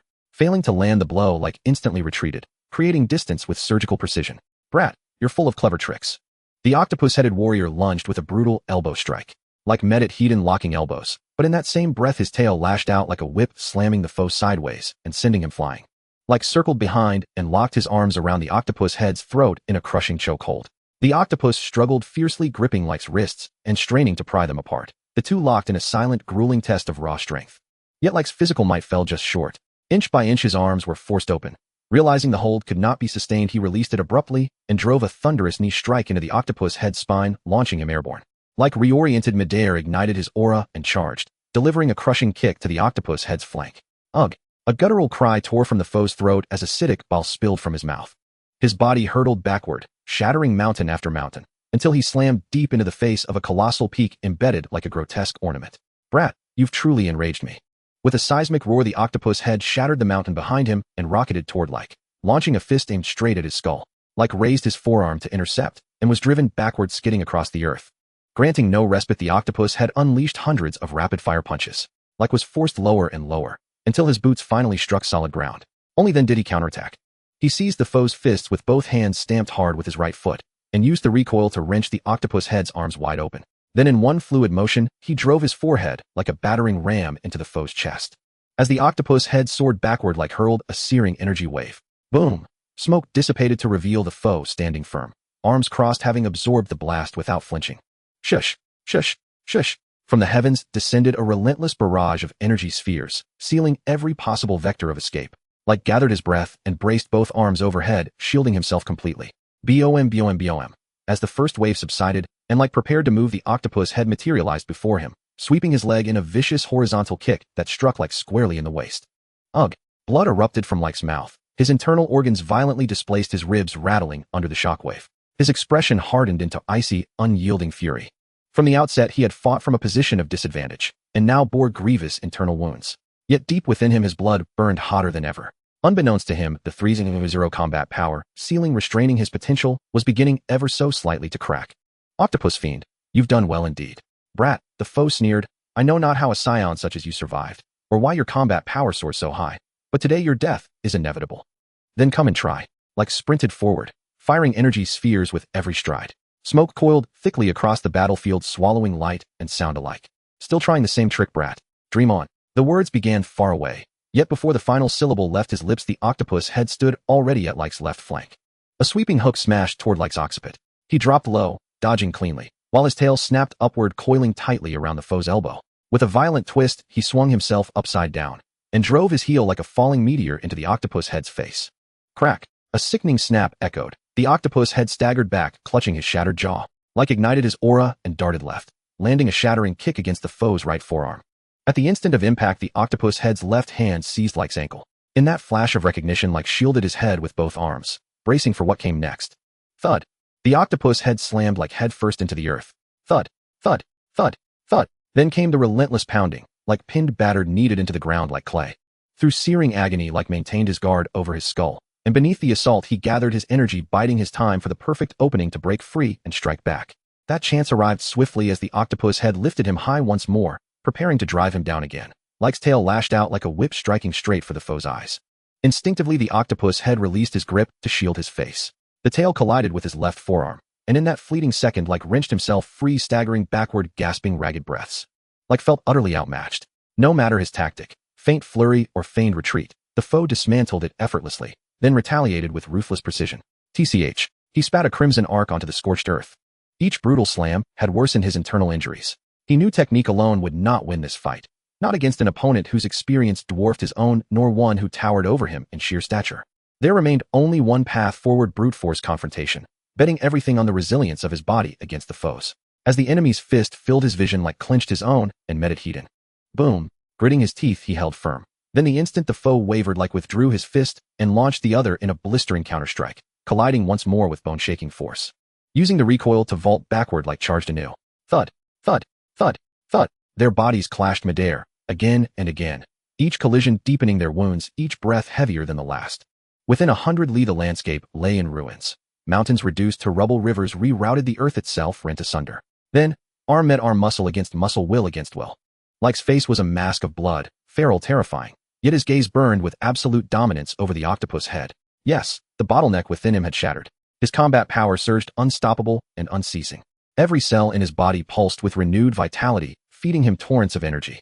With each passing moment, Like grew fiercer, while the octopus head faltered, weariness etching deep lines across his features. His arms trembled, slowly, inexorably being forced apart. Neither dared retreat. Such hesitation would invite annihilation. Sensing his opening narrowing, the octopus head spat a jet of inky blackness directly at Like. Uncertain of its effects, Like recoiled, but not fast enough. A splatter of ink clung to his chest. Hiss, hiss. His tunic began to dissolve on contact. Startled, he ripped it off and flung it aside. Within a heartbeat, the fabric vanished entirely, and the ground beneath melted into a smoking crater. Like's brow furrowed, his eyes locked unwaveringly on the octopus head, not pressing the advantage but studying, calculating. Octopus fiend, you've kept this trick well hidden. Running out of tricks, are you? Brat, if you doubt it, come find out for yourself. The octopus head knew he might perish on this planet, but surrender was not in his nature. He watched, waited, for the faintest flicker of weakness. Then I'm coming, and you'd best prepare to die. Like had found his answer. Like's figure ascended higher and higher. The octopus head had no idea what Like intended to do, but he dared not divert his attention, his eyes fixed unblinkingly on Like's every move. Seeing this, Like curled his lips into a mischievous grin, spreading his hands and placing them before his forehead. Solar fist, ah.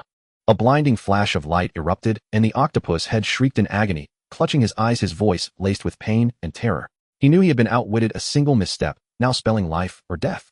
Like sprang into action the instant the octopus head screamed. He opened his tightly shut eyes, darted in front of his foe, and left behind a phantom afterimage of a swinging fist. Yet his true form materialized behind the octopus head, hands clasped before his chest as he channeled the chi within. The octopus head, upon opening his eyes, saw only the afterimage, and without a moment's thought spewed a jet of ink at it. Seeing no evasive move from Like, he felt a surge of joy, glimpsing the dawn of victory. But as the ink passed through the afterimage, his eyes flew wide with bewilderment. Huh! A fierce roar echoed from behind. The octopus head shuddered, whipping around to find a deep blue energy cannon already upon him.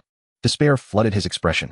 No, the energy cannon struck him square on, hurtling him into the sky before exploding with a thunderous rumble. The octopus head was obliterated, not a trace of his body remaining. Like wearily lowered his hands, oriented himself, and flew away slowly. In the valley, the group with the busty woman had turned to stone the moment Like struck the spaceship, staring at him in petrified awe. When Like engaged the octopus head, the old woman snapped back to reality. This was no time for days. A battle was clearly brewing, and they needed to flee for their lives. What are you gaping at? Run! At her shout, the group scattered like startled birds, racing away from Like and his foe. Explosions thundered incessantly in their ears. They dared not stop pressing on until the next day, before finally halting. How could there be someone so terrifying? Six Arms sat on the ground, still shaken. No one answered him. Each was filled with bewilderment and shock. Like's power and the spaceship had shattered everything they knew. If all aliens are this strong, what do we do? The bald man began to worry about their future. Like had already surpassed his understanding, and before he could recover, a spaceship had appeared, revealing aliens of such terrifying might. We wait to die? Just pray the kid wins, or we have no future either, the busty woman said, eyeing the bald man sidelong. The fight should be over by now. Just don't know who won, the middle-aged man said desolately. This sense of waiting for death was utterly unbearable. What are your plans from here? The bald man, undeterred by the woman's words, had formed an idea after yesterday's events. Any thoughts? The old woman countered. How about we form an alliance aiming to explore the path to greater strength, gathering more powerhouses together, growing stronger while preparing to fend off aliens in the future? The bald man laid out his idea. He had reached his peak. Going further alone seemed hopeless, and he believed other level 6 adventurers felt the same. With more people exploring together, it would surely surpass solitary efforts. As he finished, the group fell into contemplation, weighing the pros and cons. All right, let's head back to the city. He'll invite a few old friends, and we can discuss the details then. The old woman agreed first, but she was already paving the way for her own Saiyan matters. Fine, well, each mobilize our connections to bring in as many as we can. See you in a month. The middle-aged man nodded, exchanged contact methods with the others, and departed with his two companions. While the bald man and his group deliberated like had already reached the city, bought new clothes, enjoyed a lavish meal, and was now fast asleep in a hotel. After a full rest, like felt revitalized.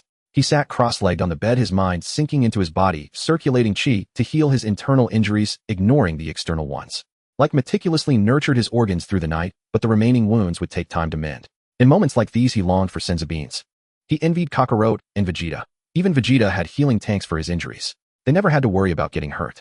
Like rose and gazed out the window, taking in the city's panorama, people rushing to work, brawling, stealing, and even rescuing others. He was quite satisfied with this journey's gains. Though the G5 base yielded nothing, and what he brought out was destroyed in the fight with the octopus head. Yet that battle honed his combat experience, shattered his bottleneck, brought Super Saiyan within reach, and marked the start of his Bodis growth spurt. Indeed, Like was now 10 years old, having been away for over half a year. Logically, he could return home now to the gravity chamber for rapid progress, but he was in no rush, planning to wait until his injuries fully healed before training.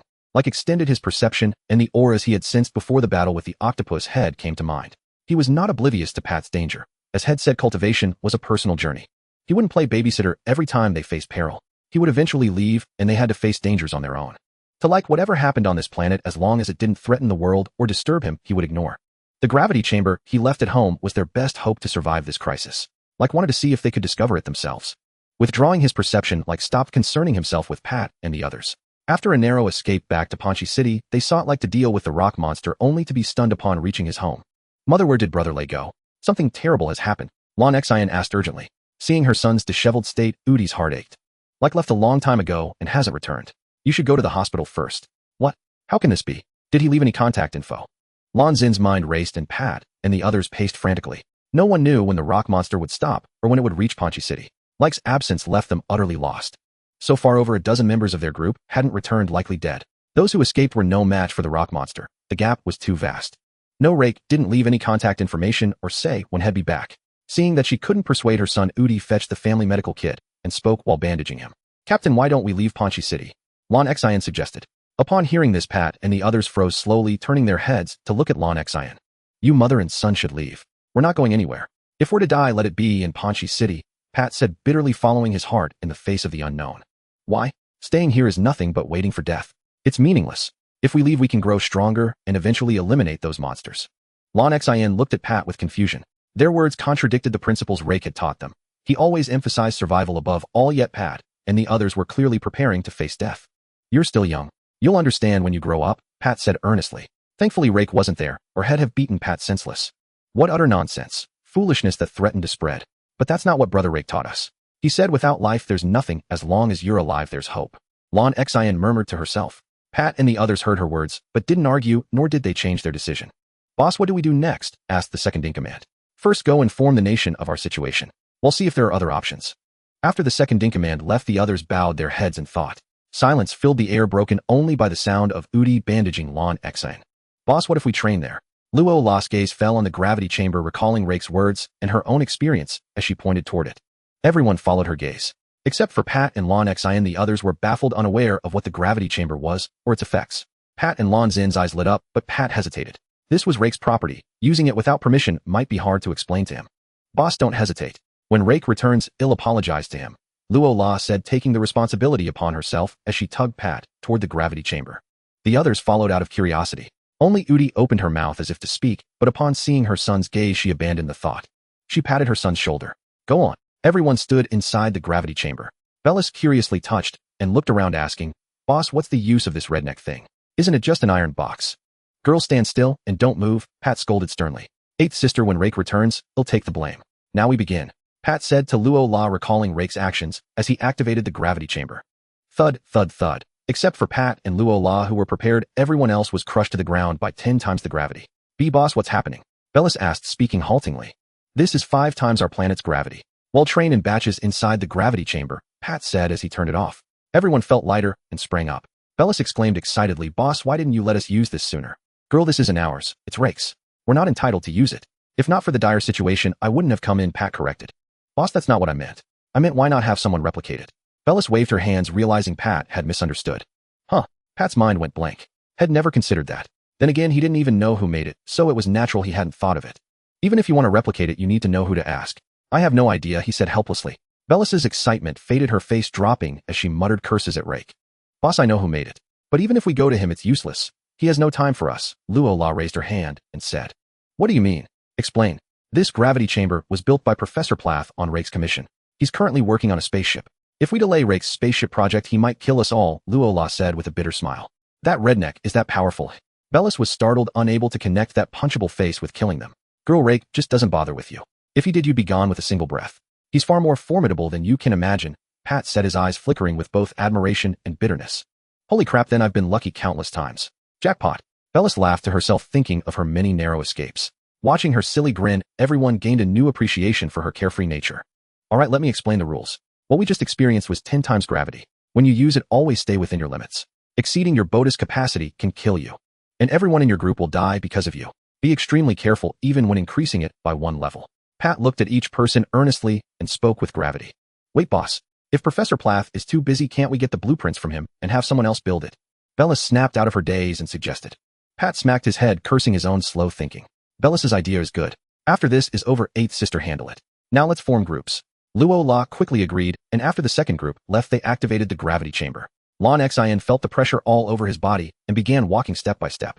Lon Xian knew that Rake could stay in the gravity chamber for an entire day. Though he didn't know the exact multiplier, he too wanted to grow stronger as fast as possible, ensuring today's situation never repeated itself for him. He understood now, with enough strength, the scenarios Pat and Rake described would never happen, and he wouldn't have to choose. Seeing Lon Xian move, Bellis refused to be outdone, walking faster and faster. And seeing both children working so hard, the others, though their combat prowess had long been surpassed, were confident in their willpower and refused to admit defeat. Everyone could feel that stronger willpower allowed faster adaptation to the gravity. Perhaps this gravity could help them surpass the others. Not to mention Pat and the others spending days and nights in the gravity chamber. Rake, on the other hand, arrived at a dense forest. After leaving the city, he didn't fly, but walked aimlessly, wandering without a destination. He came to the forest because he sensed several auras vanishing there. Driven by curiosity, he traversed the woods and discovered a small village with beautiful scenery and a strong sense of life. This isolated village had welcomed 3 groups of unfamiliar visitors today. As soon as he looked up, Rake saw 2 groups of people holding guns in a standoff. The villagers, led by the chief, had retreated far away.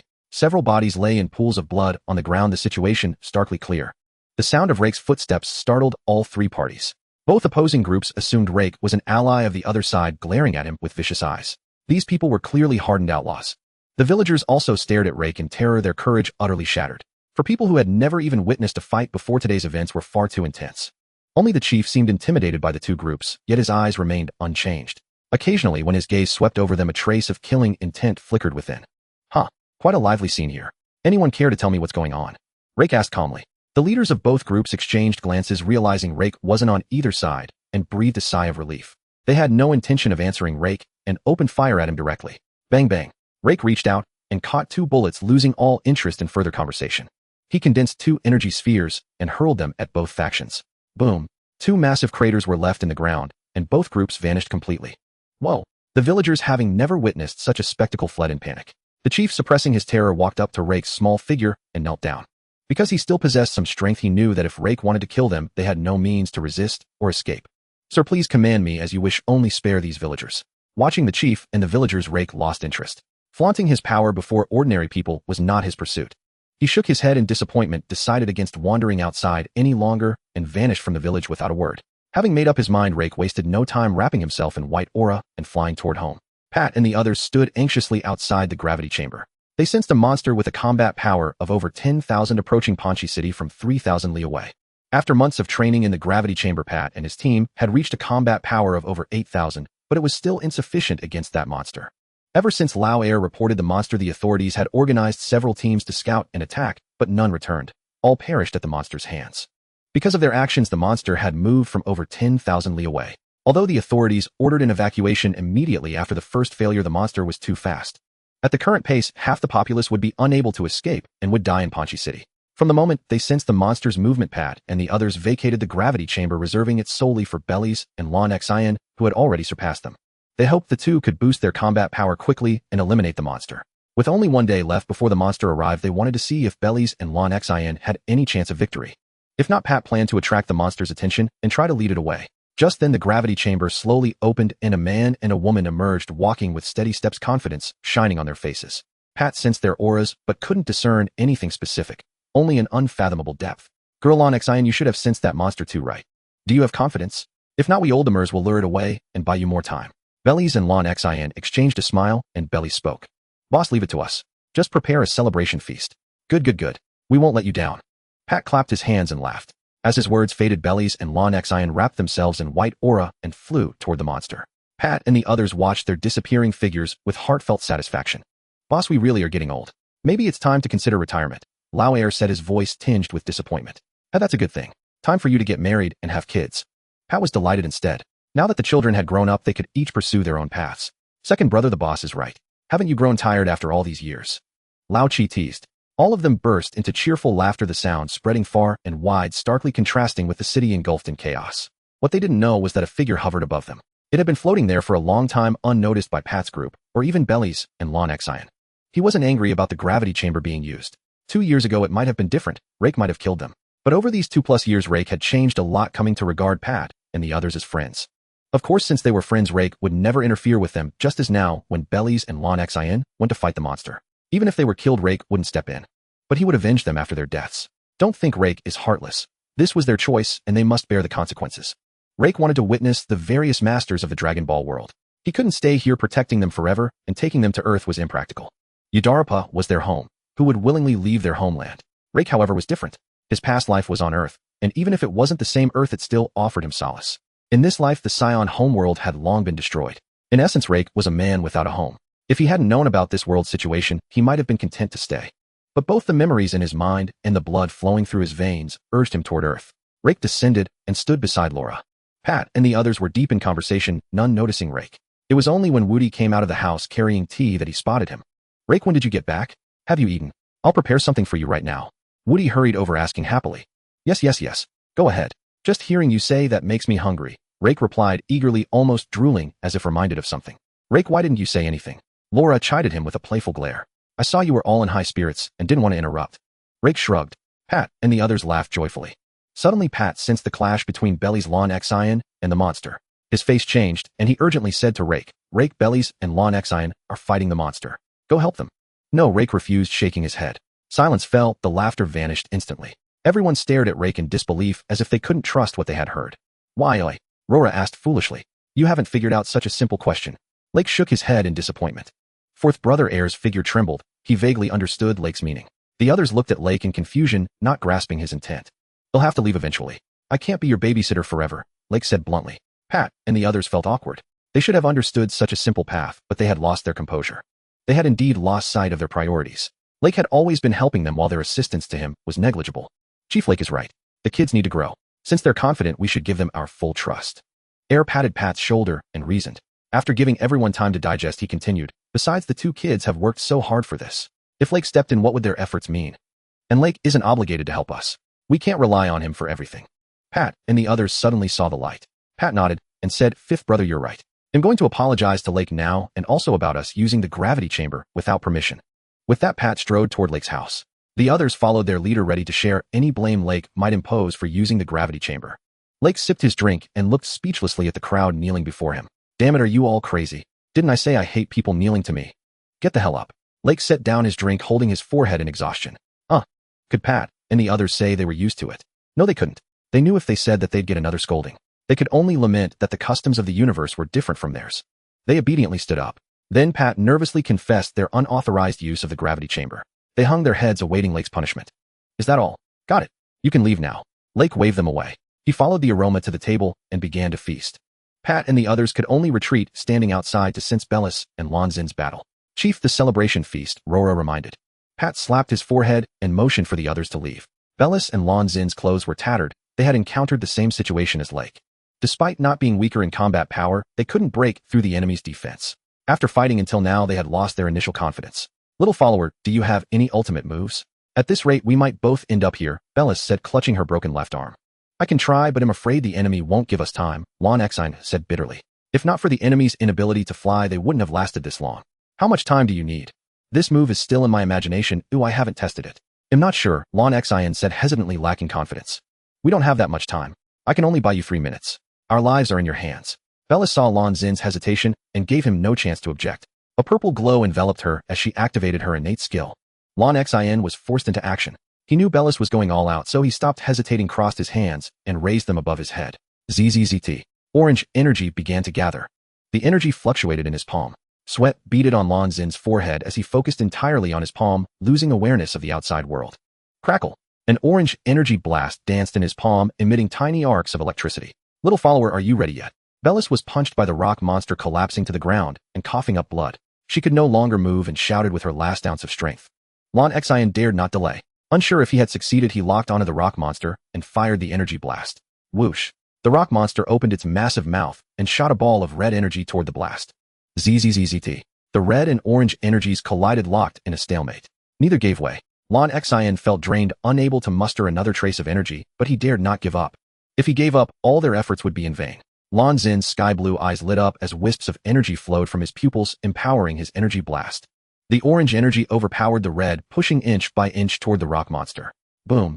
The energy blast exploded inside the rock monster's mouth, obliterating its head and causing its body to collapse. Bellis and Lan Xian beamed with joy. As Lan Xian flew to Bellis' side, she asked in confusion, "What just happened? I could clearly sense you had no energy left. How did you suddenly surge?" Lan Xian scratched the back of his head and said sheepishly, "I just discovered that my eyes can store energy, up to half of the energy in my body." "Little follower, you didn't disappoint me. Let's head back." Bellis struggled to stand. Lan Xian quickly moved to her side, supporting her faltering body. Bellis tried to shake him off, but lacked the strength. After 2 feeble attempts, she gave up and leaned against Lan Xian. Pat and the others were waiting downstairs for Bellis and Lan Xin's triumphant return, spotting their condition from afar. They flew to their sides and scolded, "Why are you two coming here so badly injured? Go straight to the hospital." Ignoring their protests, the group carried them to the hospital, abandoning the prepared celebration feast. Lan Xian, "I'll bring your mother over soon." Seeing Lan Xian about to speak, Rora cut him off. "Oh, by the way, Lake is back." Hearing Rora's words, a happy smile spread across Lan Xin's face. He had always held respect and gratitude for Lake. Because of Lake, he not only saved his mother, but now lived a life he had never dared to imagine. He was content. He closed his eyes and fell asleep. "This kid," Pat murmured, slowing his flight. "You two have worked hard." "Chief, it's nothing." Bellis, still wide awake, was buzzing with excitement. If she had the strength, she would have flown around Ponchi City to show off her heroic feat. Pat, who knew Bellis best, told her the news she most wanted to hear. "Get well soon. The country already knows about your deeds. Once you recover, there will be a special commendation ceremony for you two." "Really?" Bellis' eyes sparkled, her crooked grin impossible to suppress. "Really? Be dignified. Do you want the whole nation to see you like this?" The air was extremely dense, the pressure so high it was almost unimaginable. The reading of 400 G on the instrument indicated the immense gravity within the environment. A figure naked from the waist up was doing handstand push-ups using just one finger. The ground was slick with sweat, and his body continued its mechanical rise and fall. He muttered to himself, 99, 10,000. With a flip in midair, he landed steadily. Without pausing, he grabbed the equipment stacked in the corner and began sprinting. Setting down the equipment, he raised his left hand, condensing a blue energy sphere, and released it forward. Before the sphere could fly far, he instantly teleported in front of it. Boom! The energy sphere struck him squarely in the chest. As the smoke cleared, it revealed his body covered in rock-like, sharply defined muscles, completely unharmed. He nodded in satisfaction, channeling the energy within him.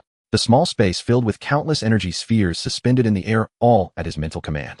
The spheres shot towards him. His perception expanded, his eyes darted rapidly, and his body began to weave and dodge. He dodged sphere after sphere, but their speed increased, and their coverage grew denser, making his evasions ever more difficult. Countless spheres crashed into the ground, and walls vanishing like bubbles on impact. Each time he evaded one, he would infiltrate and neutralize its energy, preventing any damage to the environment. The spheres in the space dwindled until they vanished completely. He stopped, walked over to the instrument, and deactivated the gravity. The environment shifted rapidly. His body felt as if it were about to float away. He opened the door and slowly walked out. He stood 178 meters tall, with long hair swept back and a single cowlick hanging over his forehead. A tail swayed behind him, and a smile graced his chiseled face as he stepped lightly onto the grass. Yes, this figure was Rake. He had finally fully grown. 10 years had passed, and Rake was now 20 years old. Brother Rake's sister Laura invites you to her daughter's birthday party. As Rake left the gravity chamber, a young man with sky-blue eyes who had been waiting outside spoke. All right, I'll be there on time. But why are you standing out here again? Didn't I tell you not to stay around my place? If Bessie sees you next time, she'll say I'm overworking you. Rake first agreed to attend the party, then looked at Lan Xian with a headache. It won't happen. I've already told her, Lan Xian replied, rejecting Rake's concern. Bullshit. Why don't you go on a date with Bessie? Do I need a man hanging around me? Are you missing a screw in your head? Rake glared at Lan Xin's rigid movements and burst out cursing. That's settled. Don't come to my place anymore. With that, Rake ignored Lan Xin's bitter smile. He couldn't figure out why the kid had become so stiff and dull over the years. Rake would never admit he had raised him wrong. How could someone as clever as him have raised such a dolt? 10 years had passed, and Rake's battle power had reached 4 million. Yet he still hadn't found a way to transform into a Super Saiyan. He could only sense that both his battle power and cells had met the requirements. Of course, he had also touched upon the bottleneck of the Super Saiyan transformation. He had first felt it 4 years ago when his power was 3 million, but despite a million-point increase, since then he still couldn't break through. Over the decade, he had upgraded his gravity chamber several times, now capable of reaching 500 times gravity. Unfortunately, the spaceship remained unfinished. Rake was starting to panic, fearing that Plus couldn't complete it in 8 years. The energy detector had been redesigned into a battle power detector, and based on Rake's description, it was made into an earpiece. However, its upper limit was a mere 100, so Rake had never used it. For Rake, the most pressing issue was still the Super Saiyan transformation. Lately, his battle power had stopped growing. This proved that relying on power increases to break the Super Saiyan bottleneck was impractical. But when it came to anger, that was a tall order. Over the years, he rarely even lost his temper. If someone truly provoked him, he would simply eliminate them on the spot. Hatred was out of the question, and he lacked Vegeta's proud nature. He was far from being evil. Rake was deeply troubled, although it was still years before Kakarot would transform. But that kid would inevitably start cheating later. Rake didn't want to become a mere side character, someone who could only cheer from behind Kakarot and Vegeta. That would be a betrayal of all his years of effort. In his past life, he couldn't even stick to jogging for a month, let alone endure extreme training for over a decade. Rake had another theory, but it was impossible to test on this planet, and it was a bit suicidal, which he was unwilling to risk. That method was pressure, the pressure of death, which could help him break through the bottleneck and become a Super Saiyan. If Rake were on Earth now, he would choose this method without a second's hesitation. Such was his respect for the Dragon Balls. But he wasn't, and he valued his life too much. So he remained stuck. Over the years, he had consciously honed his control and perception of ki, and his ability to infiltrate and neutralize energy spheres in the gravity chamber was the fruit of that labor. He was now confident he could fight someone with a battle power a million higher than his own. Sigh, Rake let out a deep breath. The Badasso Adventurer Guild, building 9 stories high, was festooned with balloons. Countless celebrities and experts arrived in droves, entering different floors according to their rank and closeness to the guild. Over the past decade, Rake wasn't the only one who had improved. The Badasso Adventurer Guild had become the nation's top guild. Guild leader Bessie had also reached a battle power of 1-0, standing at the apex of the planet's pyramid. Thus, countless people came to curry favor and build connections with the Badasso Adventurer Guild. Even the nation's second-largest power, the Soaring Alliance, sent representatives to attend Laura's daughter's birthday party. The leader of the Alliance delegation was a bald man. In the group, a busty woman warned a 6-armed man, "When we get upstairs, don't cause trouble. If you die, I won't collect your corpse. Poison Scorpion, you'd better watch yourself. Don't go flirting around again, or you might provoke the wrong person," the 6-armed man retorted. The words seemed to hit a nerve. The busty woman's face turned pale, then red, clearly recalling some unpleasant memory. She didn't argue back, merely nodding in acknowledgement. The group waited for the elevator. Footsteps approached from behind and stopped beside them. The busty woman caught a glimpse of the newcomer's face, and her eyes lit up. Clearly his appearance appealed to her. Struggling to suppress her inner excitement, she looked at him more closely. The more she looked, the harder it was to resist. Just as she was about to strike up a conversation, she noticed the tail behind his back. Her eyes widened in astonishment, her cherry-red lips parting as she stammered, "You." As the 6-armed man turned his head, he grumbled, "Scorpion, what nonsense are you up to now?" "Huh." Then he saw Leike, and froze, uttering a startled gasp.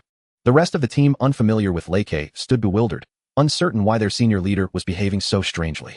The bald man, recognizing Leike, instantly flashed a look of shock and delight. He hurried forward, bowed deeply, and said, "My lord, it is my utmost honor to meet you once again." Leike watched the scene unfold, scratching his head in mild confusion.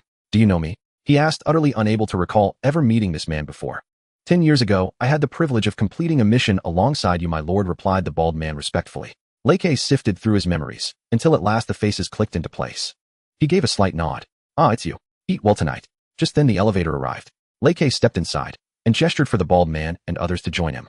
"My lord, please go ahead. We'll take the next one." The buxom woman and the 6-armed man, now catching on, quickly stepped behind the bald man and bowed low before Leike.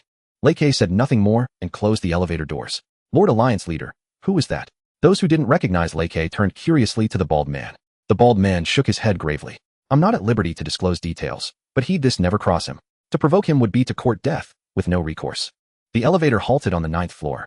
The moment the doors opened, Leike was drawn by the rich aroma wafting through the air. He strode straight to the dining table and scooped up a slab of grilled meat, shoveling it into his mouth. Halfway through the feast, he was interrupted, forced to glance down at the little girl tugging at his pant leg. "Uncle Leike, why didn't you come find me first? Why hide here eating all by yourself?" Her large expressive eyes gazed up at him, her lips pouting in mock indignation. "Shinshin, don't disturb Uncle Leike while he's eating. He'll come see you once he's finished." Leike ignored Shinshin's scowl entirely and immediately redirected his attention toward the remaining dishes. Knowing Leike's temperament all too well, Shinshin unfurled her tiny wings and soared into the air, circling him relentlessly, a tactic she perfected exclusively for him. Shinshin, why don't you go find your Donkong brother instead? Lei Ke said, licking ice cream from his spoon, hoping to gently shoo her away. Only Shinshin dared interrupt him mid-meal. Anyone else would have been flung across the room. Or worse. No. Donkong brother is too timid. He refused to play outside with me last time, then tattled to mom. That's why I couldn't go. Cough. Was that play? You were planning to leave the city and trek into the wild. Lei Ke nearly choked. I was just curious. Shinshin giggled sheepishly. Rolla, where are you? Take Shinshin away now. Utterly outmatched, Lei Ke resorted to the grand summoning technique. Rolla had spotted Lei Ke and her daughter long before, and had no intention of rescuing him. Watching him squirm delighted her immensely. She feigned deafness to his call, and turning away went off to find Pat and the others instead. Lanshin, who'd been sipping wine with Bellies, rose to go find Lei Ke, only to be firmly restrained by Bellies, who refused to let him leave. After several futile calls, Lei Ke deduced Rolla's mischief and fixed Shinshin, her smug expression unmissable, with a mischievous grin. Then grease-smeared fingers reached out to pinch her plump cheek. Eek! Uncle Lei Ke, how mean. You've smeared my face. Shinshin cried, flapping backward on her wings, launching an indignant protest. Let's see if you still dare bother me. Lei Ke boomed, hands on hips, laughing heartily. Shinshin flushed crimson with fury and launched a foolin' aerial assault, diving onto his head and yanking his hair with both tiny fists. With his line of sight finally unobstructed, Lei Ke paid no mind to the furious little whirlwind atop his head and marched toward another table ready for round 2. Only after he'd eaten his fill did Lei Ke lift the exhausted girl from his head, where she'd fallen fast asleep. Cradling Shinshin, he approached Rolla and demanded, Rolla, did you deliberately ignore me? I sensed your aura hovering nearby the whole time, yet the moment I called you vanished. Don't accuse me falsely. Someone needed me urgently. Rolla knew Lei Ke's temper too well to admit the truth. You know what you've done. Watch your daughter closely. I'm leaving now. Lei Ke handed Shinshin over. You've only just arrived. Won't you wait for her to wake? I'm sated. She won't stir for hours, not after half an hour of aerial acrobatics on my scalp. See you in 8 years. Patting his rounded belly with serene satisfaction, he added, what? You thought I'd be gone that long? Rolla stared incredulous. 8 years. A collective gasp rippled outward, then the corridor flooded with people. Pat asked Eighth Sister, what's happening? Rolla relayed Lei Ke's announcement he would depart for 8 years. Stunned silence followed. No one could fathom why he'd vanished for so long, until Lanshin spoke first, not questioning the reason, but asking earnestly, Brother Lei Ke, may I accompany you? Lei Ke, is something amiss? Though retired from frontline duties, Pat spent most of his time in the wilderness, studying unknown life forms. I'm seeking breakthrough, its duration uncertain, but I will return when the starship is complete. That will mark my final departure from Yudarapar Star.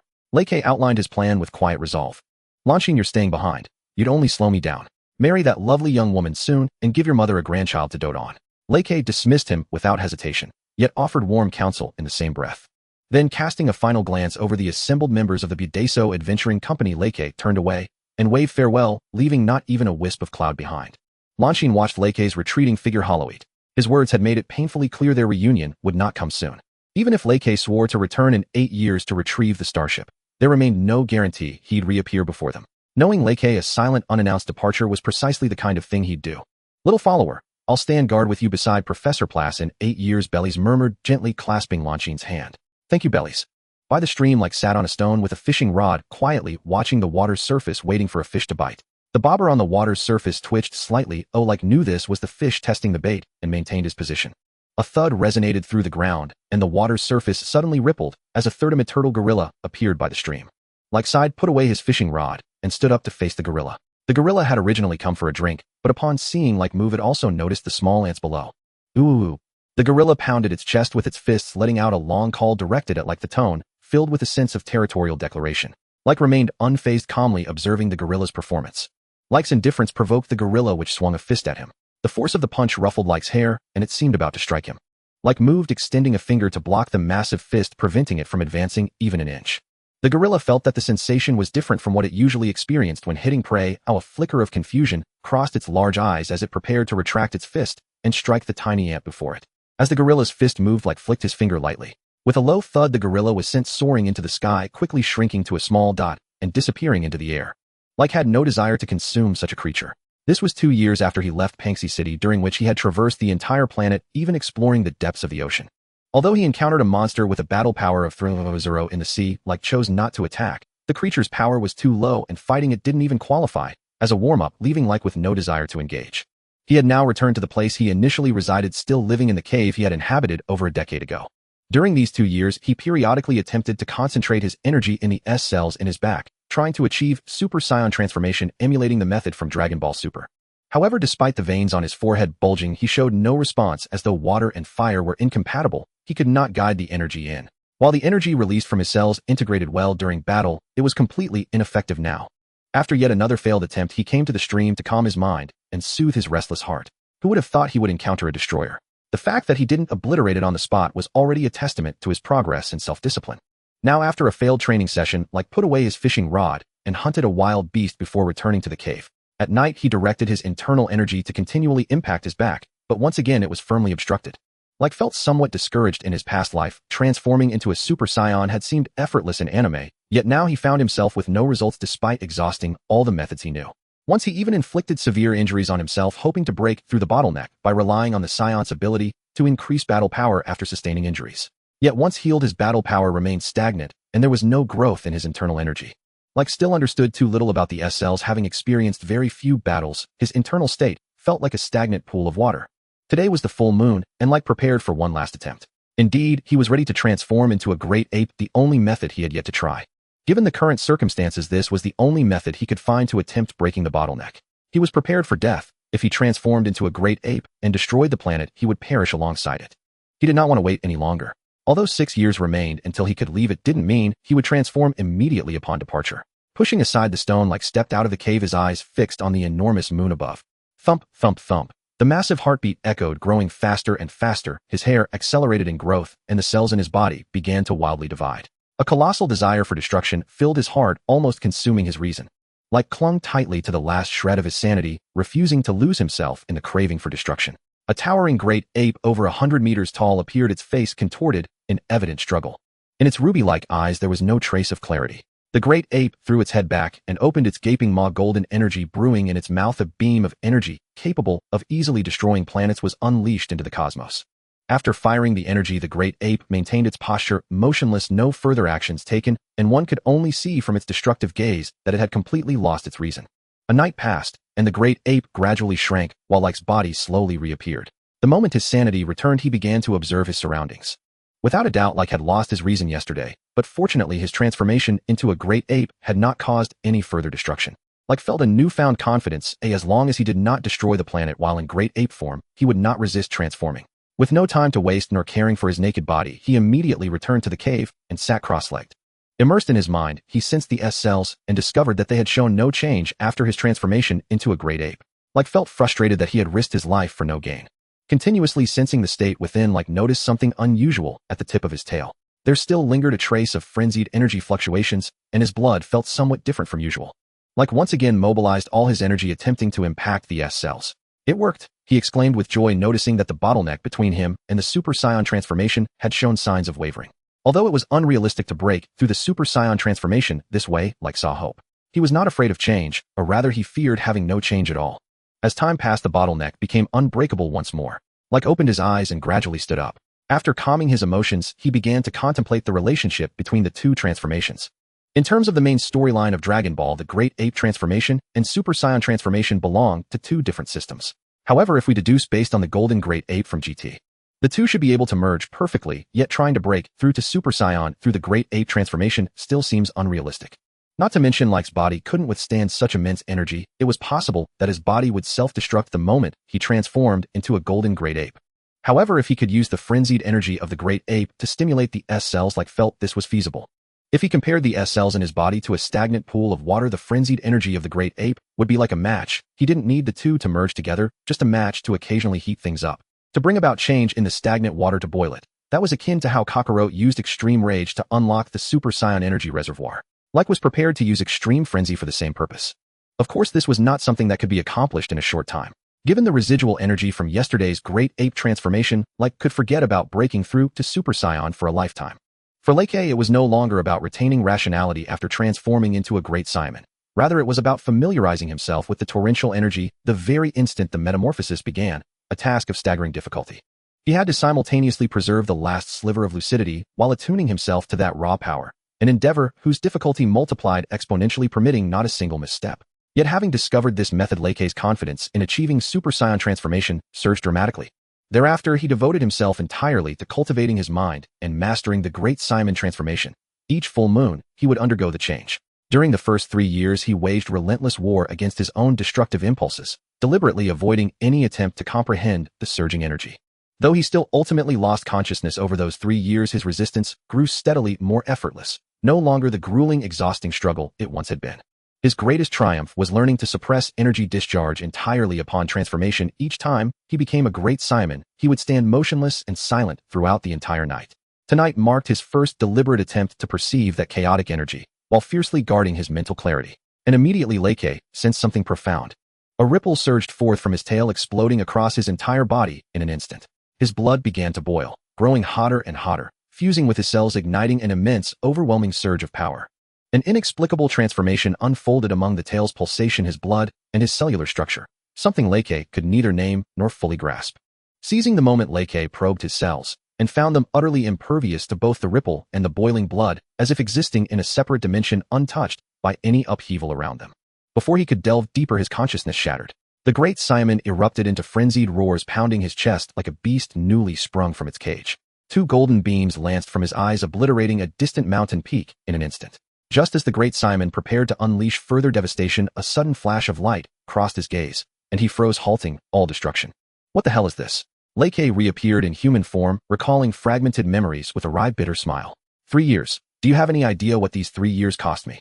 He shouted the words skyward in raw, unfiltered catharsis. His composure had fractured entirely. At 25, he was still fumbling towards Super Saiyan mastery, perhaps the most inept reincarnator in existence. This first attempt to sense the raging energy had nearly spiraled into total loss of control, and Lei Ke truly feared he might destroy himself before ever mastering the form. After calming his turbulent emotions, Lei Ke meticulously reconstructed every sensation from the transformation, gaining fresh insight into the nature of the Super Saiyan state. Recalling the earliest manifestations of the Super Saiyan form, he realized it was inherently unstable. Whether Kakarot or Vegeta both exhibited heightened emotional volatility upon transformation. Even the Super Saiyan 2 stage bore this trait. Gohan's first ascension revealed unmistakable arrogance. Lei Ke, by contrast, was too rational. That meant he sought to bypass the foundational Super Saiyan stage entirely, leaping straight to full-power Super Saiyan, a feat whose inherent difficulty now intensified tenfold. He resolved instead to focus on harnessing his destructive impulse, not suppressing it, but channeling it to activate his cells. From then on, he dedicated himself to testing this hypothesis relentlessly. A year passed. He had mastered retaining that destructive impulse even after reverting from Great Saiyan form.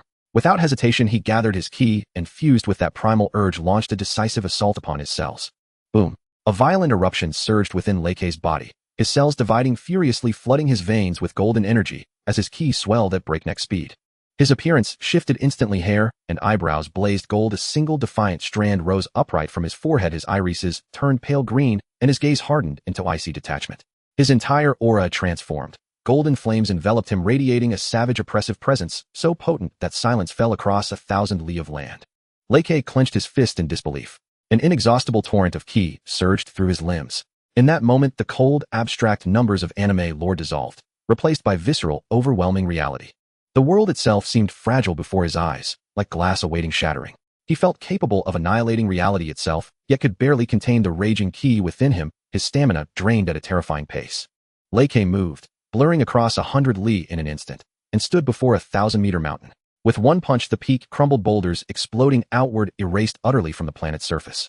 Struggling to rein in his destructive urge, Lei Ke drew a deep breath and deliberately regulated the Super Saiyan energy. The golden aura receded, his hair and brows faded back to black. He deactivated the transformation. Recalling the process, he summoned the Super Saiyan energy reservoir once more. The golden flame reignited, his features shifted, and he transformed again. The chasm between his post-transformation might and his former frailty struck him with dizzying force, a gulf so vast it defied comprehension, as if bridging 2 separate dimensions. He remained rooted there, endlessly rehearsing the transformation, until his body surrendered to utter exhaustion, forcing him to return reluctantly to his cavern. He also discerned the form's critical flaw: both energy and stamina depleted at an alarming rate. Even at rest, the drain never ceased. He now understood why the full-power Super Saiyan state existed, not merely to sustain inner calm, but for far deeper reasons. Full power signified absolute command over Super Saiyan energy, and a corresponding massive leap in base combat strength. Without such enhancement, sustaining the form would be physically impossible. Unbeknownst to Lei Ke, his transformation had sent shockwaves across the realm. Every being capable of sensing ki recoiled in despair at the sheer staggering magnitude of his aura. What is that? Bellies collapsed onto the ground, her gaze locked in terror toward Lei Ke's direction. An aura dwarfing even the sun erupted, its source immeasurably distant, yet to Bellies it felt as though she were wholly engulfed, suffocated by its omnipresence. Longsheen beside her fared no better. Her legs trembled violently, threatening collapse at any second. Yet Longsheen possessed a sharper intuition. Within that overwhelming aura, she sensed something eerily familiar. As Leikei's face flashed in her mind, her trembling ceased, and her eyes lit up with sudden radiant joy. It's Brother Lei's aura, she cried out, stunned. Impossible, retorted Bellies, turning from the ground with skeptical disbelief. Though Leikei habitually concealed his ki, Longsheen and the others had encountered it many times over their long acquaintance. That was precisely why Longsheen, who knew him longest, recognized it first. It's true. I cannot be mistaken. Longsheen replied with unwavering certainty. Unbelievable. Can a mortal's aura truly reach such magnitude? Bellies murmured, awestruck. Rolla's family sat at dinner when the aura struck them too. Shinua turned blankly toward her mother and whispered, Mom, is the world ending? Laura was about to answer her daughter when the presence abruptly vanished from his perception. Suppressing the dread within, he gently patted his daughter's head, preparing to comfort her. Suddenly the presence reappeared without warning, and for the next half hour it flickered in and out repeatedly, as if deliberately tormenting them. Of course, during this process people gradually recognized the presence as rakes, which dispelled their despair. Laura too relaxed the moment she identified Rake, speaking softly to her daughter, Shin, don't overthink it. The world's end is far off. That presence just now was your Uncle Rake. Off. Shinua gasped, her cute little mouth agape. Shinua had last seen Rake when she was very young and back, then she couldn't sense presences. Now 6 years later, she only remembered his name, not even his face. Through this immense presence, she finally understood why the adults always spoke of Rake with such reverence. What's with the You used to pull his hair all the time when you were little. Laura exchanged a glance with her husband and chuckled. No way. Shinua stammered, never imagining she had been so bold in her childhood. So even you have moments of fear, girl? Laura teased, tapping Sinu's little nose. Speaking of this, Laura felt a headache coming on. Rake had only ever been so lenient with her daughter, making her a little tyrant in her youth. No one dared to upset her, fearing she'd complain to Rake. Now grown up, she was still lawless, running off to wherever was fun, never afraid of anything. Even Laura and her husband couldn't control her, but today Rake had finally taught her a lesson. Shinua laughed sheepishly. But the impact extended far beyond those who could sense presences. Within that half hour, every activated combat power scanner, whether earpiece or large instrument, exploded. The losses were incalculable, the injuries countless, not to mention the panic zone. The next day Rake stepped out of the cave, brimming with energy, beginning a new round of arduous training. This time he focused on his base combat power, as the bottleneck of Super Saiyan had stalled him at 4 million for a decade. After breaking through yesterday, he gained 2 million, but that was negligible compared to the later powerhouses. Even now his transformed state reached only 300 million, insufficient to take down even Frisia's brother Cooler. Rake was far from satisfied. Moreover, Rake could clearly sense no bottleneck until he reached 100 million. Beyond that he couldn't yet perceive. Time passed as Rake frantically increased his base power. He lost track of it, entirely immersed in the joy of growing stronger. Over a year had passed since his appointment with Professor Plath. The year was now age 763, and his base power had risen to 50 million. Boom. One day an explosion jolted Rake awake. Confusion flickered in his eyes. Why would there be an explosion here? Extending his perception, 2 presences emerged in his mind. Wreathed in white aura, he shot off toward them. Soon Rake appeared silently above the 2 presences. Looking down, he saw a person being chased by a rock monster. Yes, the rock monsters hadn't been eradicated. After Blueheart and Belly surpassed their strength, they stopped the slaughter, leaving the rest for the juniors to hone their skills. Below was a youth with 4 ears, around 15 or 16. Though Rake hadn't seen him in 9 years, he recognized him instantly as Dong Kong, the son of 4 ears. Still, he was puzzled. Why did the boy seem older than expected? The youth was scrambling to evade the rock monster's attacks, firing energy blasts to distract it while darting into the woods, hoping to escape. Normally Rake wouldn't intervene, but he had questions and didn't want to wait. Raising his hand, he fired an energy blast at the rock monster, obliterating it instantly. Floating before Dong Kong, he asked, Dong Kong, why are you out here alone?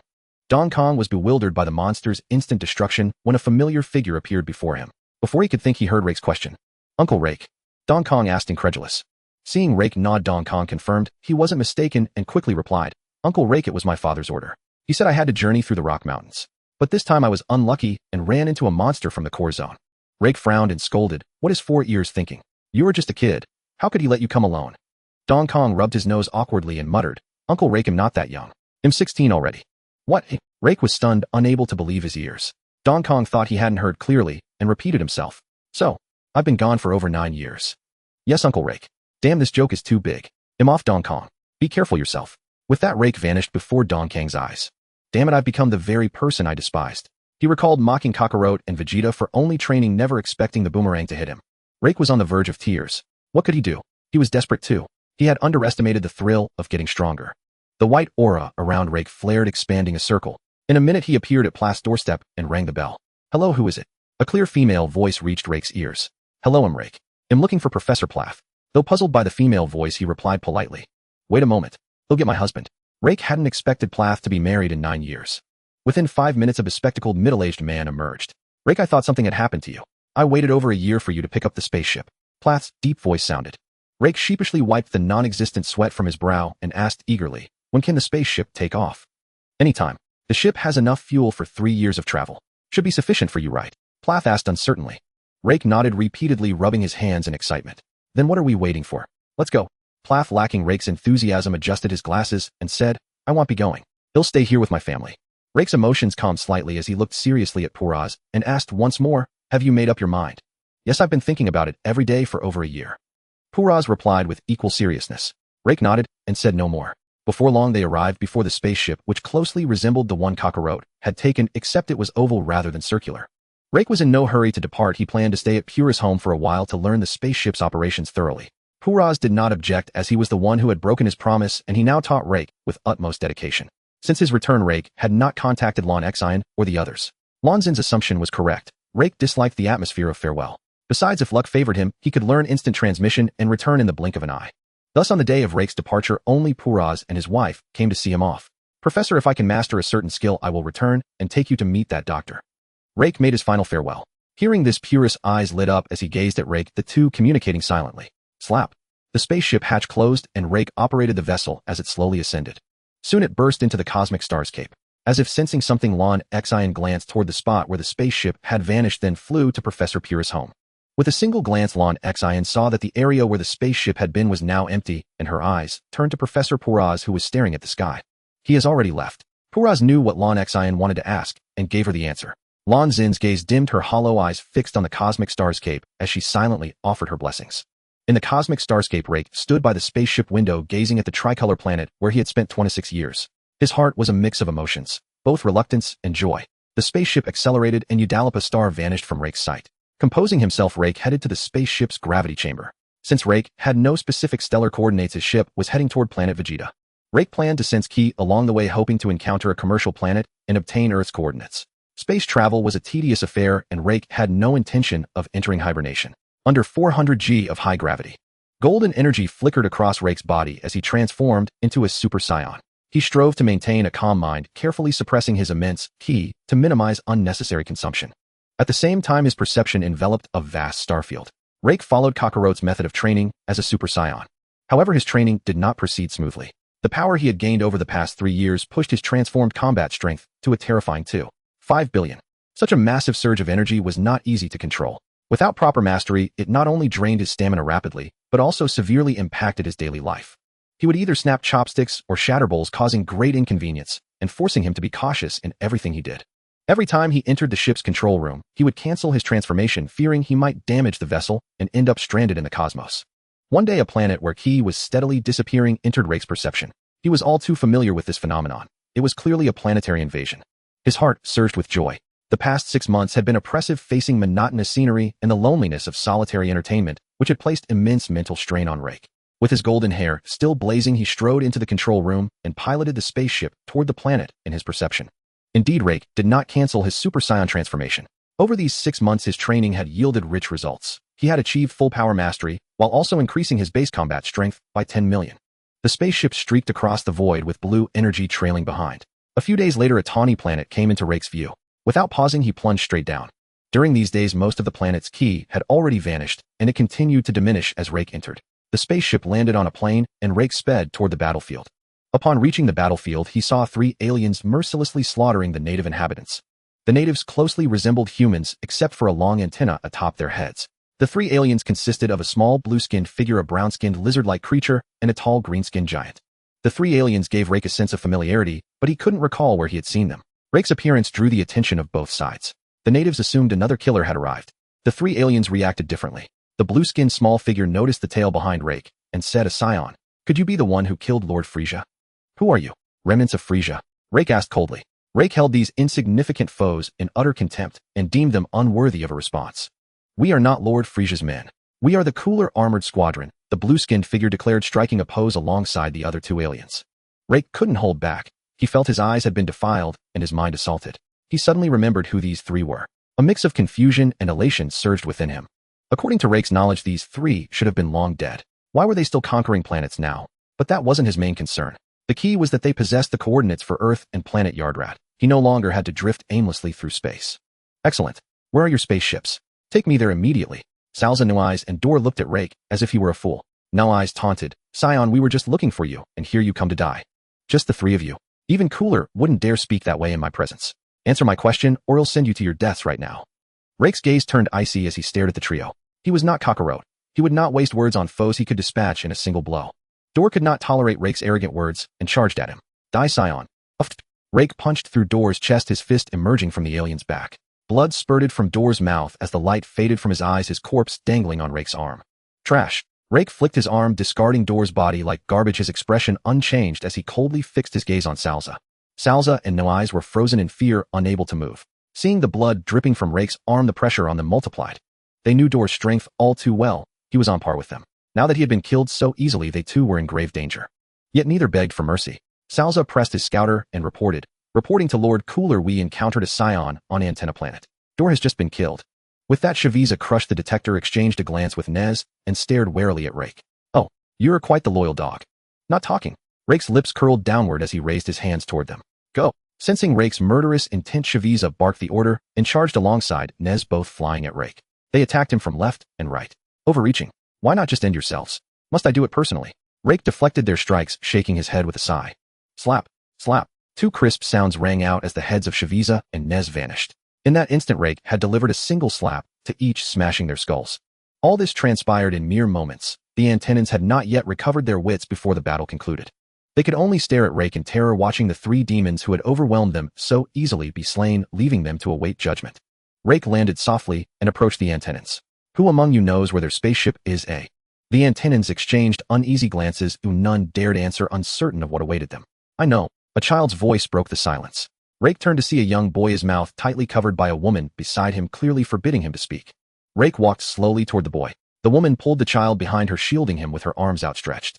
From her clenched lips and trembling body, Rake sensed her fear. His expression softened. You're this child's mother, right? I won't harm you. May I speak with your son? The woman, seeing no deceit in Rake's eyes, stopped trembling. She knelt holding the boy and watched Rake nervously. Little one, can you tell uncle where the ship is? Only then did the boy realize everyone was looking at him and that he should not have spoken. He turned his head, burying it in his mother's shoulder, too afraid to answer. Rake was at a loss. He could not force a child, nor was he capable of such an act. He looked at the mother, signaling her to ask, and stepped aside. Sir, I have the location. Allow me to lead you there. A man approached, shortly, speaking to Rake with deference. Rake nodded, seized the man, and soared into the sky. Meanwhile, Cooler received word and laughed in fury, cursing his foolish brother Frisia for disgracing the proud bloodline of the Frost Demons. He ordered the ship to set course for the Antenna Planet. After obtaining the coordinates from the ship, Rake finally relaxed. He dismissed the man, returned to his own vessel, and entered the coordinates. He did not leave immediately. One reason was his desire to rest after such a long voyage. Another was Shaviza's words, which echoed in his mind. Knowing the Frost Demons as he did, Cooler was undoubtedly on his way. Though he did not consider himself a saint, he was no villain either. He could not bring himself to stand by and watch a planet be destroyed. If he left, Cooler would surely annihilate this planet in a fit of rage. Moreover, given Cooler's combat power, Rake had no reason to avoid him. Eliminating a nuisance would be for the best. It would also spare him the trouble of Cooler later transforming into a metal being and seeking revenge on Earth. Rake would obliterate him, leaving no trace. Besides, he had not fought in a long time, but this would serve as a warm-up, a chance to toy with Cooler. A month later, Rake sensed a colossal energy entering the planet. He immediately discarded the grilled meat in his hand and flew toward Cooler. The spaceship had just come into view when Rake raised his hand and fired a key blast straight at it. Boom! The ship exploded, Cooler's figure flickering in the smoke. An invisible wave swept through, dispersing the smoke. Cooler flew to face Rake. So you're the one who killed Frisia? Super Saiyan, he asked, expressionless. No, he was killed by Kakarot. Rake shook his head in denial. For Cooler, the first boss he had encountered, Rake was quite willing to exchange a few words. And yet you dare provoke me. Never mind. Once I deal with you, we'll find that Saiyan. Cooler spoke dismissively, as if Rake were nothing more than an ant to be crushed. You. Rake's tone dripped with contempt. Whoosh. Two purple death beams shot from Cooler's eyes, streaking toward Rake. Perhaps Rake's tone had enraged Cooler, for he struck without warning. Such childish tricks. Don't embarrass yourself. Casually swatting away the death beams, Rake taunted. Oh. Cooler narrowed his eyes at Rake's effortless demeanor, his expression turning serious. He realized his opponent was no mere fodder. With a flicker, Cooler punched Rake in the abdomen, sending him flying, then circled behind and kicked him. Rake crashed into the ground. Your skills are not as tough as your words. Cooler floated in the air, arms crossed, staring down at Rake.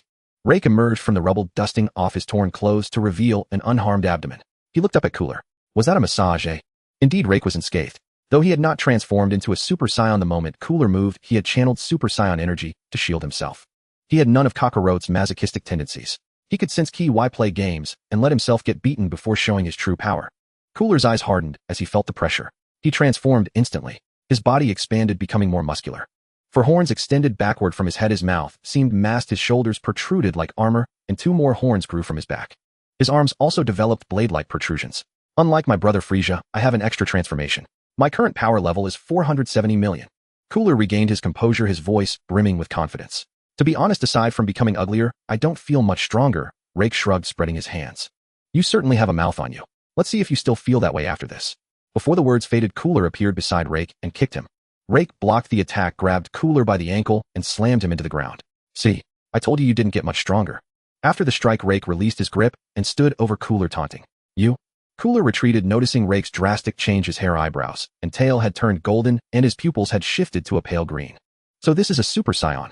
To his credit, Cooler was sharper than his brother, instantly recognizing the legendary form from their clan's lore. Die? I am the strongest in the universe. Cooler rushed forward, hurling a punch at Rake's jaw. Bang! Gyula's fist struck Rake's cheek squarely, but before he could show any joy, he saw Rake's form remain utterly still, without a trace of damage. Rake stared coldly at Gyula, then drove his fist into Gyula's chest, forcing sour bile from his mouth. Without giving Gyula a moment to react, he seized Gyula's wrist and twisted it. Crack! The sound of breaking bone echoed. Rake snapped Gyula's right arm, leaving it dangling limply. Opt! Gyula screamed in agony, clenching his teeth as he glared at Rake, wishing he could devour him alive.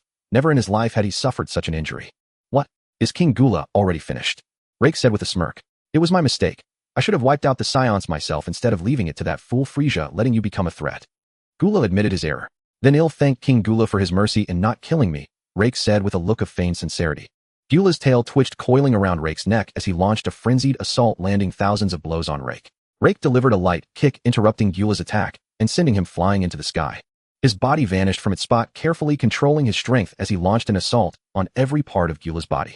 Slap, slap, slap, slap. Half a minute later, Gyula, with only his head intact, was completely shattered, collapsed into a heap on the ground, his mouth moving soundlessly, too weak even to scream. King Gyula, are you satisfied with my gift of gratitude? Rake crossed his arms, looking down at Gyula. Saiyan! Gyula shouted with fury, his eyes burning with hatred.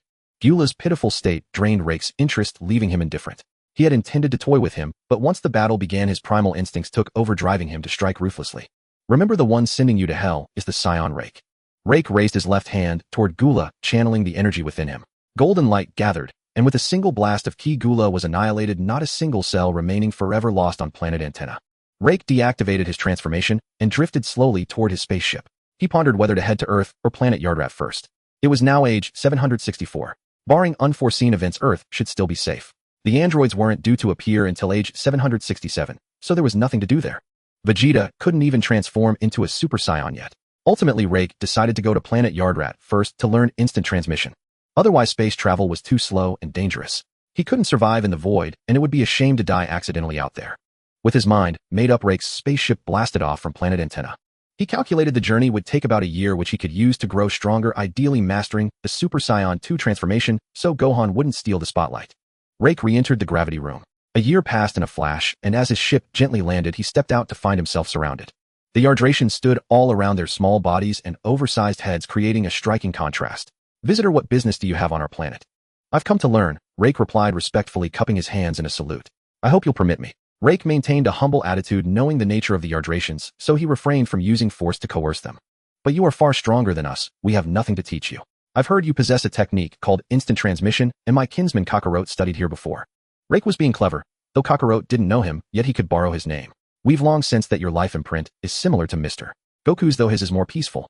Rake realized the life imprint they spoke of was the same as ki, just a different term. Thank you for your trouble. Then follow me, they'll take you to the Elder. With that, the surrounding Yardratians vanished, leaving only the one who had spoken. What is this? Rake marveled at the sight. After experiencing it, he understood the marvel of Yardratian techniques, turning his gaze to the Yardratian for an explanation. A cloning technique, an application of the life imprint. Rake felt fortunate for this trip to planet Yardrat. Their understanding of ki was unfathomable. Having reached the brink of Super Saiyan 2 over the past year, he hoped to make a breakthrough here. Rake was led before an elderly Yardratian with a long white beard. The guide said, Elder, this is a kinsman of Mr. Goku. He wishes to study here. The elder stroked his beard, his bean-sized eyes scanning Rake. Sensing his life imprint, he nodded. Take him to Chao. Thank you, Elder. They both bowed and withdrew. Rake followed to Cha's dwelling, staring at the Yardration, who looked nearly identical to his guide. He found it troublesome. How was he to tell them apart? One might say to sense their ki, but Rake scoffed at that. Despite the vast difference in combat power, his control over ki was inferior even to the children here, making it impossible to distinguish them. Facing this initial challenge, Rake began studying extreme perception and control of ki under Chao. A year later, he moved on to advanced ki techniques, officially starting his first day of learning instant transmission. At this point, Rake couldn't help but marvel at Kakarote's terror, mastering instant transmission in just 1 year. Swoosh! Rake pressed 2 fingers to his forehead, vanishing and reappearing beside a Yardration 10 miles away. Hello, Cho. Mr. Rake, you've mastered instant transmission. I have nothing more to teach you. Rake ran a hand through his hair. I've come to say goodbye. I'm heading off to find Kakarote. Thank you for your guidance. Give Mr. Goku my regards. Chaho nodded, his expression unreadable. Sure, I'll visit when I have time. With that, Rake pressed his fingers to his forehead, spreading his perception. He expected powerful ki to erupt from Earth's direction as the androids appeared, making it easy to lock on. But as he sensed, Rake was dumbfounded. No strong ki at all. Resigned, he headed to his ship to check the energy levels, wondering if it could get him back to Earth. He found the ship's fuel insufficient for the return trip, but he wasn't worried. Assuming the androids hadn't appeared, yet he boarded ready to teleport once Earth's ki flared. Surely with 1.5 years of fuel ahead, find an opportunity. And so Rake's ship soared into the stars. But unknown to Rake, Earth had indeed undergone great events, just not as he imagined. Rake lay on the grass, staring blankly at the sky, utterly perplexed as to where things had gone wrong. 3 years had passed since he left planet Udrat, yet he still hadn't sensed a vast surge of energy. Before his spaceship's energy ran out, he randomly teleported to a nearby life-sustaining planet, where he ended up staying for over 1 year. You might ask, since Rake could teleport, why not just hop from planet to planet in search? Rake would only say, you're dreaming. The universe is vast with countless life-bearing planets. Even a small distance on a cosmic scale is an immense chasm. Rake dared not teleport, recklessly fearing he would drift further from Earth. So he stayed put on the nearby planet, spending his days training and routinely sensing for energy. Zing! A colossal surge of energy appeared in Rake's perception. With his experience as a Super Saiyan, he instantly recognized it as the energy of a Super Saiyan. A look of ecstasy spread across Rake's face. His dull eyes blazed with astonishing light as he rose to his feet, pressed his fingers to his forehead, locked onto that energy, and vanished from the planet. Earth year 770 of the A.C. era. The once bustling city had been reduced to rubble, devoid of any human figure. Countless collapsed buildings narrated the tale of what had transpired. Ever since the androids appeared 3 years ago, Earth had been shrouded in terror. The only warriors who could have stood against them were killed, leaving behind a mere 10-year-old boy. Over these 3 years, the boy had narrowly escaped death countless times to protect his family and friends. Whenever the androids appeared, he would seek them out, drawing their attention to buy others more time to flee. Though everyone knew that as long as they couldn't leave Earth, they would eventually be killed by the android, survival instincts drove them to run. That day, the androids were playing their killing game again. As usual, the boy went to divert their attention. Not wanting to lose their only defiant toy too soon, they toyed with him. Each time they beat him severely, and then left, never finishing him off, leaving him alive to provide their amusement. The boy bore immense pressure every moment. He was Earth's only hope. Abandoning his dream of becoming a scholar, he had grown into a formidable warrior over these 3 years.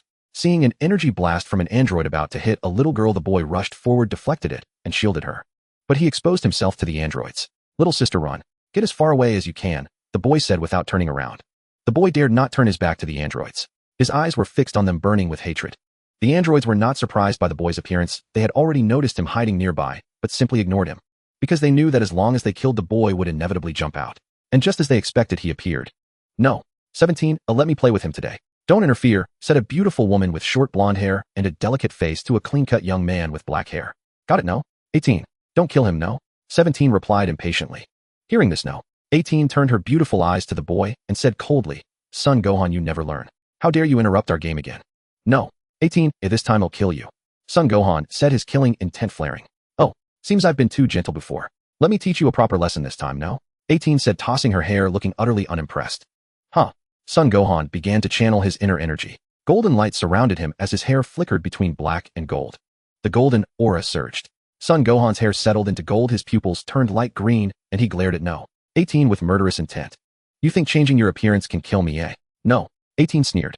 Without another word, Son Gohan vanished and reappeared before her, lashing out with a spinning kick. Bang. No. 18's arm blocked Son Gohan's attack. Their collision sent out an invisible shockwave that spread in all directions, blasting away the debris around them. No. 18 pushed Son Gohan back with a light shove of her arm. Son Gohan flipped twice and landed steadily, staring at her with a grave expression. He realized that even after transforming into a Super Saiyan, he still couldn't win. Indeed, from that single exchange, Son Gohan knew he was outmatched. Changing your form doesn't help. You're a bit stronger, but not by much, no? 18 chuckled. She moved swiftly, throwing a punch at Son Gohan. He caught her fist with his palm and launched a counterattack, kicking at her, but she caught his leg with ease. She hurled him into the surrounding buildings. Son Gohan crashed through several towers before landing in the rubble. Pushing aside the debris, Son Gohan emerged from the ruins and fired dozens of energy blasts at No. 18. He followed them, appearing behind her. He struck her back with an elbow, sending her flying. Then, with his hands placed one before the other at his forehead, he unleashed a golden energy wave at No. 18. Masenko. Boom. A massive explosion occurred. The surrounding buildings vanished, leaving a crater hundreds of meters wide. Son Gohan stared nervously at the site of the explosion, wondering if his attack had been effective. Son Gohan doubled over, spitting out while his face twisted in pain. He realized that No. 18 had already driven her fist into his stomach. His attack hadn't harmed her, it had only dirted her clothes. No. 18 grabbed Son Gohan by the hair and slammed him into the ground. A large crater formed. She lifted him and drove her knee into his midsection, sending him flying into the sky. She followed up with a punch to his face. Son Gohan was utterly defenseless, kicked around like a ball by No. 18.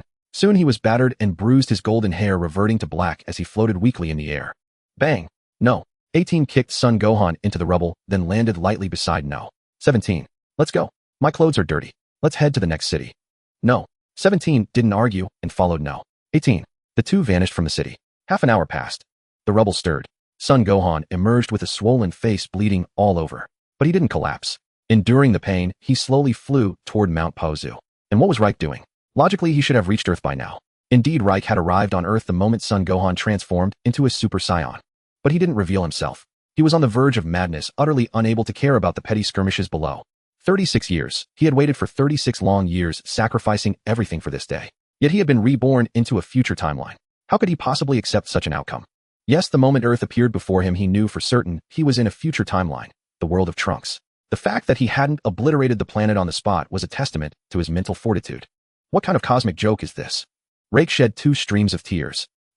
He erupted with power, his hair turning golden and standing on end, tiny arcs of electricity crackling around his body as the entire planet trembled. The martial artists of Earth sensed Reich's energy, but the androids, unable to perceive Ki, remained oblivious to the upheaval. Son Gohan halted his journey home, a flicker of complex emotion flashing in his eyes. Gritting his teeth, he turned and flew toward Reich's direction. Reich's battle power of 100 billion was being unleashed without restraint. He was on the verge of losing control. Indeed, over the years, Reich had not only mastered the transformation of Super Saiyan 2, but had also elevated his base combat power to 1 billion. Just as Reich was about to destroy Earth, he caught sight of Gohan's figure. He took a deep, forceful breath to suppress the rage within and canceled his transformation. There was still hope. This world had Bulma, who could build a time machine. And if all else failed, there were the Dragon Balls to grant wishes. He could still survive. Yes, the reason Reich nearly went berserk was that he remembered this future timeline would be erased by Xeno, and he would die along with it. His emotions had spiraled out of control. But he still had some instinctive restraint. His energy did not spread beyond Earth's atmosphere. Thus, neither Babidi nor the Supreme Kai sensed his presence. As for the North Kai, who might have been able to detect it for some reason, he wasn't paying attention to Earth. Gohan instantly recognized Reich as a Saiyan, and after a moment's hesitation flew over to him. May I ask who you are? Consider me your clan uncle, Reich replied. He held a great fondness for Gohan, especially the one from the future timeline. But father never mentioned you, Gohan ventured cautiously. Let's find a better place to talk, Reich suggested, glancing at the surrounding ruins. Please follow me, Gohan said, then slowly flew toward Mount Pozu. Now that he was on Earth, Reich was in no hurry, so he lingered beside Gohan. He saw the devastation along the way, and his heart filled with murderous intent toward Android 17 and Android 18. After all, he was from Earth. How dare those trash with only a few 100 million in battle power lay waste to his home planet? If Reich hadn't planned to let Gohan handle them, he would have already wiped them out. He followed Gohan as they landed in front of a house. Shishi rushed out at the sound of movement, immediately spotting her son covered in wounds. She ran over, threw her arms around Gohan, and burst into tears. Yet she said nothing to stop him from fighting. A stark contrast to the Shishi of the main timeline. Mom, I'm fine, Gohan said softly, patting her back to ease her worry. But his words only made her clutch him tighter. Finally, the Ox King came out and rescued Gohan from the situation. He noticed Reich and asked Gohan, who is this gentleman? Only then did Shishi realize there was a stranger present and released Gohan. Grandpa, I'm not sure how to introduce him either. Let's go inside first, Gohan said, scratching his head as he led the way into the house. Once everyone was seated, they all looked at Reich, waiting for an explanation. Ahem. First of all, my name is Reich, and I am a Saiyan. Since Gohan carries Saiyan blood, I said earlier that I am his clan uncle. Reich began his introduction. But Uncle Vegeta said the only Saiyans left are him and my father, Gohan said puzzled. What does he know? His whole life has been about conquering planets, Rake scoffed. Gohan couldn't argue with that. He knew all too well what Vegeta had been like in the beginning. Speaking of which, how did Earth end up being ravaged by those two pieces of trash? They were too strong for me. If father were here, he could have beaten them, but sadly he died of a heart attack, Gohan said, his expression darkening. And you call those two trash strong? Gohan, you're wasting your potential, Rake said, unable to suppress his regret for Gohan, even though he knew the boy had lacked proper training. Uncle Rake, what potential do I have? Gohan asked, utterly confused. Have you ever been to the lookout? Is it still there? Rake asked instead of answering. I've never been there. It should still be standing, I think. Uncle Rake, how do you know about the lookout? Gohan was bewildered since Rake seemed to be visiting Earth for the first time. Never mind how I know. Let's go check the lookout now. If it's still there, you can destroy the androids yourself. If not, I'll make them disappear, Rake said, evading the question. How could he explain that had seen it in a cartoon? Really? Let's go right now. Gohan exclaimed excitedly, heading for the door. Gohan, your injuries. Shishi said worriedly. Mom, it's fine. They'll be back soon, Gohan replied. Perhaps spurred by the hope of peace, Gohan's latent potential erupted and his flying speed increased dramatically. Before long, the two of them set foot on the lookout. Unfortunately, the lookout had already collapsed.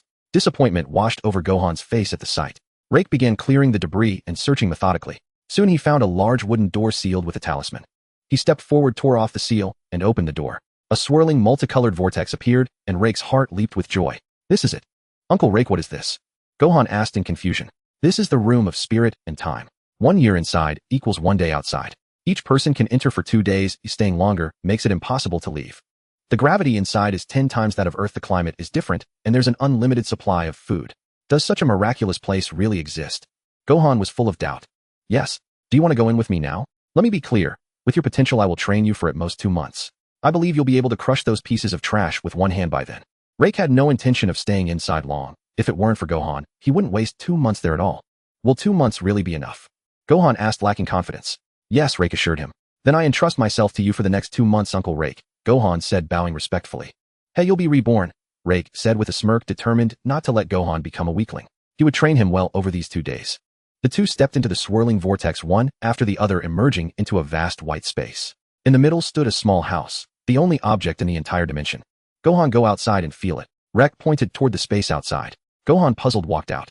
This tenfold gravity was nothing to him, but the temperature kept shifting, scorching heat one moment, biting cold the next, placing immense strain on his body. The air was thin, and he could feel his stamina draining rapidly. Gohan, this is a natural training ground. Attack me. Rake walked to the opposite side and beckoned to Gohan. Remember to transform, Rake instructed. Sorry for the trouble, Uncle Rake. Knowing the gap between them, Gohan wasted no time. He transformed into a Super Saiyan and charged at Rake. Watching the fist approach, Rake slowly extended a single finger to block it. Gohan's eyes widened. He knew the disparity was vast, but he hadn't expected Rake to effortlessly block him without even transforming into a Super Saiyan. Gritting his teeth, Gohan unleashed hundreds of punches in an instant. Bang, bang, bang, bang, bang, bang. Rake's finger moved rapidly, deflecting every single attack without a change in expression, as if this were not a battle, but a game. Gohan panted heavily, his Super Saiyan form dissipating from exhaustion. Uncle Rake, what's going on? Gohan asked, breathing heavily. Gohan, the Super Saiyan is just our starting point. Don't neglect increasing your base combat power, just because you can transform. You need to understand that our transformation amplifies our base power by 50 times. My current base combat power is 1 billion. Yours is at most 10 million. The gap will only widen after we transform. Moreover, we can not only become Super Saiyans, but also surpass it. Let me show you. Rake transformed silently, without the dramatic flair Gohan exhibited. This is Super Saiyan. Next he'll surpass it. I call this Super Saiyan 2. Though puzzled by Rake's effortless transformation, Gohan didn't voice his confusion. He simply kept watching. Rake's hair stood on end, arcs of electricity crackling around him as his energy surged twofold. Is this Super Saiyan 2? Gohan's eyes sparkled. If he could achieve Super Saiyan 2, he could immediately defeat the androids and restore peace to Earth. That's right, this is Super Saiyan 2. The amplification is double that of Super Saiyan, meaning 100 times the base. And I can sense this isn't the limit. I can already feel the threshold of Super Saiyan 3. As if the shock wasn't enough, Rake dropped another bombshell. What? Gohan stared at him in astonishment. From now on, he'll focus on boosting your base combat power. That's the fastest way for you to deal with the androids. Rake revealed his plan to Gohan. He didn't rush Gohan to reach full power. It wouldn't help much given the current gap between him and the androids. Gohan had no objections to Rake's arrangement. He only wanted to grow stronger quickly and eliminate the androids. The two plunged into intense training, and 2 months flew by. Rake watched Gohan's retreating figure with a complex gaze. These 2 months had shown him what it truly meant to be the most talented warrior. Had it not been for years of cultivation that had hardened his will, Rake might have considered giving up training altogether. In just 2 months, Gohan's base combat power had risen to 40 million, and he had even achieved full-power Super Saiyan after learning the method during one of their conversations. No wonder in the Buu saga Gohan could become the strongest individual fighter even after 7 years of neglecting training. It was simply incredible and unbelievable. Gohan, I've been meaning to ask after we deal with the androids, what are your plans? Gohan paused mid-step and turned to Rek. Uncle Rek, you'll find the Dragon Balls and revive everyone. I mean for yourself. Will you become a scholar or a warrior? Rek stared intently at Gohan's face, searching for an answer. I'm not sure. Maybe a scholar. Gohan replied uncertainly. Gohan, do you think the world will be safe once the androids are gone? Don't be naive. None of us know whether tomorrow or misfortune will come first. If you face a situation like the androids again, what will you do? Seeing Gohan's hesitation, Rek continued, think it over carefully. What use is being a scholar if the world is destroyed? If you truly can't give up being a scholar, at least don't abandon your training. Rek pushed open the door and stepped out of the hyperbolic time chamber. Gohan recalled Piccolo's tragic death, his mother's anxious life, his own days in hiding, and the helplessness of Earth's people facing death. His gaze gradually grew resolute. Clenching his fists, he made a decision: he would never allow such a disaster to happen again. Never. He followed Rek out. Below the lookout, dark clouds gathered, and lightning flashed as a light drizzle began to fall. Gohan, go. Take care of the androids. They'll wait for you here on the lookout. Rek nodded at Gohan. Okay, Uncle Rek. I'm off. White aura flared around Gohan as he streaked through the sky toward West City. Since the androids had no key, he needed Bulma's help to locate them. Aunt Bulma. Gohan knocked on her door. Gohan, what brings you here? Has something happened? Bulma pulled him inside and asked anxiously. Aunt Bulma, I can now defeat the androids. I need your help to find them. Gohan stated his purpose. Gohan, don't take risks. Bulma clearly didn't believe him. It hadn't been long since she last saw him, and she didn't want him to throw his life away. Really, Aunt Bulma? I met a Saiyan today who took me to the lookout to train for 2 months. I'm absolutely certain I can kill the androids and restore peace to Earth. Gohan's voice brimmed with confidence. He no longer feared the androids. But, just as Bulma was about to object, her radio crackled to life.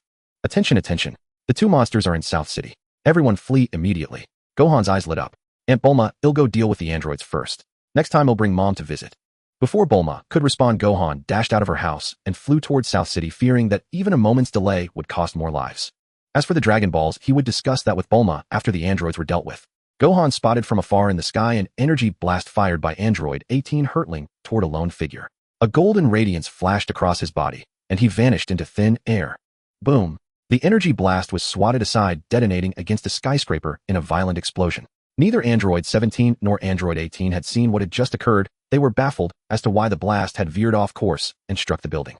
Focusing intently, they saw Gohan materialize before them, his hair now blazing gold. Android 18 smoothed her hair back, her eyes narrowing with murderous intent. She had spared him just yesterday, yet here he was again, spoiling their amusement. A cold resolve hardened within her. She would end him now. Androids, you are finished. Today both of you will die by my hand. Gohan's gaze pierced them like frost, his voice utterly devoid of emotion. 17, did you hear that? He says we'll die by his hand today. Android 18 threw her head back in raucous laughter, then turned to Gohan with mocking amusement. Gohan, never knew you had a talent for comedy. Gohan's expression remained unmoved. He felt no anger, not toward those already condemned to death.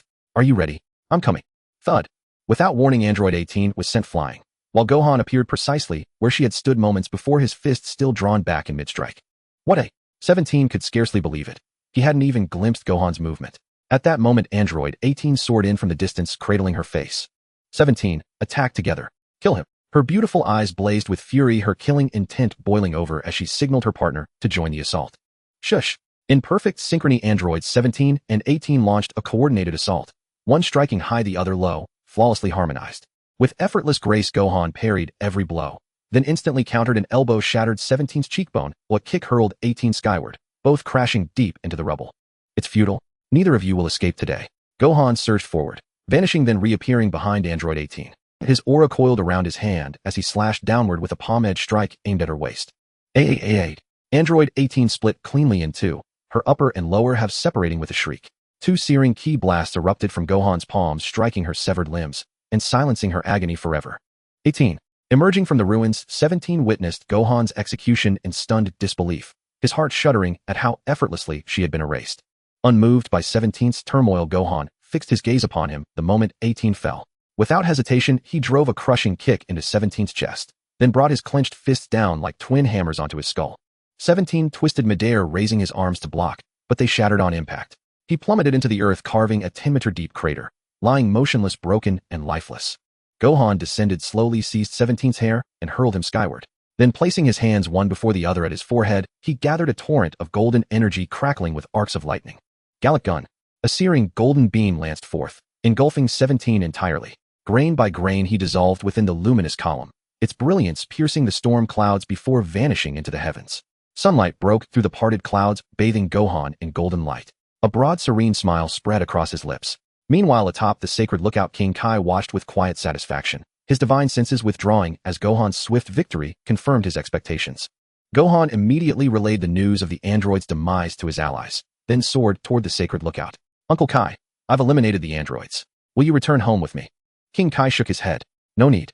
You're heading to gather the Dragon Balls, aren't you? There are none left on Earth. But do you have the coordinates for New Namek? Gohan scratched his head, setting aside his wonder at how Kai knew so much, and instead asked earnestly, Uncle Kai, we don't know the coordinates. Is there any way you can help? Kai offered no riddles, only clarity. I propose 3 options. First, contact your father's master, the North Kai, and obtain the coordinates directly.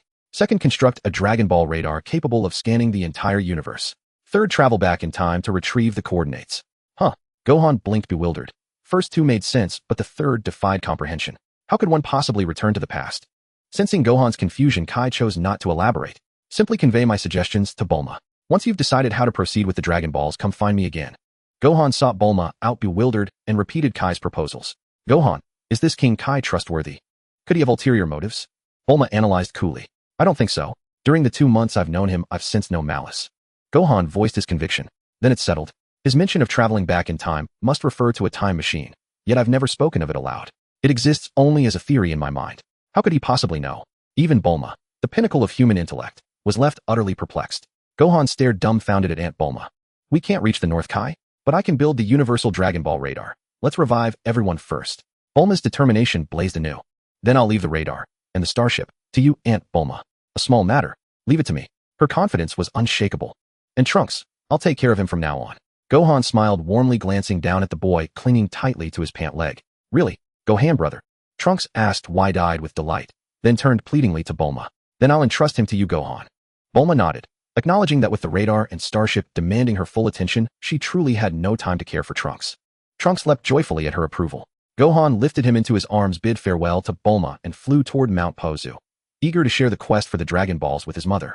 Shishi raised no objection. Though Goku could not be revived, she had watched Gohan's relentless toil these past years, and knew that once their friends returned they would stand beside him strong and united.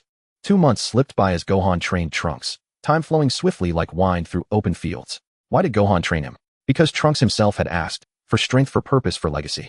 One day Bulma's urgent message reached Gohan. He seized Trunks' hand and raced toward West City without delay. Gohan, the Dragon Ball radar is behaving strangely.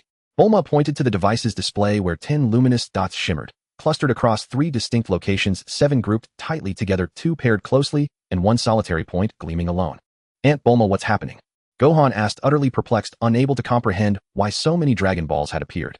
Bulma shook her head, equally at a loss to explain the situation. Just then Gohan thought of Rek, who seemed to know a great deal. Aunt Bulma, I'll go ask Uncle Rek. It's also time to let him know we can set off. Bulma took a drag from her cigarette, curious about this Rek that Gohan had mentioned. She held Trunks back, who had wanted to follow Gohan to the lookout, and watched as Gohan's figure vanished into the sky. Sensing Gohan's ki drawing nearer, Rek walked to the edge of the lookout and waited for his arrival.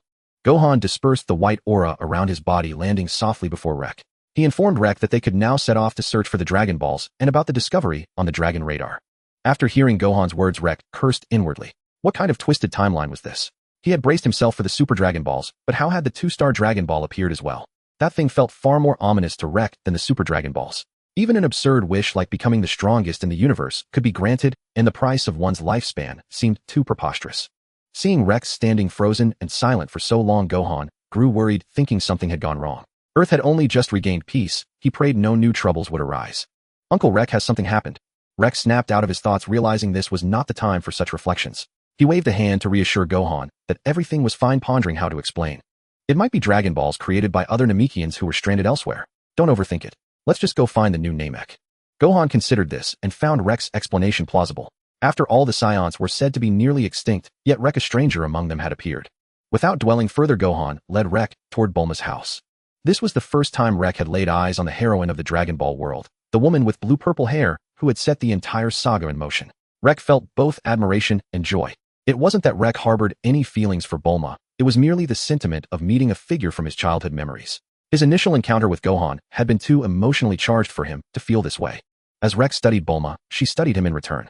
Her first impression was one of confidence, different from Goku's innocence or Vegeta's pride, and devoid of the Saiyan brutality. You must be Mr. Rek. And Bulma.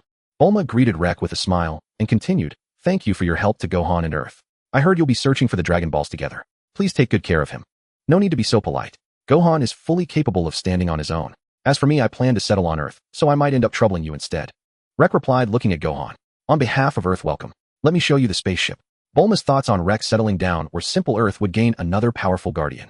I've modified this ship based on the previous model. Its speed has increased by half. You should reach New Namek in about a month. Bulma patted the spherical ship. Rek was once again astounded by her genius. Compared to this vessel, the spaceship that Prus had spent 20 years building for him was utterly inferior. Obediently, he and Gohan followed Bulma into the ship, listening to her instructions on how to operate it and what was stored inside. Since Bulma didn't know Rek could use instant transmission, she had prepared ample fuel reserves. This was only possible because the androids had appeared just 3 years ago, leaving much of Earth undestroyed, allowing Bulma to gather these supplies in 2 months. In the timeline of Trunks' future 20 years later, even Bulma couldn't have managed to prepare such things. 2 days later at Bulma's house, Chi-Chi, Ox King Bulma, and Trunks were seeing Rek and Gohan off. Aunt Bulma, Uncle Rek, and I are leaving now. Mom, Grandpa, wait for my good news. Gohan waved goodbye. As the spaceship ascended, Chi-Chi's tears streamed down uncontrollably, and she collapsed to the ground. Rek retreated to his room in the ship and never came out. Gohan handled the entire voyage. Bang! Rek pressed a capsule and tossed it to the floor, and a mountain of food appeared. An enticing aroma filled the room. Rek's nostrils flared, and his stomach growled loudly. He tore off a drumstick and shoved it into his mouth. The chicken melted on his tongue, exploding across his taste buds. He ground the bones with his teeth and swallowed them whole. Now this is real food. Rek squinted in pure bliss, his hands moving in a blur. In no time, a massive pile of food had vanished into his stomach. He lounged lazily on the sofa, patting his round belly, marveling at Earth's cuisine and the convenience of capsule technology. Rek held great expectations for this Dragon Ball journey. There was one wish he absolutely had to fulfill to retain his sanity when transforming into a great ape. Over the years, Rek had tried everything, but at best he could only ensure he wouldn't rampage as a great ape. He still lost his mind. As he grew more powerful, he now dared not transform into a great ape, fearing he might unconsciously become a golden great ape. Whether he would completely lose control, then Rek had no confidence or certainty. During the month-long voyage, Rek continuously worked on the bottleneck of Super Saiyan 3. He could sense that Super Saiyan 3 was within reach. Knock knock. Uncle Rek, we've arrived at New Namek. A knock came at the door. Rek opened his eyes, got up, and opened it, studying Gohan. Not bad. It seems you haven't slacked off this month. Sensing Gohan's ki, which was stronger than a month ago, Rek nodded in satisfaction and patted Gohan's shoulder. Gohan rubbed his hair sheepishly. Walking side by side with Rek to the window, they gazed at New Namek. A colossal green planet came into view. Uncle Rek, this place looks just like old Namek. Stepping onto the pale green ground and seeing the green sky, Gohan remarked. Gohan, I'd like to ask you to let me have one of the wishes. Now that they had reached New Namek, Rek voiced his request. Gohan's expression grew serious. He didn't answer immediately, but he wasn't worried about Rek stealing the wish either. The Dragon Balls here could only be activated in the Namekian language. May I ask what wish Uncle Rek wants to make? Rek observed Gohan's change in demeanor. Not getting an instant agreement didn't bother him. His wish was nothing to hide. He brought his tail forward and said, Gohan, you've experienced transforming into a great ape. I'm sure you remember losing your mind back then. My wish is simple. I want to retain my sanity when I transform into a great ape. This is crucial for my theories on the transformations beyond Super Saiyan. Gohan raised an eyebrow. He was indeed aware of what Rico had mentioned, but what surprised him was that Rico would also lose his rationality after transforming into a giant ape. Uncle Rico, does this have something to do with Super Saiyan 3? Rico shook his head and said, not 3 in my vision, it's 4. Gohan's eyes widened. He hadn't expected Rico to think so far ahead, discussing the next path before even reaching Super Saiyan 3. No problem, let's go. Since Rico had put it that way, and it wasn't a harmful wish, Gohan had no reason to refuse. He still had 2 wishes for himself. The two sensed the ki of the Namekians and swiftly moved toward them. Before long, a village appeared before their eyes where green-skinned Namekians with 2 antennae on their foreheads were working. Their arrival drew the Namekians' attention. Everyone paused their work, and a young Namekian flew over to them. Who are you? What business do you have on Namek? After so many years, Gohan's appearance had changed, and the Namekians did not recognize him. Gohan glanced at Rico, and seeing he made no move, stepped forward with a smile and replied, Hello, I am Son Gohan from Earth. I've come to seek an audience with the Grand Elder to borrow the Dragon Balls. You're Gohan. A Namekian about Gohan's height shouted in surprise, soaring into the air and landing before Gohan. Are you Dend? Gohan said, uncertainly sensing the other's ki. Yes, it's me, Gohan. You still remember me. Dend beamed a wide smile, stepped forward and grasped Gohan's hand, saying happily, Dend, please entertain them while I report to the Grand Elder. The young Namekian, now recalling who Gohan was, softened his stern expression and said to Dend, "All right, brother Monet." Dend quickly agreed, took Gohan's hand, and invited Rico into the village. "Gohan, is everyone doing well?" Dend question dimmed Gohan's expression, sorrow spilling from his eyes as he began to answer. "Everyone is dead. I came this time to borrow the Dragon Balls to revive them." "Off." Dend gasped in shock. He hadn't expected such a catastrophe and immediately tried to comfort Gohan. With Dend consolation, Gohan's mood visibly improved. He pushed away the grief in his eyes and began asking about Dend's recent life. As the two chatted, the Grand Elder Murray arrived. "Gohan, it's been a long time. Monet told me of your purpose, and I've already sent for the Dragon Balls. And this is A." Mori's gaze shifted to Rico. "Grand Elder, I'm sorry for the trouble. This is Uncle Rico. Thanks to his help, Earth managed to survive this crisis." Gohan bowed to Mori and began recounting the events of the past days. "You are our benefactors. It is our pleasure to help. Let Dend assist you later." "Thank you, Grand Elder." Seeing their conversation winding down, Rico stepped forward and asked, "Grand Elder, may we take Dend to Earth to serve as its guardian?" Rico's words shifted everyone's expressions. Gohan was surprised by the suggestion. Mori looked at Rico with a meaningful gaze, and Dend was bewildered, wondering why this stranger would propose such a thing. Mori pondered for a moment and said, "I have no objection as long as Dend agrees." Gohan voiced his doubt. "Uncle Rico, but don't we already have a guardian on Earth?" "He'll explain when we get back," Rico replied, not rushing to answer Gohan, knowing he needed to convince the old guardian first. He turned to Dend and asked, "Dend, will you come to Earth with us?" Dend glanced at Grand Elder Murray, then at Gohan, and nodded. "All right, good." As they spoke, the Dragon Balls began arriving one by one. Seeing the 7 massive Dragon Balls on the ground, a glint flashed in Rico's eyes, and a smile of delight spread across his face. Murray walked over to the Dragon Balls, raised his hand, and chanted a few incantations. The balls shimmered with light. Beads of sweat appeared on Murray's forehead. After a moment, he wiped his brow and said to Rico and the others, "I've just enhanced the Dragon Balls. They no longer have the limitation of reviving only one person." A look of surprise and joy crossed Gohan's face as he quickly thanked Murray. As Dend stepped forward and chanted the incantation, the sky over New Namek darkened, and the 7 Dragon Balls emitted a blinding radiance. A streak of light burst from the 7 Dragon Balls, shooting straight into the sky, gradually revealing its form. Rico gazed at the several thousand metal dragon, its appearance reminiscent of Aladdin's genie with 4 horns on its head. A profound awe filled his heart, a spectacle far beyond what any anime could convey. "O beings who have gathered the 7 orbs, state your wishes. You may now make 3 wishes, and any wish can be granted." The dragon spoke, and Dend looked at Gohan. "Dend, my first wish is to revive everyone on Earth who was killed by the androids." Dend relayed Gohan's wish in the Namekian tongue to the dragon, whose ruby-like eyes began to glow. "Your wish has been granted. Speak your second wish." "Dend, the second wish is to restore the Earth that the androids destroyed to its original state," Gohan said, voicing the wish he had just thought of. Thanks to Mori's enhancement of the Dragon Balls, the wish Gohan had intended for reviving others became unnecessary, leaving him with a spare wish for other purposes. "Your second wish is fulfilled. State your third wish." Seeing this, Rico uncrossed his arms, stepped forward, and said, "Dend, for the third wish, let me retain my sanity when I transform into a giant ape." Dend was taken aback and looked at Gohan, unsure whether to grant Rico's wish. Gohan nodded to Dend, who then felt reassured and relayed the wish to the dragon. As the dragon's eyes lit up, Rico felt a slight chill in his head, then nothing more. "Your wish has been granted. Farewell." Before Rico could ask anything, the dragon vanished, leaving behind 7 Dragon Balls that had turned to stone. Meanwhile, Earth underwent a tremendous transformation. Ruined cities were restored to their former glory. Tall buildings rose, cars appeared on the streets, and countless figures materialized out of thin air. 2 figures appeared in the sky above the temple, one a green-skinned being leaning on a staff, and the other a small dark-skinned individual. "Guardian, have we been revived?" Popo asked. "Yes, Popo. I wonder who made the wish," the Guardian said, walking to the edge of the temple and looking down, surveying the mortal world. At the place where Vegeta had died 3 years ago, several figures materialized. "Who revived us?" "Where are the androids?" asked a short, noseless, bald man in an orange martial arts uniform. Boom. Before anyone could answer, a massive surge of ki erupted beside him, accompanied by a dazzling golden light. "Androids! Kakarot!" A voice filled with rage rang out.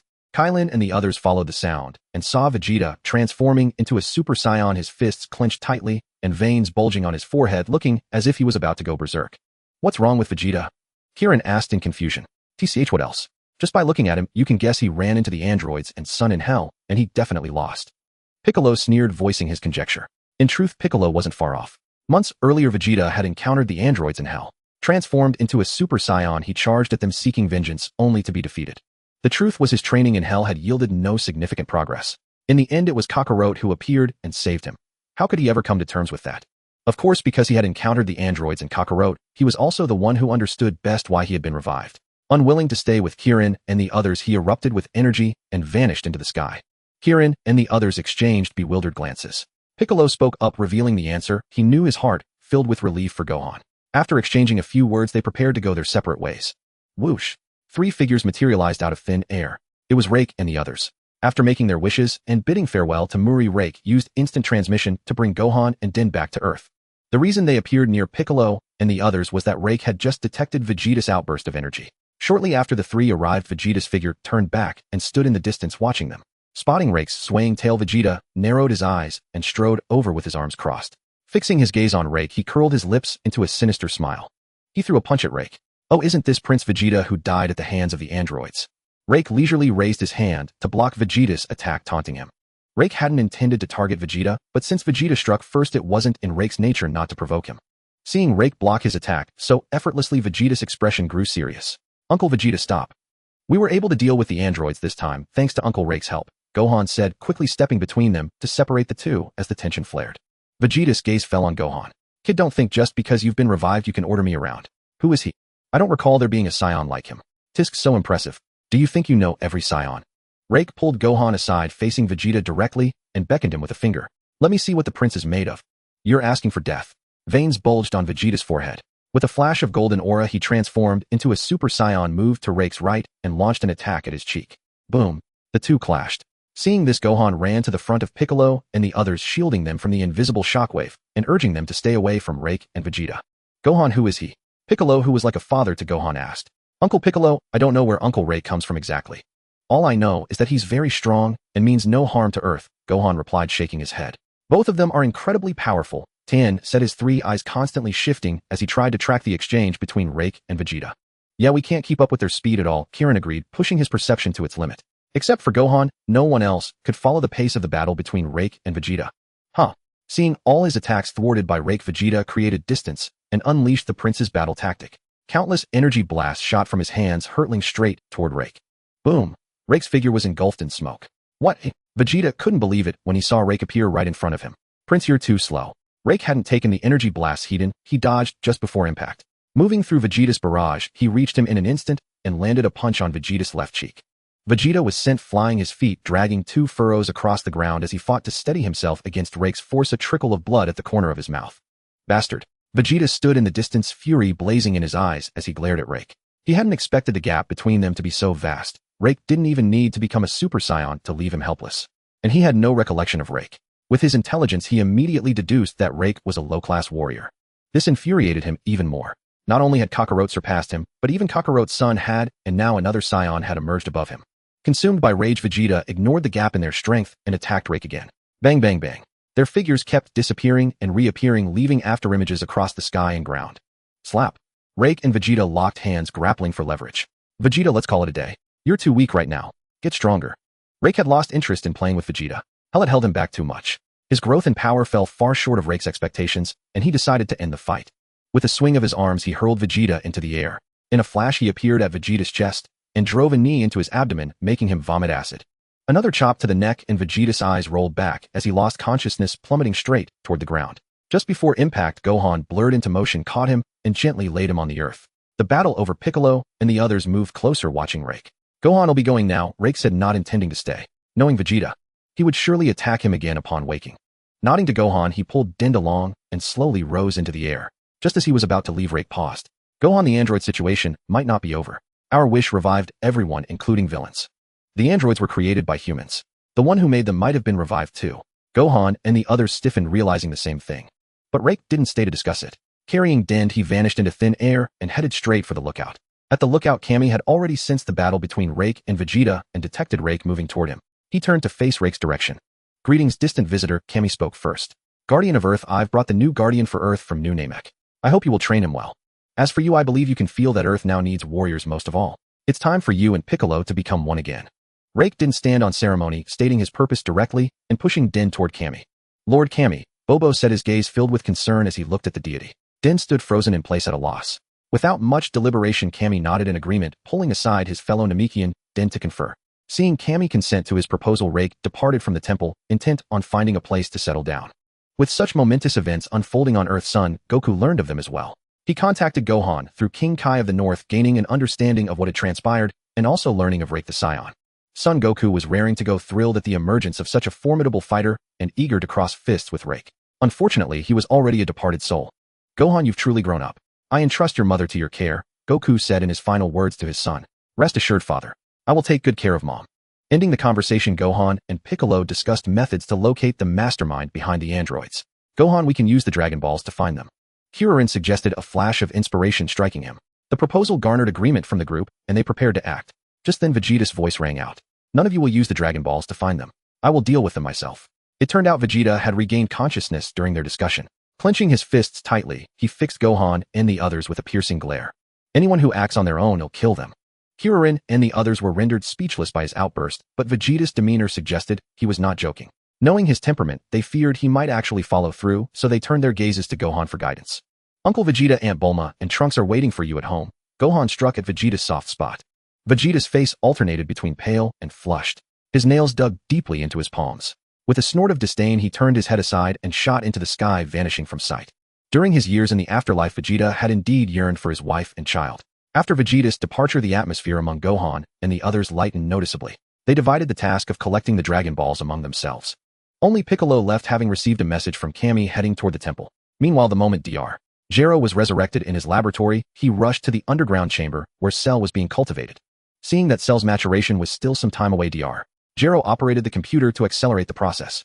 At the same time, he activated the 3 androids he had sealed beneath the Arctic and commanded them to come to the laboratory. Both Gohan's group and Dr. Gero were racing against time. Hours later, Gohan and the others reconvened. On the ground lay the 7 Dragon Balls, flickering in resonance with one another. Gohan, you do the honors, Kuririn said. Gohan stepped forward and called out loudly, appear Shenron. Come forth and grant my wish. The sky darkened as an eastern dragon spanning several kilometers materialized. At Bulma's house, Vegeta, who was spending time with her and Trunks, also sensed the Dragon Balls being used and clicked his tongue in annoyance. State your wish. Any wish can be granted. I will fulfill one for you. Shenron, please reveal the one who created androids 17 and 18. Gohan voiced his wish. His location has been transmitted to your mind. Your wish is granted. Farewell. Shenron began to glow, then split into 7 orbs that vanished into the sky. True enough, information about Dr. Gero and his whereabouts appeared in Gohan's mind. Without wasting a moment, he beckoned Kuririn and the others and flew toward the location. Sensing Gohan and the others moving, Vegeta could no longer contain himself. Without even a word of farewell, he shot into the sky and pursued them. Gohan and his companions flew farther into the wilderness, finally stopping before an iron gate set into a mountain peak. Gohan, is this the place? Kuririn asked as he stepped forward to push the gate. Creak. The iron gate swung open from within. Sensing something amiss, Kuririn immediately retreated from the entrance. Before the figure inside could emerge, Vegeta and Piccolo had already arrived. The Piccolo who appeared here had already fused with Kami, greatly increasing his power. Gohan sensed Piccolo's ki and broke into a happy smile, delighted for his ally. No one spoke. They all fixed their gazes on the 3 figures emerging from the iron gate. Who are you? Where's Dr. Gero?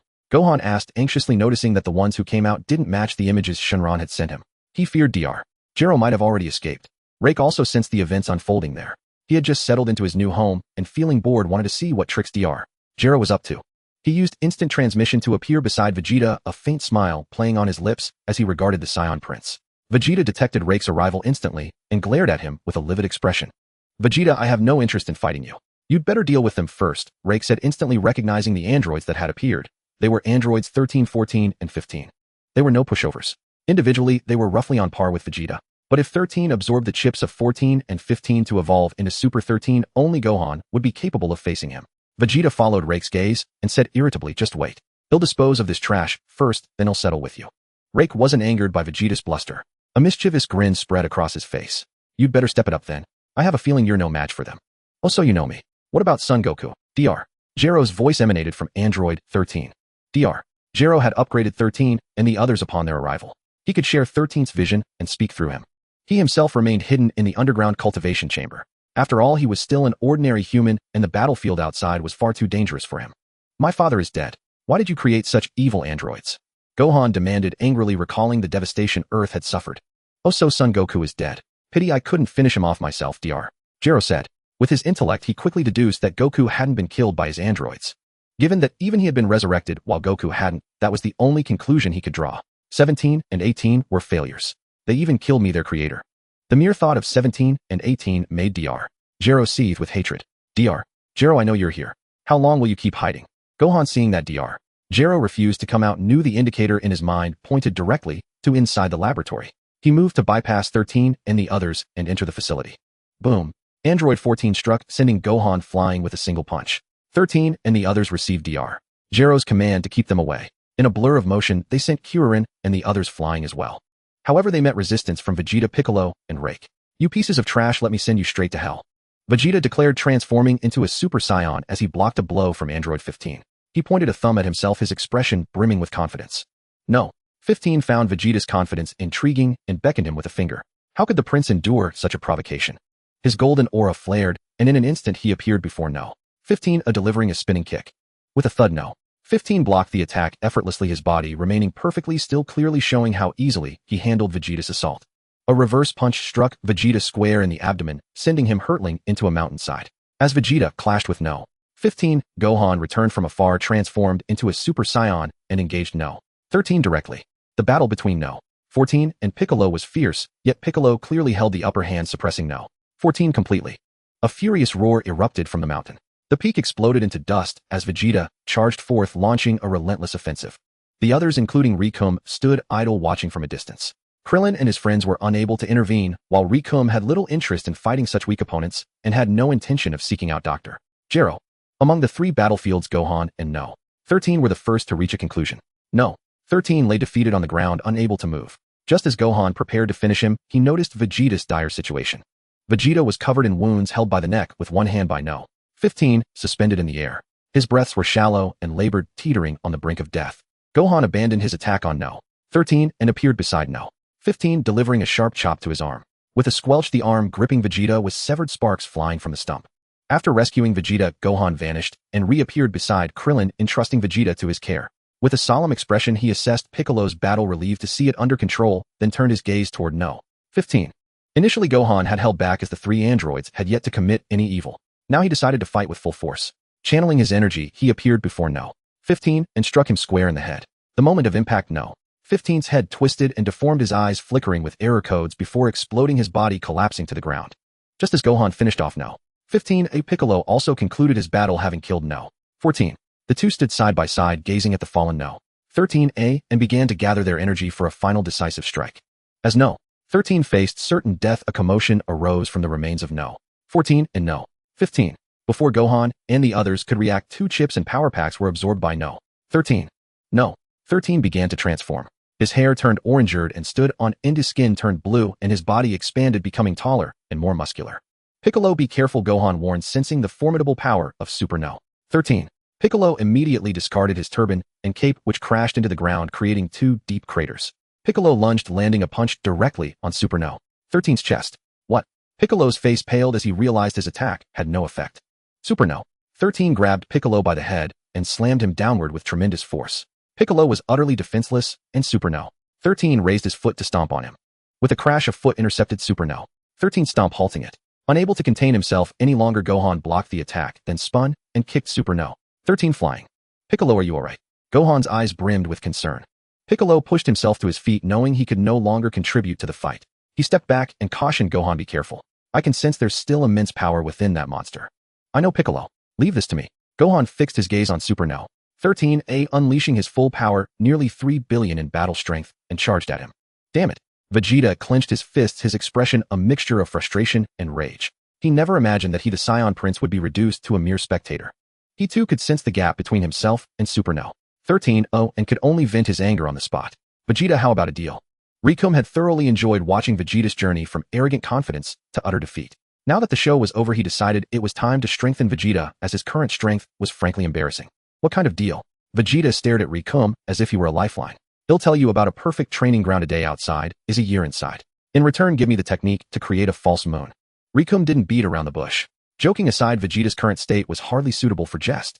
After all, Rikum had no desire to become Vegeta's mortal enemy. They might even fight side by side in the future. Deal. Vegeta's eyes lit up, and he immediately revealed the method for creating a false moon. Piccolo and the others overheard the conversation. Krillin and his friends were astonished by Rikum's words, while Piccolo, who had merged with Kami, found it strange that Rikum knew of such a place. It's in the lookout, the room of spirit and time. Each person can stay for 2 days. If you exceed that, the door disappears. Vegeta had known about the lookout, but he had never imagined such a place existed there. He could barely contain his eagerness to leave. Wait, you should all go together. He'll keep an eye on Gohan here. Piccolo, you should be familiar with the place. Rikum stopped Vegeta and urged everyone else to head to the lookout, as they were of no help here anyway. Piccolo stared at Rikum for a few seconds, then glanced at Gohan, who was still battling Super No. 13A before leading the way to the lookout. With a crash, Gohan and Super No. 13 clashed again, leaving a deep crater in the ground. Gohan could feel that he was unable to overcome Super No. 13. If the battle continued, he might even lose. Beads of sweat as large as beans dripped from Gohan's forehead, a testament to his rapidly depleting stamina. Dr. Gero, how about a temporary truce? Rikum had long seen Gohan's predicament. He knew Dr. Gero was monitoring the battle and could control Super No. 13. As expected, the moment Rikum spoke, Super No. 13 halted. He turned to look at Rikum, and Dr. Gero's voice echoed, "You say truce, and I should agree. Son Gohan is about to die at my hands. What right do you have to negotiate with me?" Rikum smirked, a flash of golden aura erupting from his body. Super No. 13 was sent flying, gravely wounded and lying on the ground. How about now? Do I have the right? Rikum leisurely walked over to Super No. 13 and placed his foot on his chest. In the laboratory, Dr. Gero was startled. He hadn't expected this unknown Saiyan to be so powerful, capable of severely wounding Super No. 13 in an instant. He had no choice but to agree to Rikum's terms. Besides, his ultimate android cell still needed time to develop. Fine. Dr. Gero gritted his teeth and agreed. He would settle the score once cell was complete. Don't worry, it won't be long. 7 days from now at the laboratory. With a kick, Rikum sent Super No. 13 flying and walked over to Gohan. With one hand on Gohan's shoulder and the other shielding his brow, Rake locked onto Piccolo's energy signature and vanished with a flicker. After they left, Super Android 13 rose, clutching his chest, and flew toward the laboratory. When Rake and Gohan appeared at the lookout, Den and Krillin were catching up. Piccolo and the others sat with closed eyes, sensing Gohan's battle. Vegeta was nowhere to be seen, clearly having already entered the hyperbolic time chamber. Sensing the sudden presence beside him, Piccolo opened his eyes to see Rake and Gohan. He scrutinized Gohan from head to toe, found him unharmed, and breathed a silent sigh of relief, awaiting Gohan's explanation. Krillin and the others quickly gathered around, eager to hear the situation, as they clearly sensed that Super Android 13 had not been defeated. Gohan relayed the details of the discussion between Rake and Dr. Rog. Krillin and the others looked dejected, realizing they could not be of any help. The timeline Rake had set was clearly meant for Vegeta and Gohan. Gohan, when Vegeta comes out, you and I will go in together. Piccolo spoke up first amid the silence. All right, Uncle Piccolo. A smile spread across Gohan's face as he nodded in agreement. Then we'll meet again in 7 days. With those words, Rake vanished from sight. He had already left Earth, arriving on a lifeless planet. This time he intended to attempt Super Saiyan 4. Having just learned the technique to create a false moon from Vegeta, he no longer needed to seek out a planet with a full moon. A sphere of light rose from Rake's palm, slowly ascending into the sky. With a thought, the orb rapidly expanded, forming an artificial moon. Rake looked up. His pupils faded, fangs elongated, and a brown great ape, 500 meters tall, emerged. Yes, compared to the previous 100-meter ape, this 500-meter giant was a true colossus. Fortunately, Rake did not lose his mind this time. He did not understand the reason, but it felt as if the berserk energy of the great ape could not invade his consciousness. Sensing that his ki had surged tenfold, Rake began to mobilize his cells, urging them to divide and spread throughout his body. A golden aura erupted from the great ape's body, and its fur gradually turned gold. His ki rose without limit, and the overwhelming energy slipped beyond Rake's control, radiating outward. Roar! Rake let out an agonized howl. He could feel his body was not strong enough to sustain the transformation into a golden great ape. Muscles tore, bones creaked, and pain ceaselessly tormented him. If he persisted, his body risked collapse. Reluctantly, Rake fired an energy blast at the artificial moon in the sky, destroying it and ending his great ape transformation. Rake's body gradually shrank. Soaked in blood, he knelt on one knee, panting heavily. It had been far too dangerous. A moment longer, and he would have perished on this planet. The difficulty and peril of the golden great ape far exceeded his expectations. Damn, I was misled, Rake thought bitterly. Based on his memory of the anime, Vegeta had skipped Super Saiyan 3 and gone straight to Super Saiyan 4, so he had tried to take the same shortcut. Now he could make two guesses: either Vegeta had already broken through to Super Saiyan 3A, or Vegeta's base power level was far higher than his own. Despite the failure, Rake had gained much. First, he confirmed that Super Saiyan 4 was attainable, but his current level was insufficient. Second, the bottleneck for Super Saiyan 3 had loosened. With a bit more time, he could ascend to that form. What Rake did not know was that the instant his golden great ape energy leaked, it had alarmed certain beings. In an unknown dimension, an angel with blue-green skin, white hair, a large halo around his neck, and a staff projected Rake's transformation into the air. Hee. It seems Lord Beerus will have plenty of fun when he wakes up this time, the angel chuckled, covering his mouth with a playful expression. At Galactic Patrol headquarters, another apprentice angel also noticed Rake, but unable to use angelic power, he refrained from investigating. Inside a spaceship, a short, dark-skinned wizard with an M emblem on his waist also detected the fleeting energy reaction. Dabura, head in this direction, the wizard said, pointing toward the source. At the Earth lookout, Gohan and the others also sensed that immense power, their eyes wide with disbelief. Is this Rake's true strength? Krillin exclaimed. No, Gohan frowned. He could sense the instability in the energy just now. Recalling Rake's mention of trying Super Saiyan 4, he concluded this was merely an attempt and not a very successful one. Gohan, what did you perceive? Piccolo wiped the cold sweat from his brow and asked. Gohan shared his thoughts. Yamcha spoke first. Even so, it's terrifying. If this is just an attempt, imagine how frightening it would be if he succeeded. Krillin swallowed hard, looking genuinely shaken. At least he's not an enemy, Yamcha said with relief.